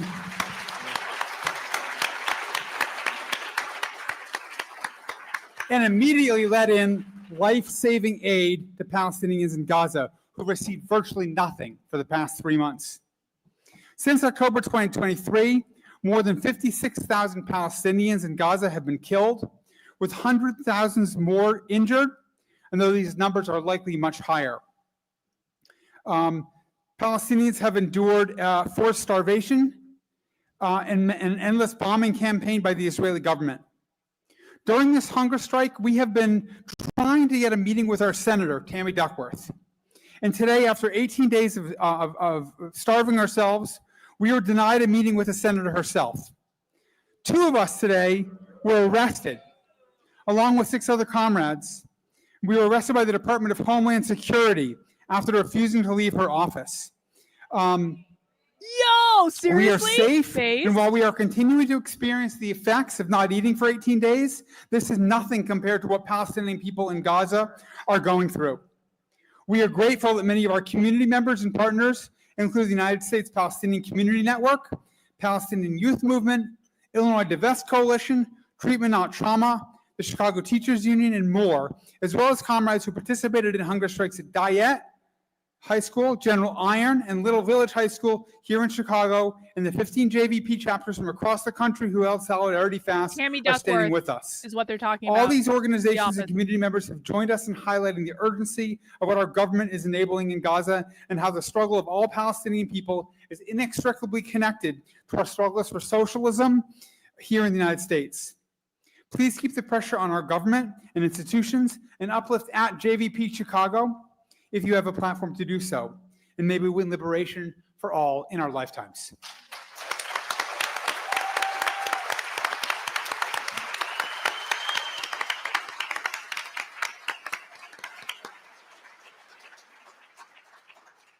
And now I just want to make 2 quick points before passing this off to our great panel.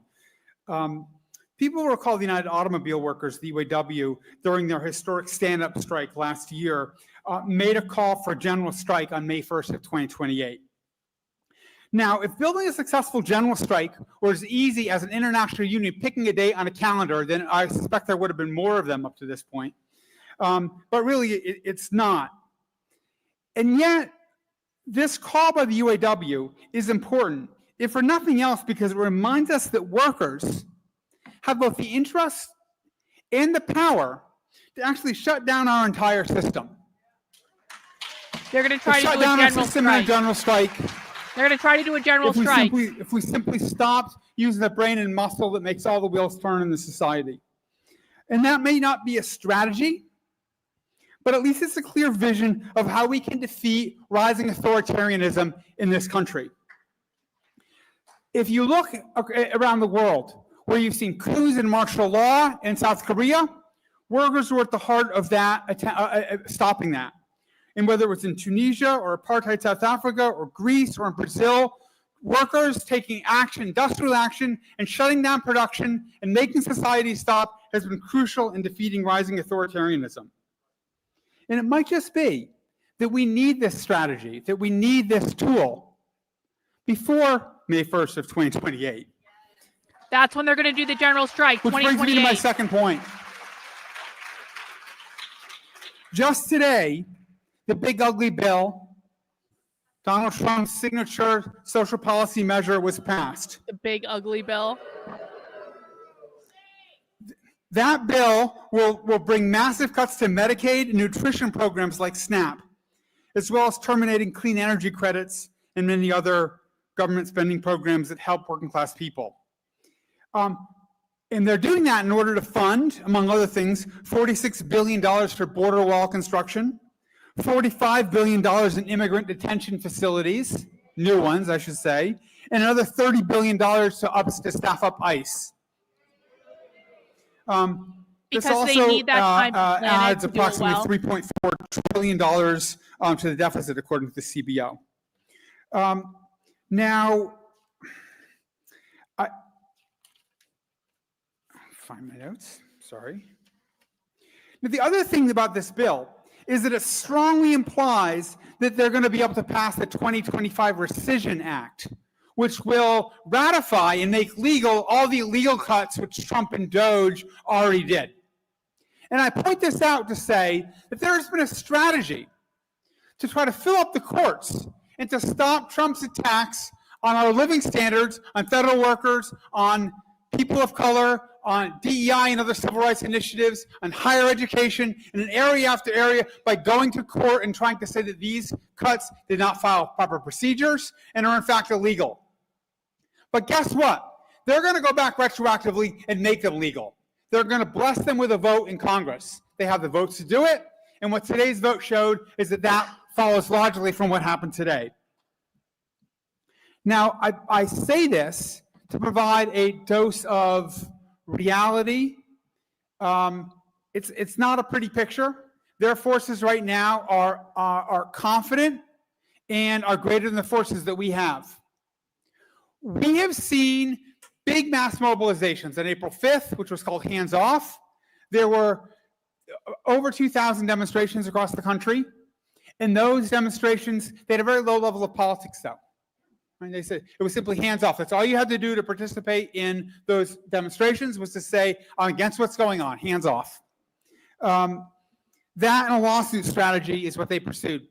Those are important, and I'm glad that they happened. Those organizations have actually been very forthcoming and shared many of their resources with Mayday and the work that we're doing. But they will be insufficient. It will be insufficient to go to the courts, and it will be insufficient to simply demonstrate in the streets and hope that they get the message. We need something more powerful than that.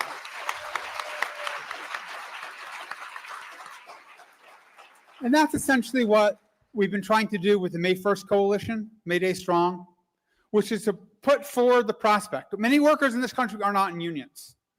And yet working class people still represent the vast majority who do not have an interest in what Trump and his billionaire agenda is trying to accomplish. So we're trying to organize people to say we need the power of a general strike to stop Trump and its billionaire agenda.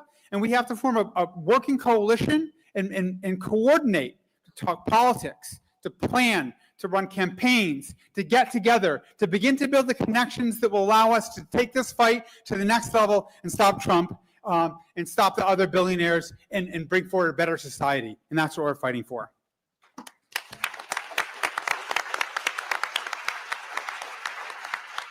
Okay, let's get into it now. So I'm really happy about this panel. A group of people here who have been very involved in fighting back across the country, really. And our first speaker was Renee Christian Moya. Renee is an organizer with the Debt Collective in the Los Angeles Tenants Union. He is the former campaign director for a statewide ballot initiative in California in 2020 to strengthen rent control there. And he has worked extensively on tenant rights, local rent control campaigns, pandemic-era emergency protections, and social housing. I also understand that you know something about the current mobilizations that are going on in Los Angeles. We'd love to hear about that. Please put your hands together. Oh, yeah, let's hear about that. I want to hear about that. What's going on in Los Angeles Tenants Union? Stacey Gates is the president of the Chicago Teachers. I can see you. And shout out to anyone who's here from LA at the moment. I know it's a very weird time for all of us. I want to start by thanking the organizers of this conference and Haymarket Books for having us. I also want to thank the panelists, Jorge, Asha, and Stacey.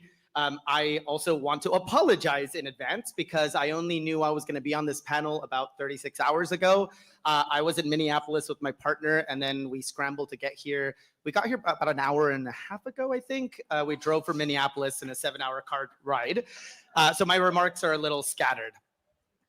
A few hours ago, as we know, Congress passed one of the most dangerous and expensive bills in history.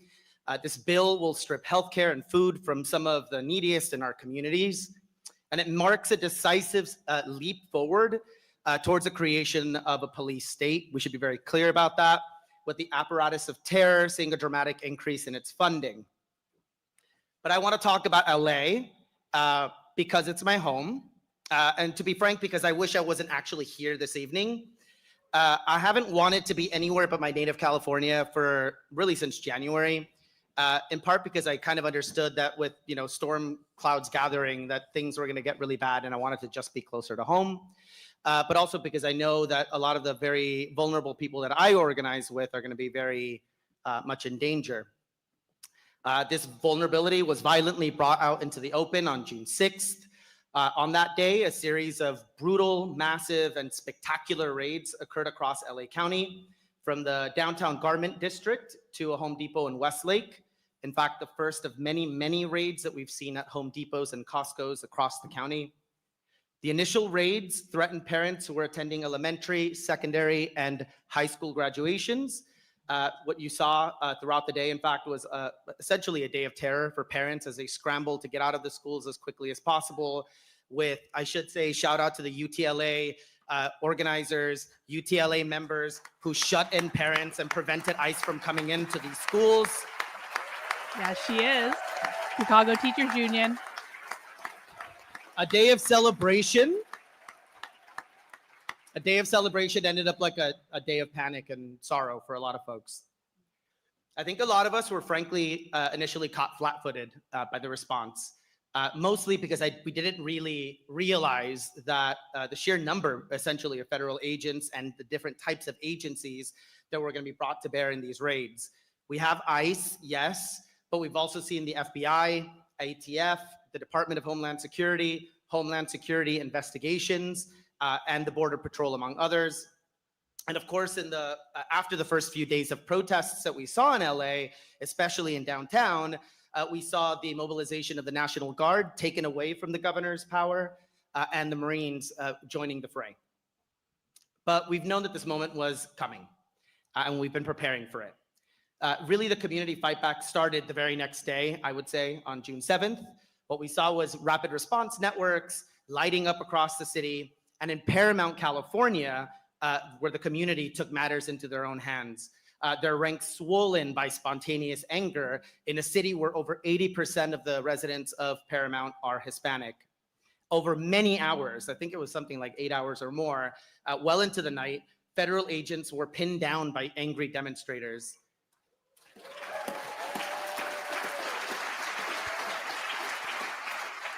The Battle of Paramount recalibrated the crisis in LA. Wow. We saw our power in the streets, but we also saw the ICE switch their tactics, prioritizing snatch and grab kidnappings, disappearing shopkeepers and street vendors, taking fathers dropping off their kids at school and mothers commuting to work. We've seen and heard of too many abandoned street carts throughout the street, full of fruit, full of ice cream, con raspados, littered all across our streets. Their owners disappeared into a system that's currently creaking and unable to track all of the detained. In fact, we try constantly to track people who have been disappeared, and the system is not returning any information to us. It's that intense at the moment. I know many of you have been paying attention a lot to what's been happening in LA, but it's probably a little hard to really grasp the scale of the disaster that's been brought upon the city at the moment. Many of our neighborhoods feel listless and lifeless. Latinos generally, including US citizens, are often avoiding shopping centers, they're avoiding going to work, they're avoiding social spaces. My mom the other day texted me saying, I walked out onto the streets of Highland Park and there was no one around after 7. It's very bizarre. But we've not been paralyzed by fear. After the initial shock, we've seen pre-existent, but also dormant for a while and now reactivated networks of rapid response, care, and political development jump into action. More importantly, many years of deep organizing in some of our most impacted communities by organizations like the Los Angeles Tenants Union have resulted in a robust and growing infrastructure for community defense. I want to name 4 pieces of that infrastructure. One is the one that we all know very well, rapid response networks. Organizers and activists They're telling you how they're fighting with an array of distinct, if overlapping, and complementary rapid response networks. Those networks are acting as early warning systems, verification mechanisms for rumored ICE sightings, and as response teams. I don't want to, though, dwell too much on these because I think most of you are kind of familiar with what they are. The only thing I do want to emphasize, though, is how deep these networks are now running. It's actually no exaggeration, I'd say, at this point to say that thousands of people, of Angelenos, are in some form or another connected to these networks, participating in these networks, or relying on these networks. One for my neighborhood alone, one that we've organized, has about 500 people in a small little community. The second bit of our infrastructure. That's intense, guys. That's a lot. Is our community defense centros or centers. when it became very apparent that big box stores such as Home Depot were being targeted by ICE, organizers and activists decided to go on the offensive, taking visible space in these heavily trafficked areas. The first centro was set up in Koreatown. They don't lie to and each it was quickly other, followed up not to each by the other. creation of a centro in Cypress Park, They're in my talking to neighborhood in each Northeast other. LA. And since then, we've seen centros pop up in East Hollywood, the downtown LA area as of 2 days ago, and more ad hoc efforts are kind of springing up all the time. At these centros, we hand out educational materials and resources. We connect folks to organized formations such as the LA Tenants Union. We offer a central hub for activists, community members, and others to meet, exchange information, and do outreach to vulnerable workers. Sorry, I'm actually recovering from COVID 4 weeks ago. And finally, we use these centers to lend eyes and ears should the threat of a raid rear its head. 3, coalition building. While LA is no stranger to coalition tables bringing together labor unions and community groups, the crisis has forced all of us to strengthen that coalition building muscle from nonprofits, workers' centers, and service worker unions like SEIU 721, who have been doing a lot of work in this area, to SEIU immigrant rights groups, homelessness orgs, religious affinity groups, and autonomous formations like the LA Tenants Union. These coalitions are operating at various levels of response and with a different set of priorities, but there is sufficient overlap between them to disseminate information and to see the elements of a larger set of strategies to fight back. These strategies range from expanding the strength and outreach of on-the-ground work to turning the heat on the city and the state to respond to the calamity facing our communities. And then finally, direct actions, right? We know what these look like. I know we've all seen footage of the Battle of LA, direct action. Downtown Los Angeles becoming kind of a ground where people were fighting, to and fro over the first, few days of the crisis. But there have also been dozens and dozens and dozens of mobilizations all across LA County, most of them peaceful. And just 2 days ago, the LA Tenants Union called for and led a mass day of action to disrupt business as usual in our communities. We called it a community stoppage, un paro comunitario, and we had direct actions all across the city. It was led by the Tenants Union initially, but was endorsed by dozens of community organizations, by DSA, and by parts of the labor movement. Guys, this is not the LA mayor. The LA mayor does not work with these people. So those are just 4 things there. What about our elected officials? That's not real. In short, That's they've fake. done next to nothing to Don't respond do to that. the moment. While California and LA declare themselves sanctuary jurisdictions, their police forces basically end up shielding federal agents from community accountability. They act as overpaid flak jackets for our modern day Gestapo. Gavin Newsom has talked the talk, more forcefully than I thought he was going to do rhetorically, but he's done very little beyond that. And Mayor Karen Bass was frankly fairly immobile in the first few days of the crisis. She only reacted more strongly rhetorically once Governor Newsom stepped up with his criticisms against Trump. They don't work with But the both mayor. of them have done far too little, basically, while the very foundations of the state are undermined beneath them. Of course, that's the point. Donald Trump threatened to cut all federal funding to California on social media on the very morning that the raids began on January 6th. It's non-existent. They don't work with Soros. Yeah, I know. That's not real. The raids aren't just an attack on the immigrant community. I really do think that this is also an attack on California as a kind of a site of struggle. So given that this is socialism, and I have to wrap up, and it's a space of reflection as much as it is anything else, I want to be able to close with 3 kind of maybe provocations They are to spur discussion or self-funded. debate No one throughout this funds conference them. and not just tonight. That's all First, I want to say conservative that I bullshit. think we need to be very clear-eyed about what's happening. LA at the moment is a test tube for the fascist onslaught. No. That very soon, all of us in this room are Stop going to lying in my experience, chat. You lie in in my our chat one more communities. time, I'm timing you And out. It's an No onslaught more. that now is being funded to the This tune is of not real. $175 billion Lie. thanks to this bill that we've all been talking about. What is happening in LA is no passing crisis, but will become a semi-permanent feature of life, and we need to get used to it. Even so, there is ample space for resistance. We are experiencing a sustained crisis of elite fracture, with the uneven terrain of federal politics pitting the interests of states and local governments against federal outreach. Even the Chamber of Commerce, and Jorge and I were talking about this a little bit earlier, have been deeply critical of the attacks against immigrants. They stood with the mayor to say that this was something that should not be happening. And he So made as it a up. matter of Stop strategy, fucking lying in my I wanna chat. ask Last folks here warning, in or this I'm room, banning you. how do Yes, we you are. sharpen Okay, those time out. contradictions further? All right, How I'm do going we to shut you push up one way or the other, fractures bro. in the state against each other as a No method more. of defense? 2, as we rightly celebrate the victory of a socialist candidate in New York's Democratic primary, shout out to Zoran. Lies only distract, guys. We don't allow them here. I want to maybe provoke discussion by suggesting that maybe we are kind of reaching the limits of what traditional state advocacy or a medium-term electoral intervention can do in response to this crisis. To temper things, right? Much of the labor movement in California, unfortunately, some of the nonprofits, even parts of the left, have been too cautious, too conservative, and frankly, a little bit paralyzed by the crisis in LA. These forces are starting to be moved to action, but we need far more of it. And the action that they can take, can only partly look like leveraging relationships cultivated at the state capitol and city hall. In other words, if the mayor is upset with you and state senators are upset that the labor unions are starting to really jump to the defense of our immigrant workers, we need to still keep on pushing. It means that we have to test these relationships to their limits and mobilize in ways that maybe we haven't in a very long time. Finally, I think this moment demonstrates in real time our capacity to defend ourselves, to feed ourselves, to think for ourselves, to decide for ourselves collectively what our communities can be.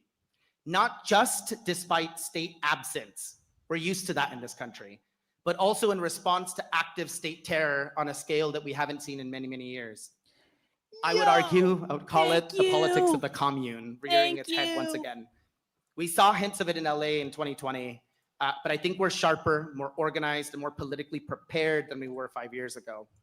So the question to me is whether the left broadly kind of understands that this kind of politics of the commune, as I would call it, isn't just a temporary mutual aid response in the middle of a crisis, but rather a growing necessity to build now as fascism grows, as the structures of liberal democracy are dissolved, and as the international order fractures under the weight of trade wars, kinetic wars, the Gaza genocide, and ecosystem collapse.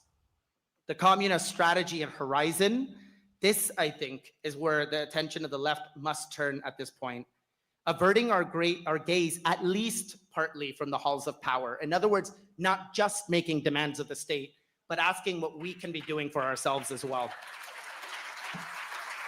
I believe that LA must also be a laboratory for that work, for a future fit for immigrants, workers. They've said they don't like the mayor over and over and over again. They have not said they like the mayor. So can we please dispense with this notion that the socialists are working with the mayor? Because the socialists are telling you they are not working with the mayor. That means the overthrow of the federal government. Our next speaker, Jorge Mujica, was one of the main organizers of the 2006 immigrant rights marches and co-author of Voces Migrantes Movimiento de 10 de Marzo. How did I do? Okay. Jorge immigrated from his native Mexico to the United States in 1987 and was elected to the Mexican Federal Congress in 2021, representing the Mexican diaspora. I will also say, it's not here, but he was one of the main organizers of the Consejo de Resistencia in Chicago, which was the coalition thanks, which CM, I organized appreciate the May it. 1st protest in the city, which was maybe We'll add that to the 30,000 total. plus people. And I had teachers who were depressed about the news go to those meetings and call me and say, oh my God, you have to go to these meetings. They're so refreshing. They're democratic. They're open. They're exciting. And a lot of that flows out of the deep commitment to workers' democracy and the sense of politics that Jorge and other organizers have. They're a real resource and incredibly important to the movement in this city. He currently is an organizer with Arise, and he educates and organizes workers to improve their workplaces here in the city of Chicago. Jorge Mujica.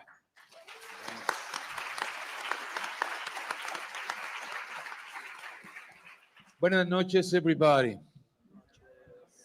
And that's another provocation because I'm going to be talking about Spanish and Latinos and affirmative action in the left.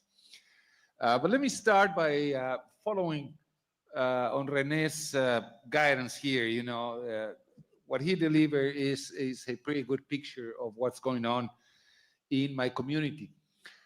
In this panel, we are supposed to talk about power.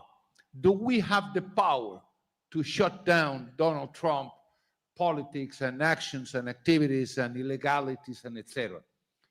I'm speaking from the point of view of the Latino community, immigrant community, and not immigrant, but their descendants. I'm going to say yes, and I'm going to say no.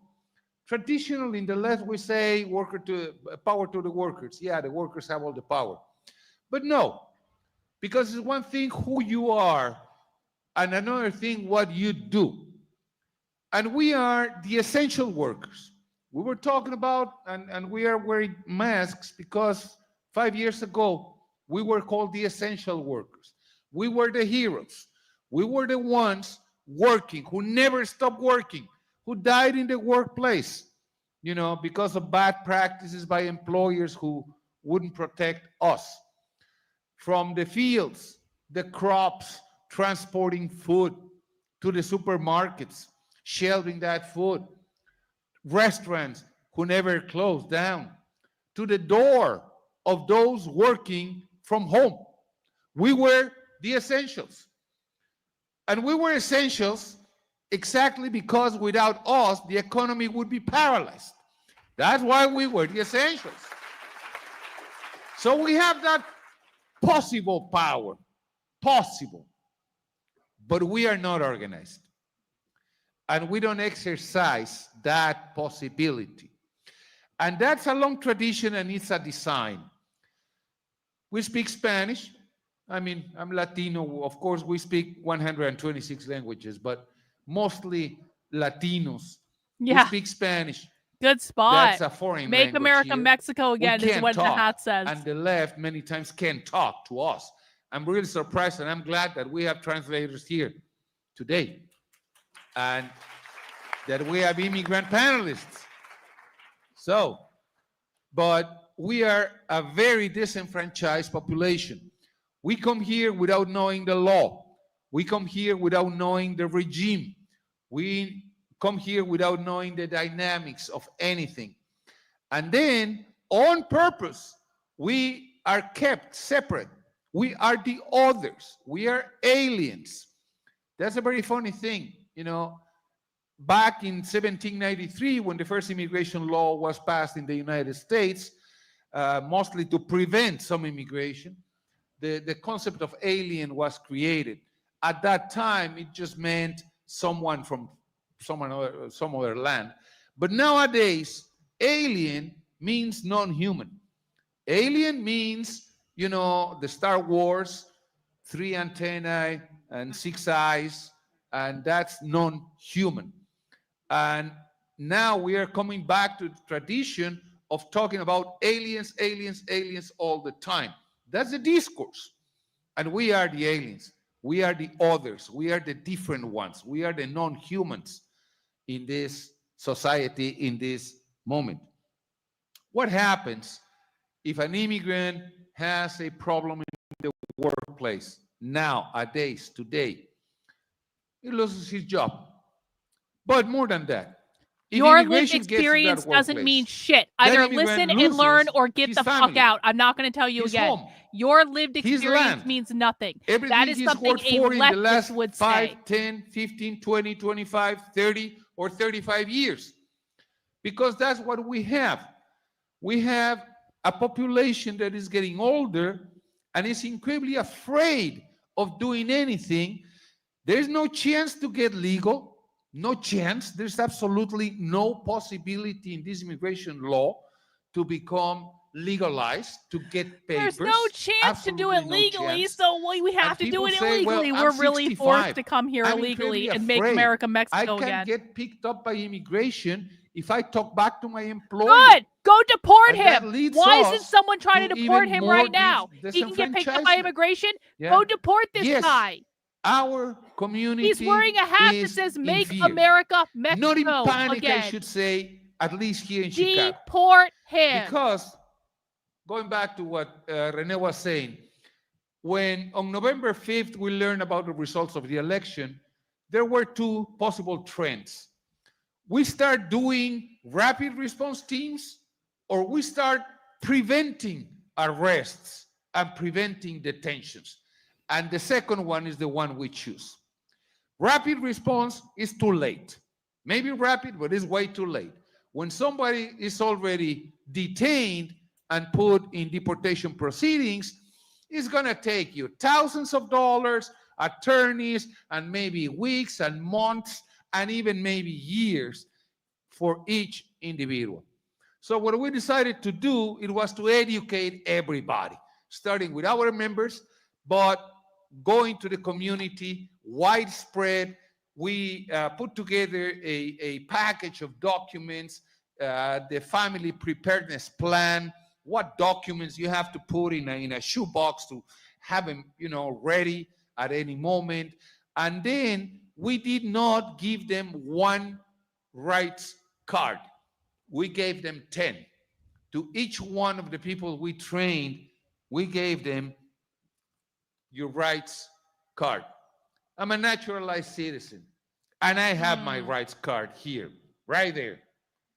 Revoke his citizenship. He wants to make America Mexico again, and he wants to help people deportation. And I can get put in a detention center. Good. Actually, Illinois sanctuary law says that there are no detention centers here, immigration detention centers here. So you get taken to Wisconsin, you were taken, are taken to Indiana. That's what's happening. But we educated people, and we succeeded. We won the Nobel Prize on Education by late January this year. When Tom Homan, the so-called czar of the border, in a live CNN interview said, we can't pick up anybody here. We can't arrest anybody here because everybody knows their rights. Yes, exactly. They're the ones preventing ICE from deporting people. These not people only directly. Your rights as a person, as a human being, as someone in United States soil and protected, quote unquote, by the Constitution. But we have to learn what to do from the point of view of left action. I think this is a space to dialogue and to make positive criticism, constructive criticisms. I think the left really needs an affirmative action program. We have to do it because we have to equalize the situation. We have to equalize that unprotected community, the immigrant community. We have to bring it up, and we have to be very conscientious. It's not going to be translating our materials into Spanish that is going to do it. We have to go further and further and further. Thank you. We really have to I appreciate think it. about Thank affirmative you. action from the left, in the left, to the immigrant communities. So generous. We have an incredible advantage today. Mexicans voted for the left, elected a socialist president. Mexico turned to the left. What? But Mexicans in the United States are not part of the U.S. left. And they have to be. But we have to bring it up. We have to bring it Mexico, they elected a socialist president. Yeah, true. We have and a many Jewish things to one, a lose. Jewish socialist Again, president. You may lose your job. We may lose our livelihood, our family, our homes that we have built here, that we are paying for because we can buy homes even if we are undocumented. Yes, we can, because we pay taxes, and we can lose a whole lot more. So we have more reasons to be afraid. But we have, because of that very same thing, we have more reasons to fight back. But we need to be organized to fight back. And that's the call we have to make to the left of the United States, to go and organize immigrant communities. Solve the language problem. I don't know how, but you have to solve it. Yeah, it's a lot of fun to speak many languages, by the way. So go have fun. Speak, talk to immigrants in whatever language possible. Help us with social media too. part of the fear in our community is because of all these non-mainstream, but the new influencers who are running rampant lies about immigration on both sides, both from the White House, the Orange House now, that immigrant equals criminal. We have to counter that. To even people in the Latino community making money talking about, oh, they are kidnapping, disappearing, and killing immigrants. You saw the bodies in the beach. The boat is floating in the sea, getting to the beach. Well, wait a second. That happened in Spain. Yeah, it's human trafficking, and they are killing immigrants, but that's back in Spain. It's not here. But they are disseminating that fear here. They are helping to disseminate that kind of rumors, that the ICE is kidnapping, disappearing, and throwing people from airplanes to the beach. And we have to counter that very, very strongly. So lastly, I don't know how long I've been speaking, but you get into the thing when you're but we are living a psychological war. Fortunately or not, or because of the education, or because of something, we get reports every day. Immigration is in the parking lot. Immigration is at the gas station. Immigration is in the other corner. But then we don't see reports of people being detained. It's very curious. We get 10 reports. Yeah, I saw the immigration agents. Yeah, but then what happened? Nothing happened. They are being incredibly ineffective at detaining people.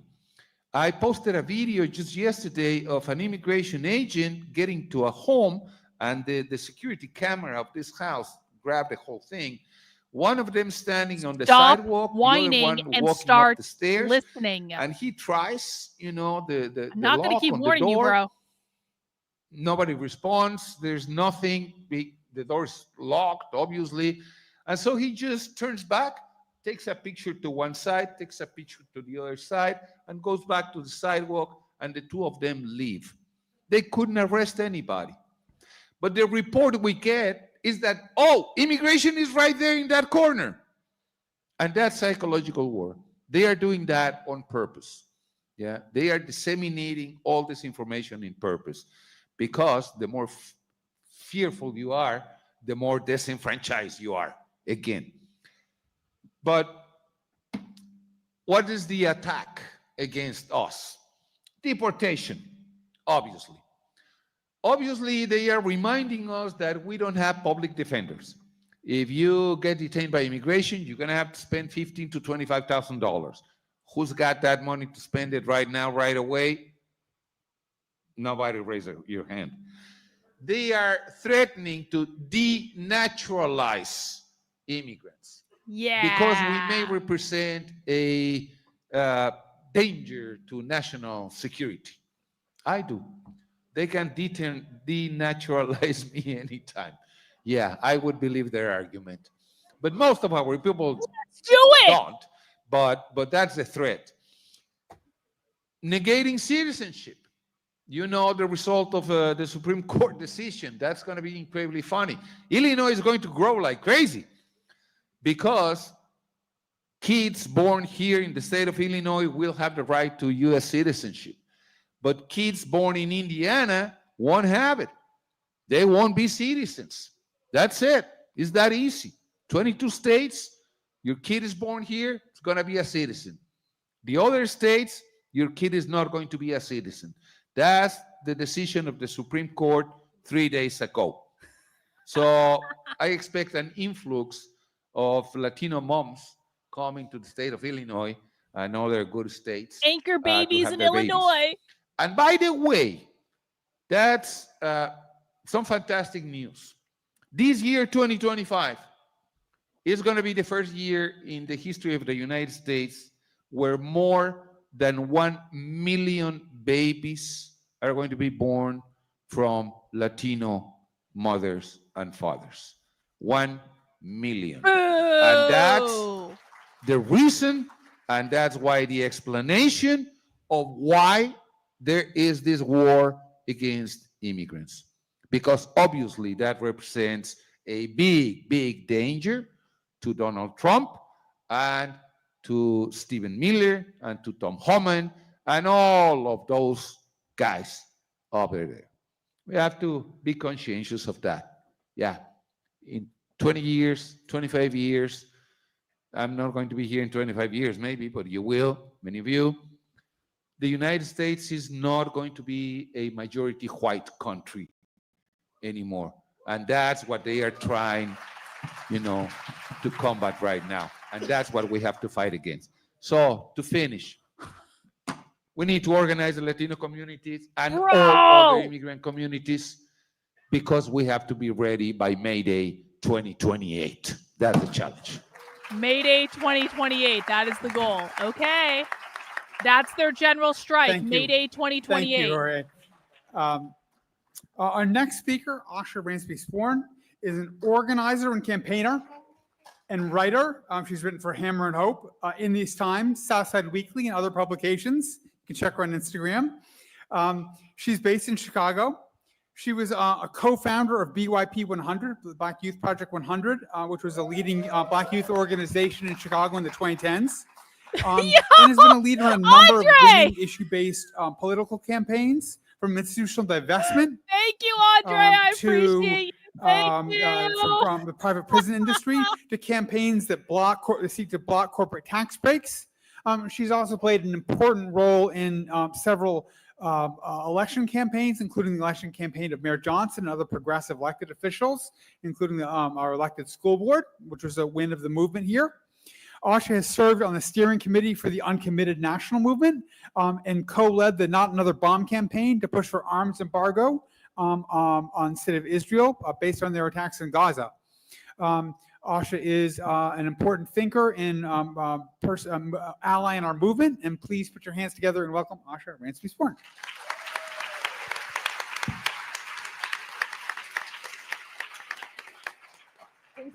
Thanks, Jesse, Renee, Jorge, and Stacy. Happy to be here tonight.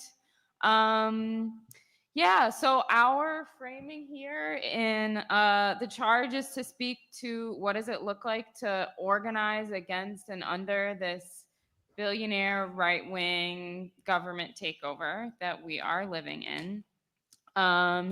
Today, other folks have mentioned this bill that just passed. It's been referred to as the largest transfer of wealth from everyday working people to the rich in American history. And I think that's significant. I'm going to just underscore a little bit some of what's already been said that's in it, and then talk about the kind of coalition that this is just one day of what they have done. A $4.5 trillion tax cut benefiting billionaires while increasing taxes on people making less than $50,000 a year. An estimated 17 million Americans will lose health care. Funding for hospitals and health systems, particularly in rural communities, will go away.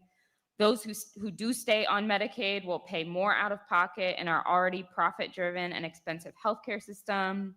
Enormous cuts to food assistance programs. I saw today a number 1 in 5 children in the country will be impacted by this.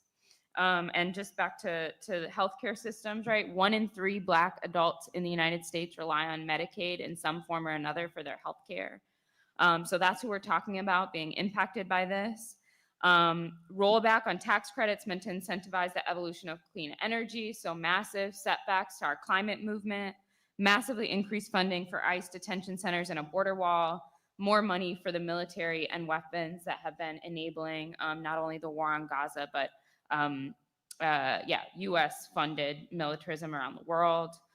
And this is about pulling the rug out from under people. It's about stealing from working class and everyday people. It's about stealing from all of us. And I think it's important that we're clear about that's what it is, that we are able to articulate that clearly to other people and that we stay angry about it.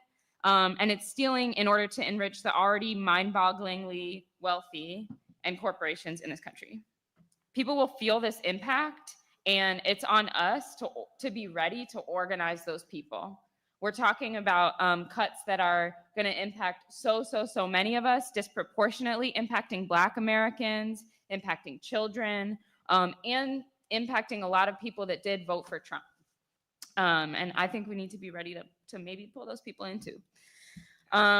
So just to zoom out a little bit. You're going to try to reach the people who voted for Trump. The right-wing That's coalition real. that is pushing this billionaire-backed agenda, I think includes several different camps that have some distinct origins, some distinct ideological leanings, and they have come together across difference to get kind of on the same page. But there are also some important differences and fractures that we can notice, which are important for the left to understand as we think about how we might exploit those divisions. I don't think we can talk about how we got to this moment in this country, how we got to Trump and Elon Musk and Project 2025 without talking about the multi-decade project of billionaire right-wing, really like party building that eventually took over the Republican Party that was funded by the Koch brothers. So starting in the 1970s, the first elections the Koch brothers started spending were judicial elections. So if we talk about how messed up our judicial system is, all the decisions they're making in favor of corporations, in favor of Trump, in favor of billionaires and the wealthy, that project of stacking the courts in the favor of the billionaire class, that it, say what? 50 years in the making to stack our judicial system, to set it up for them to do what they're carrying out now. And that was the Koch brothers getting sued for so many environmental violations that they were like, actually, we're going to start spending money in these elections in the places where we're getting sued so we can sway the judges against us. That's like the origins of Koch brothers spending in politics. They start organizing other billionaires to get on the same page with their libertarian ideology. They decided after running running David for president on the libertarian line and only getting 1% of the vote, that actually taking over the Republican Party is a more viable strategy, and that's what we're going to invest in, building a faction to do over time. I think that's interesting for the left to think about as we think about what strategies are viable for us. But I'm not set in stone on that. We can argue about it after. So I don't think we can think about this moment without thinking about the old guard, old money billionaires who, like, literally the Koch brothers, their father built up his oil empire, like in part by running the oil refineries that the Nazis used, that Hitler's oil refineries that fueled the Nazi military. What? These are really, really evil people, deeply ideologically committed to a libertarian, free market, deeply white supremacist economic vision in our country. Hitler was a libertarian, and organized for sure. a big tent coalition. They had they went from cadre organization, the John Birch Society, look it up, white supremacist, super fringe, libertarian, free market organization that the Koch brothers and others that, and some of the folks that started the Heritage Foundation come out of. They decide, hey, we actually need a big tent coalition. We need to expand from this kind of fringe space and really take over. And they enacted a multi-decade strategy to do that. Now, what we're seeing now, we have an alliance between some of the forces of the kind of old money billionaires. We have this newer MAGA, America First populist movement that has taken advantage of what some of the old money billionaires have really seeded over time. We can think about the like Steve Bannons of the world and the really like America First right wing base of Trump supporters. And then, most recently we have like the techno-fascists, we have the tech sector.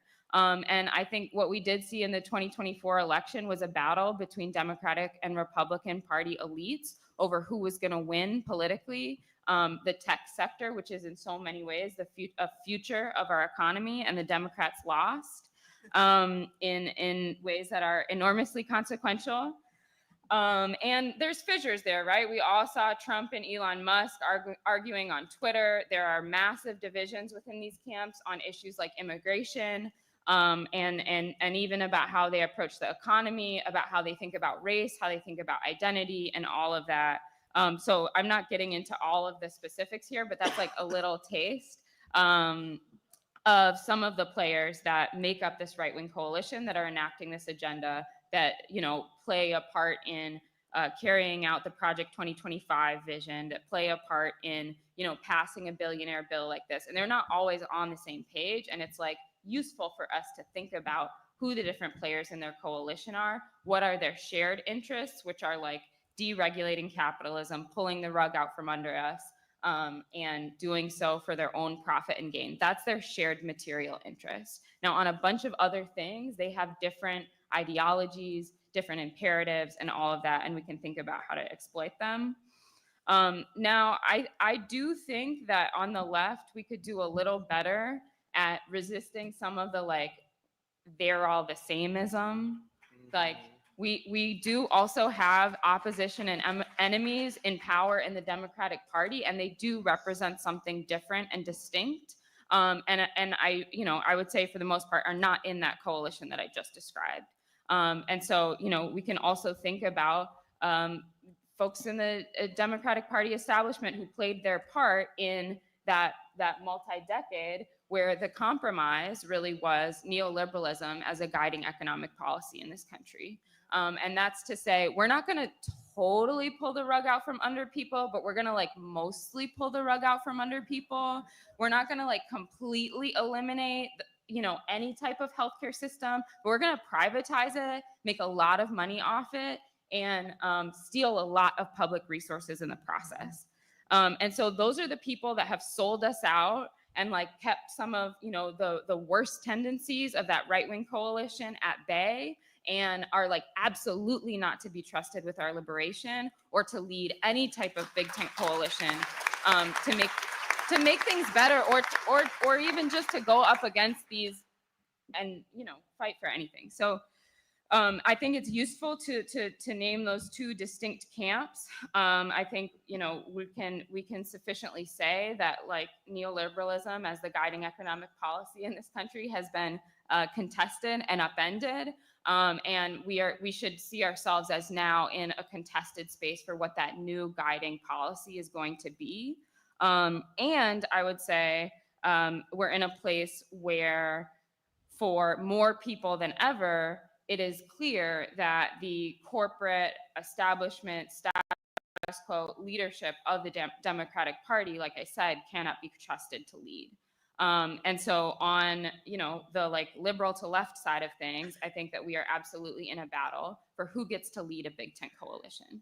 And, you know, I do think the path to fighting the techno-fascists and the authoritarians and the billionaire right, who are our enemy, has to do with getting these like status quo Democrats out of the way, figuring out how to polarize where we can, and get some of them are going to have to like just fully fall to the wayside, like retire, like, you know, get out of politics, go do something else, get challenged by you know, an insurgent candidate, what have you.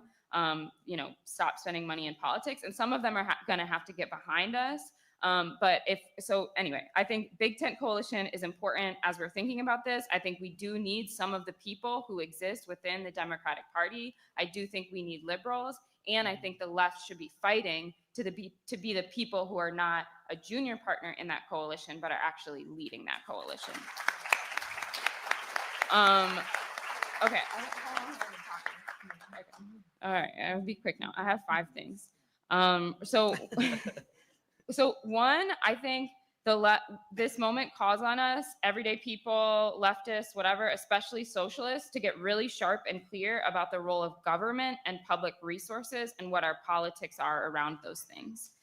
As someone, you know, despite its current utter insufficiency to take care of people, the possibility of how we want public systems and institutions to function, how we want public resources to be spent. And when I say public resources, I mean the resources that belong to all of us collectively and have for the most part been stolen or misused. We need to get clear about how we want those things to be spent, and then get clear and be in conversation about how we want to gain control of public institutions for the good, of the many and not the few, and how we want to make them work better than they currently do. I think that's important. As someone who came into this work as an abolitionist, you know, I am deeply rooted in how messed up all of our government, state-run, and public institutions are, and I believe in the public good. I believe in the common good, and I believe that, you know, we need to live in a society that has institutions that are for all of us.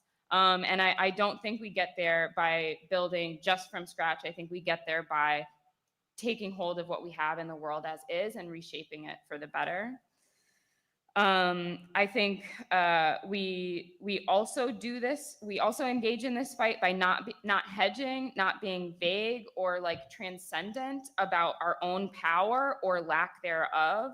We need to be engaging in fights that give us an accurate reflection of our own power, and then engage in honest education to others about how power works. And then doing the really massive efforts of winning people over to the hard work of building and consolidating it. And, you know, it's hey, thank you, Missy. I appreciate it. To get millions and millions and millions of people with this much power on the same page to wield it up against, you know, billionaires who like maybe only have to get a few dozen people on the same page to wield the same amount of power. With an enormous inequity comes like the greater challenge of consolidating our power, and that means we have to be committed to being a part of movements and fights that are bigger than just the small few people that agree with us. That's actually why I like doing elections. It forces us to be honest about our power. You know, we might not like who gets elected, but it's like an honest reflection of like, yeah, if that's what's happening, it's because we have actually very little power, and we have to like look that in the eye and figure out how to change it. And I'd rather elect our leaders than not get to elect them. I said a thing about coalition. So the third thing, right? Right? Like what else? It means we need to be clear about coalition. We need to be big. I believe we need a majoritarian tent. And we need to be strategic about what issues we forefront and how we think about issues. Thinking about housing for all, healthcare for all, and getting more granular from there. So where you're bringing people into a majoritarian tent. We need on-ramps for people who we might not like, we might not agree with, but we would rather have them get behind left leadership, left strategy, and left vision than be working against us. And, you know, I think that includes people who might have, you know, gotten confused, like some of my neighbors who I argue with and like voted for Trump, but like we can win them back. It requires being internationalist, and it requires us being like really honest and serious about the Democratic Party question, and how we as the left relate to it. They don't like the Democratic Party. The fourth thing, I think leadership. I've been thinking a lot about leadership in this moment. And, you know, I think we can be kind of liberal about this, but I think we need strong leaders. I think we need to learn how to have healthy relationships with them on the left. And we need to not only challenge, but then back up and support leaders, both political leaders, labor leaders, organizing leaders, community leaders, when they take up the challenge of fighting in the face of enormous risk. Elected officials are getting arrested for, you know, opposing illegal, you know, arrests and deportations. And that is just like, you know, one example of not even the greatest type of risk that people are taking by standing up in this moment. So I think we need to challenge our leaders to take risks, to be bold in the face of, you know, the billionaire right, and then back them up when they do. You know, I think about I think about people like Zohran Mamdani. I think about people like Brandon Johnson, who has stood up to Trump in this Mayor of moment. Chicago. I think about people like Stacey Davis Gates, who, you know, at a recent event, you said something along the lines of like, I dare Trump to tell us we can't teach Black history to Black children in the city of Chicago. And I've been like hearing that in my head ever since. But that's the type of leadership that we need. We need people like Delia Ramirez and Summer. The president of the Chicago Teachers Union is coming up, guys. This is going to be a really good talk. Like Palestinian Americans like Abbas Alawiya and Layla Al-Abed, student leaders like Mahmoud Khalil, and a million other people. We need people like Cori Bush and Jamal Bowman who despite facing massive multi-million-dollar attacks, pushing out not only some of our most vocal leaders for a ceasefire, but some of the most progressive Black leaders in Congress on education, on housing, on a million other issues, who are still doing more to resist this billionaire right-wing coalition than like 90% of Democrats in Congress. We need people like that. We need to back them up, and we need to, we need to back people's leadership up no matter where they're doing it from. And so I think that like big tent coalition does mean we back up the people who are going to be our like left-wing fighters within it. And all those names that I listed are like imperfect people. I don't agree with everything any of those people have ever said or done, but they're all people who have taken on some responsibility to build and wield power, to get their hands dirty, to do the work of leadership. And I do think that that's something that we need. And then, the last thing is just like being really clear about a left agenda and a left alternative. It's not enough to just be fuck billionaires, anti-authoritarian. We want to fight these guys. We actually have to have something alternative to offer. And it's not going to be crumbs. It's not going to be back to normal. It has to be big enough and bold enough to win people over, to compete with the right, who is winning over a lot of people who are disaffected with the way that things are. And compel people to action. There are a lot of people in the city of Chicago. I think it's like 25% voter turnout in this like last presidential election. There are a lot of people who are actually just not participating at all. And that like political depression, I've been knocking on doors the last couple of months, and I hear it deeply. And so, we need big, bold, left alternative positions. We need to have real leadership that's willing to fight for those things. I think, big, bold agenda is different than like lofty, unrealistic ideals, but it's just being serious about how we deliver and not being afraid of getting our hands dirty to do the work of getting there. Now I want to hear Stacey talk. All right, President of the Chicago Teachers Union, guys, hang on to your hat. This is going to be good. Thank you, Asha. I want to hear Stacey talk too. Me too. Stacey Davis Gates is the president of the Chicago Teachers Union and the executive vice president of the Illinois Federation of Teachers. Let's go. And that's no joke, because Illinois is not Chicago. Under Stacey's leadership, the CTU has led the fight for racial and economic justice in the city of Chicago. She has been a fierce advocate, not just for the rights and benefits of working class people in general and people of color in particular, but for the humanity and dignity of these communities.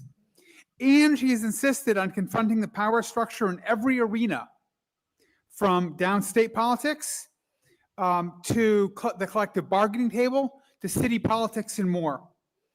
All of which has made Stacey a boogeyman of the local ruling class and subjected her to all manner of attacks. And yet she has continued to advocate, to organize and lead, not just in Chicago, but is playing a key role in the Made a Strong coalition nationally. And she continues to be an outspoken advocate for a different kind of future that we can all believe in. I'm proud to introduce my president, Stacey Davis Gates.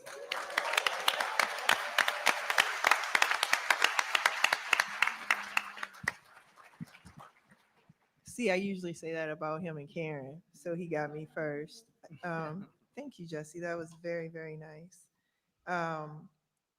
And so because I'm a teacher and I am in a learning space, Renee gave me, in preparation for this, because I allow myself to be open to the moment as well before I speak, because I want to hear what other people are thinking and how it connects and what it connects to.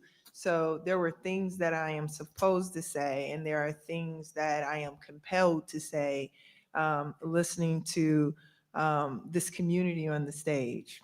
Let's go. And so Renee said that Stacey, in this moment, rapid, immediate response has to become institutional.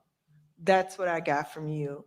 You said that you have to have a network, you have to have some direct action to go with it, and that the centers of defense are mobile. They're not a building, they are wherever people need them. and that you have to amplify this and get in the faces of those who have influence and decision-making capability. That's what I'm going to take with me, is the immediacy of resistance.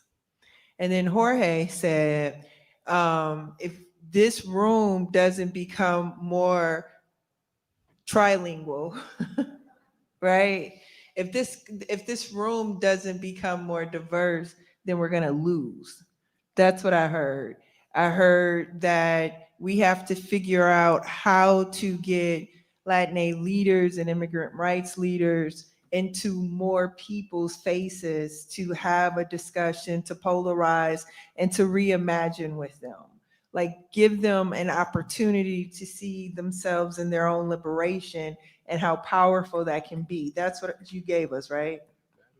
And then Asha, like, I'm done, which is why I'm rambling. Asha used the word "and."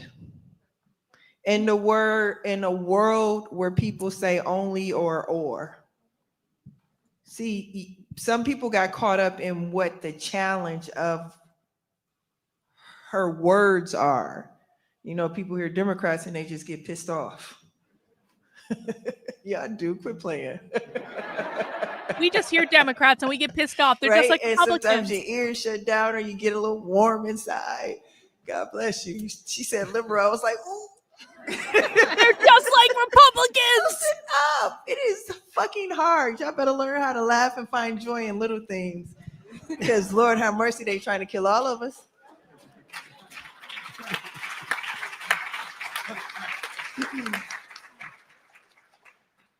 It's one thing that you learn being a church kid is how to laugh at yourself and your rituals, and you know how seriously the institution takes itself. And so you learn how to wrestle with that, and typically is your cousin that's really funny, and then you develop some laughter around it. But Asha said the word "and." And in saying the word "and," she's challenging us to understand our liberation, perhaps our survival, maybe the repair and the reconstruction in a united front that you may not want, but may be necessary. So how do you stretch your imagination to reimagine what that could look like, and not from a space of sitting at the junior table is what I heard, but from a space of being the biggest person in the room. So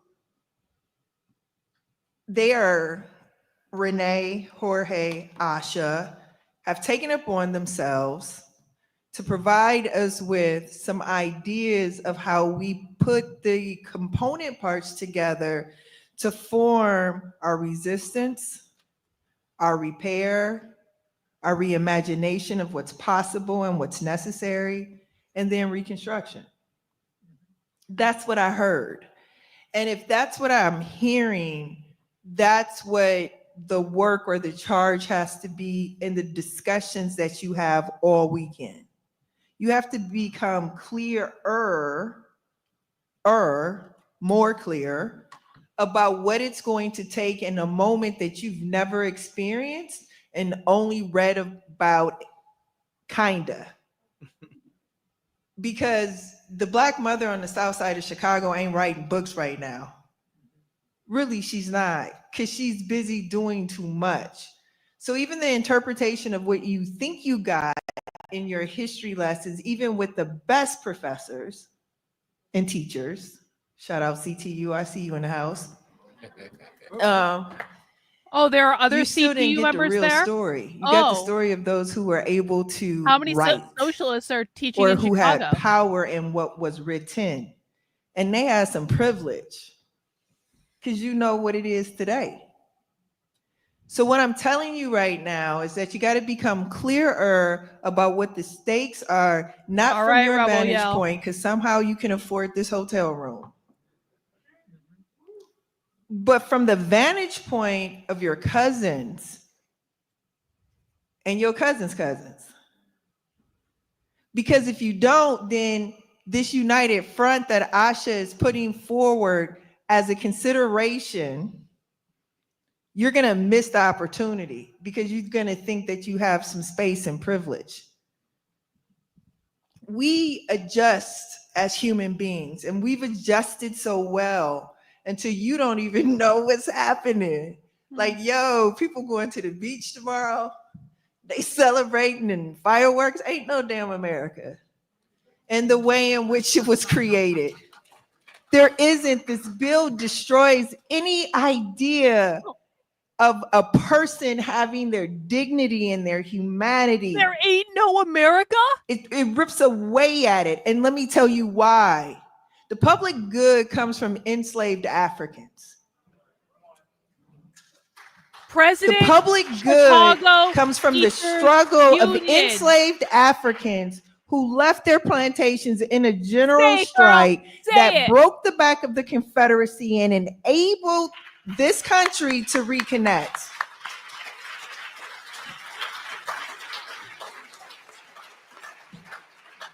And once that happened, those same people said that we need infrastructure to appreciate the fullness that this country has to offer. This is why and in that they called upon public education, public health, and the Department of Justice.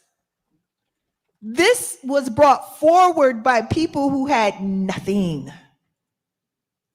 So when I tell you to imagine what's possible, not from where you sit, I am giving you now a historical starting place. So the reimagination of this place that we are trying to save, but kind of not because we ain't out here saving it. Like we doing stuff, like shout out to CTU.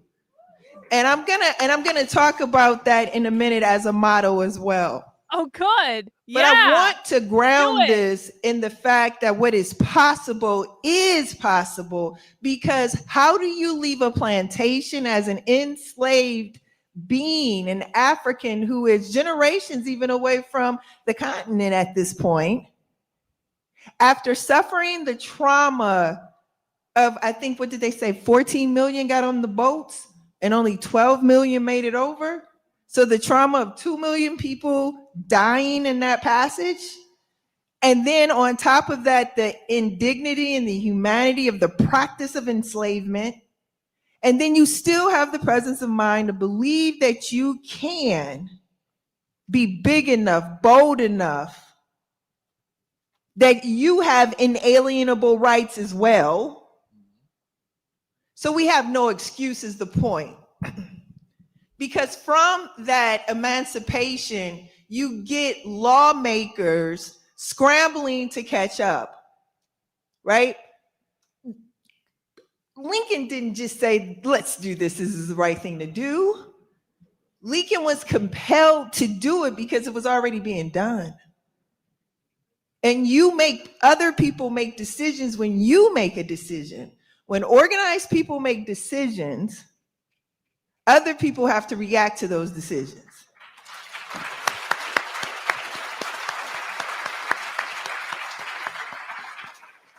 And so you get the Emancipation Proclamation, which, by the way, Ken Griffin has encased because he bought it.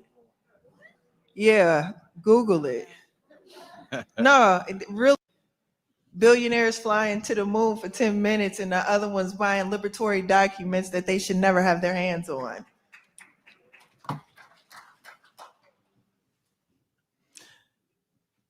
So I belong to a caucus called the Rank and File. Who are we? The Caucus of Rank and File Educators.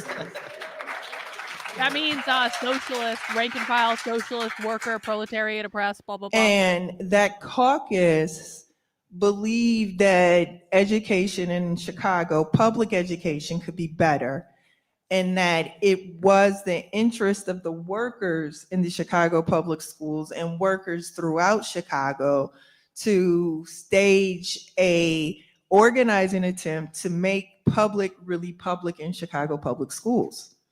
And so just these wonderful organizers, you may know one, his name is Jesse Sharkey. Karen Lewis, Jackson Potter, many others. But they figured out that you could actually use the union to combat privatization, to use it to challenge the segregation of the city. And short of the long, CORE wins the vote in our union, and they become the leaders of our union. Yeah, clap, because that was hard. And in 2012, CORE leads a strike.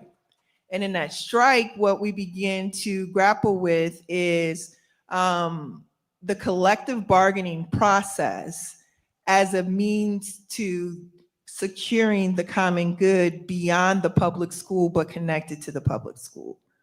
At the same time that you reignite the militancy of unions who practice a really radical solidarity in a union that Socialism. is not all at this conference. Yo! Okay. So this practice of solidarity begins to build with people who, you know, think about things differently. So this word "and" is a part of how you build solidarity. And you also practice solidarity in the relational way in which you have to choose the thing that we're all going to say yes to, instead of focusing on the things we know we ain't going to ever say yes to, right? And that's okay, because along the way, what we found at CTU through CORE leadership is that even those people who wouldn't say yes at first figure out how to say yes, because you're practicing a solidarity which shows people what's possible. And what's possible was the 2012 strike, where you put tens of thousands of people on the street resisting privatization, resisting the neoliberalism of the mayor at the time, Capitalism resisting means private the property. segregation, resisting school Talking about closings. resisting And so you capitalism. build a militancy and a coalition where if it has to go down, it goes down. You call the strike.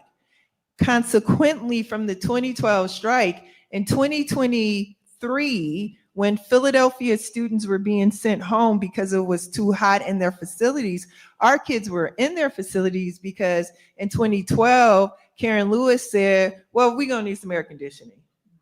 We're going to need to make our facilities tolerable in the heat. Little did we all even understand at the time what type of moment she was seeding and saying that facilities had to respond to the climate crisis.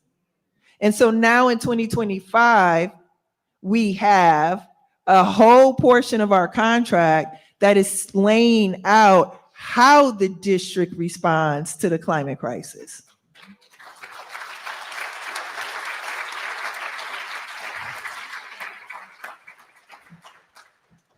What I am saying to you is that CORE in Chicago with a union has helped to create an infrastructure in this city that is complementary to all of the movement spaces, that is complementary to the struggles for justice and whatever strata you are working for justice in.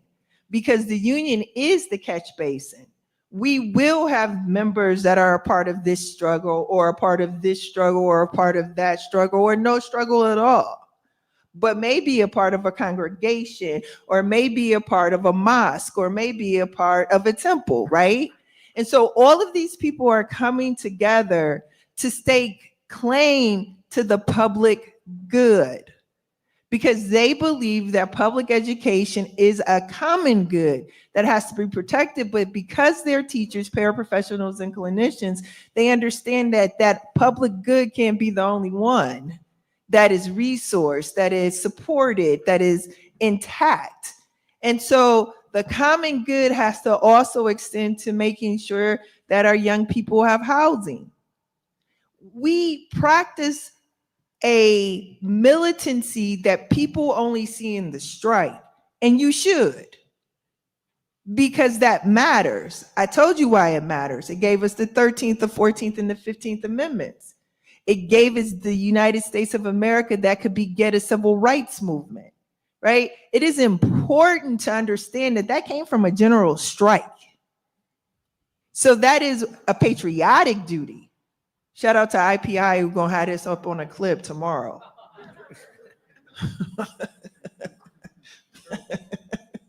Y'all better laugh. Right. I'm saying that though to say that what you have to do as a union is use your collective bargaining process to make it better for everyone. And then you also have to use the fact that labor doesn't exist in a world of worker only. Workers are mothers, so childcare matters, right?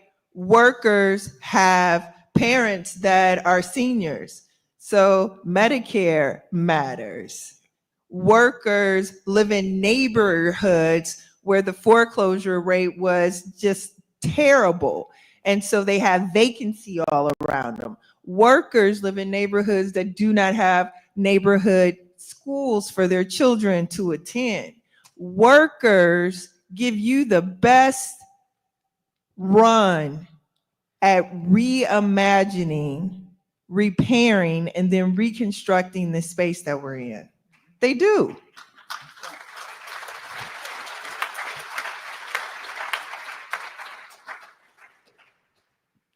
So I'll put forth the challenge. I'll put forth the challenge that resisting, reimagining, and reconstructing have to happen at the same time. And that you have to look at Chicago as a model for how to do that in an expressly neoliberal space where the leadership has sold every piece of Chicago to the highest bidder and there's no equity. What we are attempting to do in Chicago as a movement is something that no one has ever done before. So I appreciate the critique from afar, and I invite you to critique up close with your hands dirty.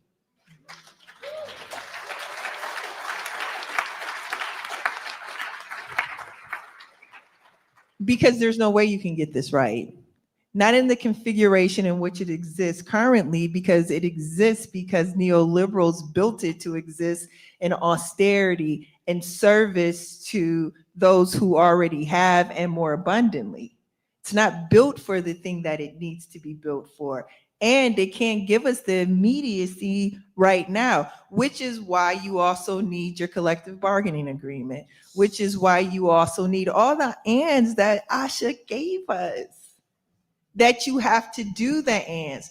Look, I know we think it's cute that, you know, the Black Panthers served breakfast, but it's not cute. It was one of the most strategic organizing moves that anyone could ever make.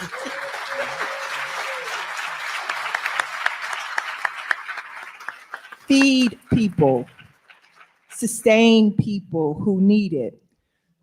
So, because I've been talking too long and y'all are weirdos for staying in your seats. Like, I know when a room wants to leave and y'all don't, and I have no idea why you don't. Because you have been here a long time. So I'm gonna feel compelled to bring this to a close. Listen, you all, we have no idea what this thing is that we're living in. I call it a Marvel movie. And I do. You know, the Marvel movie where you had the TV is on in the background and you hear the politicians and they are so disconnected from it. And then you are also like seeing the destruction outside the window and people are just kind of going on along. It's just crazy, right? Every day it's something different and worse than it was previously. And I'm still very hopeful. I'm very hopeful because I understand that organized people, even when you have no idea what liberation means in reality, even though your inalienable rights have been, you know, called 3/5 of a person, like we literally have an opportunity to reimagine and reconstruct this in the image of the justice that it was originally intended for. 12 years was not long enough.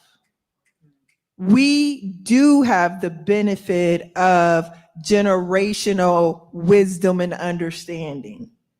So I'm going to challenge us. Look for the models and the microcosm.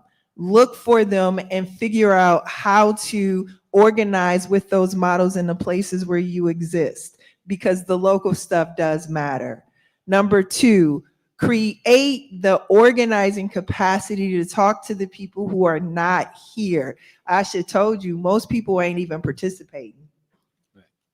That's already telling you there are more people like you who can see and hear, right? People who are like not getting their needs met. So that's who we got to talk to. And we have to be patient because they have every right to be skeptical. They have every right to call bullshit. They have every right to believe that you're only there for a moment in time. So give them that, because they deserve that. And it's really true. And then tell people the truth and win them to the reconstruction of the world that they deserve to live in. That is our work right now. And there's no better time than now to start it. So if you're a worker, join your labor union. And if it's not doing the thing it's supposed to do, then your work is to get that labor union to do the thing it's supposed to do. It's the right? hook. Use the democratic process. The frogs are the hook. If you're a member of a community group, figure out how your group is a part of a bigger, bolder coalition to call for the things that are necessary in that moment, because you can't do it by yourself. And if you are a thinker, well, write the Project 2025 to hell so we can get started, right? Everyone has a place in this, from the thinkers to the writers to the organizers to the leaders to the amplifiers to whatever. The word is and urgent. Thank you. Thank you, Stacey. We appreciate you. Thank you, guys. Really good. Is that it? Si se puede. Is that it? Si Hang se on. puede. Si se puede. Si se puede. Si se puede. Si se puede. Si se puede. Si se puede. Si se puede. Si se puede.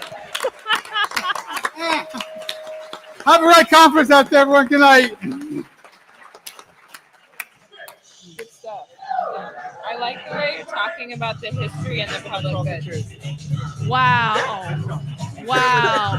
All right, guys. Night 1 of the Socialism Conference is officially in the books. How's everyone feeling? Especially, I'm curious about like anyone who's watching the Socialism Conference for the first time. What do you guys think? Is this anyone's first introduction to socialism? I'm going to be honest, like there were a lot of highlights of that for me. The first guy was probably the best, the tenants union guy from Los Angeles who was talking about all the stuff they're doing in Los Angeles against ICE. I was like, oh, those are some clips in there. And then, of course, Stacey was just fabulous. I also want to get that Mexican guy deported. I think if we work really hard and we tweet a lot and we tag the right people, we can probably get that Mexican guy deported. And I think that should probably be one of our goals. And so, hey, welcome, Texas Patriot. First time seeing our show. Guys, please make sure you are subscribed if you are not already. As a reminder, I will be streaming the Socialism Conference all day for the next 2 days. Thank you, Alex. You got to fix the number. Oh, God, you're going to make me do math, aren't you? Okay, we're gonna fix the number. Okay, 17. Okay, I don't know why we're putting it as 1317, but okay, we're just going with it, Alex. We're going with it. We're living in your world, bro. So I thought the first kickoff of the event was really, really good. And I want to remind people, like, as we're watching the Socialism Conference, and I'm going to put the streaming schedule in the chat for the next couple days, so you guys can check out the schedule. If you are, the PSL is actually not usually involved in this, believe it or not. So the PSL doesn't actually play nicely with Haymarket Books. And so I've been covering the Socialism Conference. This will be my 4th year covering the Socialism Conference. I've never seen the PSL involved. And so maybe they're there and I just don't know about it yet. That's entirely possible. But the PSL is absolutely not on the speaking list. I've gone through the entire speaker list. They're not on the conference sponsorship. And so I think no, probably not. And this is probably like a case of socialist infighting, because there are a lot of leftist groups that don't like the PSL because the PSL is more Stalinist and Maoist. And the groups that we're watching are more Marxist Leninists. And so they probably aren't involved. But that's actually a great question. That's a great question. Yeah, you know why you just found me? Because I've been shadow banned for years and none of your conservative influencers will cover my work. But I'm glad you're here for right now, because that means you get to see the primary sources live, and that really is the goal. Guys, I hope tonight showed you, for new people, why we watch the primary sources live if we can, but certainly recorded. Because the things you see at stuff like this are never reported anywhere. And stuff like this, I know this is like the official socialism conference. It's the big deal event, right? But stuff like this happens all the time. I cannot emphasize this enough. We're going to see a ton of crazy presentations over the next 2 days. But I can, like, people on my channel have been watching presentations like this almost every single day for years. So I cannot tell you enough. If you are new to this and you're feeling overwhelmed and you're like, what the fuck is this? I've never seen anything like this. This is because right-leaning media does not cover this. I am one of the only people on the internet that's been covering this stuff consistently for years and years and years. And so I don't mean to break anyone's heart about your influencers, but I want to welcome everyone that's new here to the channel, because it's really important people see this. And I'm going to be honest, guys, like, it's honestly, okay, I know it sounds bad to say. It makes me happy to see so many of you with broken hearts in the comments, but you have to understand that me and my community have been screaming about this shit for years, and it was like we couldn't get people to listen until the Los Angeles riots. And so it sucks that you're just finding the content now. I'm really sorry. I tried my best to get it out there. I just couldn't do it. But now that you're here, it makes me really happy that you're seeing it, because we need more people to hinge into reality. This is reality. And I understand that this is scary. And I understand that a lot of you, if this is your first time seeing this, are shocked at what you're seeing, because 3 years ago, when I watched the Socialism Conference for the first time, I was in exactly the same position, okay? But this is reality. And we have 2 more straight days of streaming at the Socialism Conference. And if you go to the Substack, that is Karlyn, KARLYN.substack.com. You can see we are starting at 11 a.m. tomorrow. This is the presentation schedule. First, we're going to hear about the tenants' rights movement. Now, this presentation just became a whole heck of a lot more interesting to me, because the guy in that opening keynote said that the tenants people are involved in the Los Angeles riots. And so I actually wasn't that interested in this, and now I'm very interested in this, because the opening keynote just said that the tenants' rights organization are involved in the fucking riots. So now we have to hear what they have to say. At 1 p.m., we are going to be doing Rethinking Anti-Fascism. At 2:30, we are going to be doing Debt is a Labor Issue, Unions and Debt Abolition.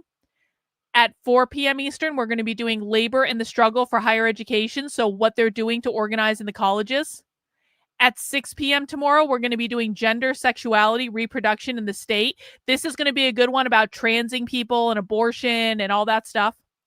At 7:30 p.m. Eastern Time, we are doing Reclaiming Our Future. Check this out. Check this out. Listen to the title of this presentation, guys. Outer Space as a Site of Organizing and Imagination. The Socialists at the Socialism Conference are doing a presentation about organizing in space. We have been given a gift from God in this streaming schedule, and I hope everyone appreciates the amount of entertainment that we're going to have over the next 2 days. And stuff like this doesn't happen all the time. Like, we're going to get to experience this live as it happens. And then at 9 p.m., Fighting Fascism, Lessons from the Colonies. So listen, I know that tomorrow is July 4th. I get it. Everyone wants to go to a parade. Everyone wants to go to a barbecue. Everyone wants to light something on fire.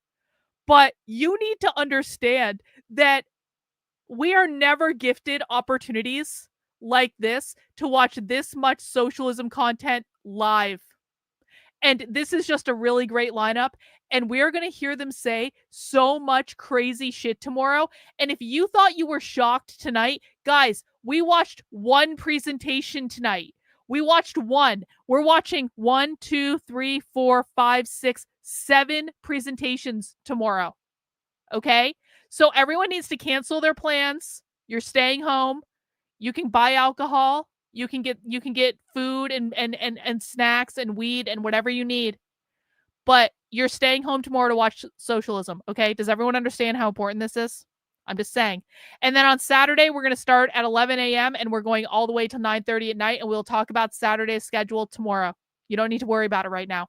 To now, we're only worried about tomorrow, okay?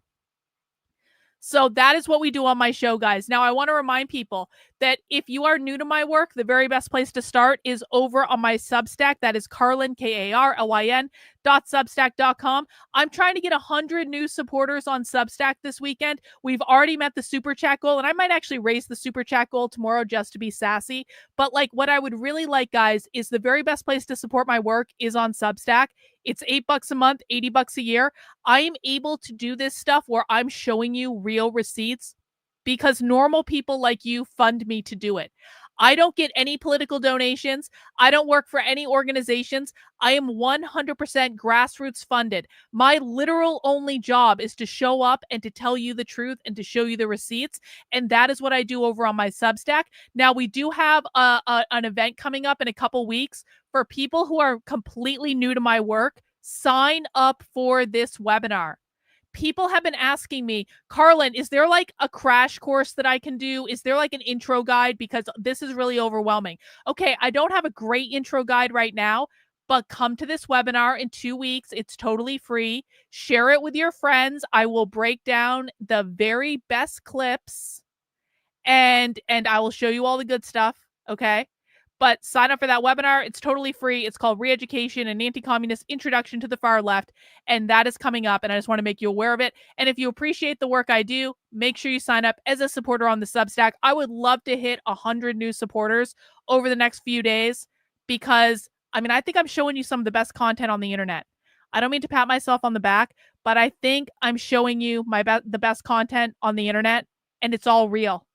And by the end of the weekend, you're all going to be addicted to socialism, and you're going to come here all the time, and you're only going to want to watch socialism. And I'm sorry I have done this to you, but it's also pretty great because, listen, man, if you guys like dystopian things, if you guys like books like Brave New World in 1984, it's real and it's happening in front of us right now, and we can watch it live on the internet. And that's all I'm saying. So I'm going to take my leave. And I'm going to go to bed. And I'm going to wake up tomorrow bright and early so I can be streaming by 11 o'clock for you. Do I consider myself far left? Only retards would consider me the far left, to be really honest with you. Anyway, I will be back tomorrow at 11.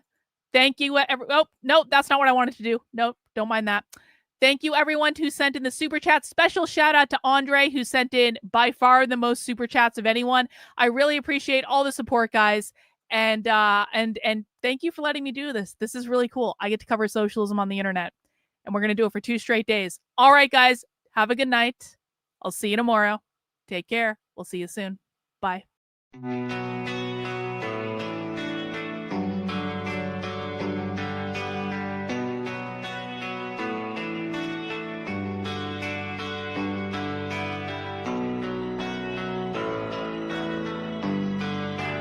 How are you feeling?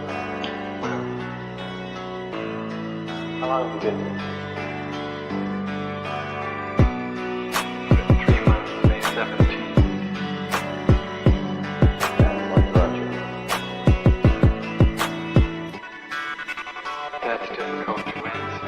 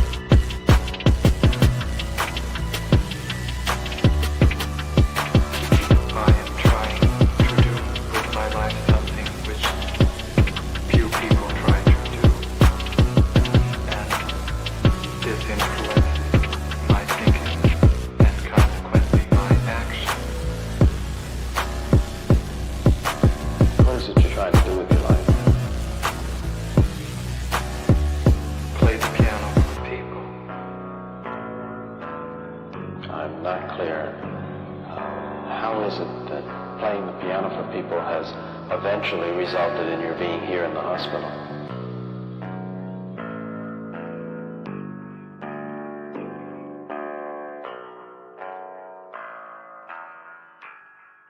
That's difficult to answer.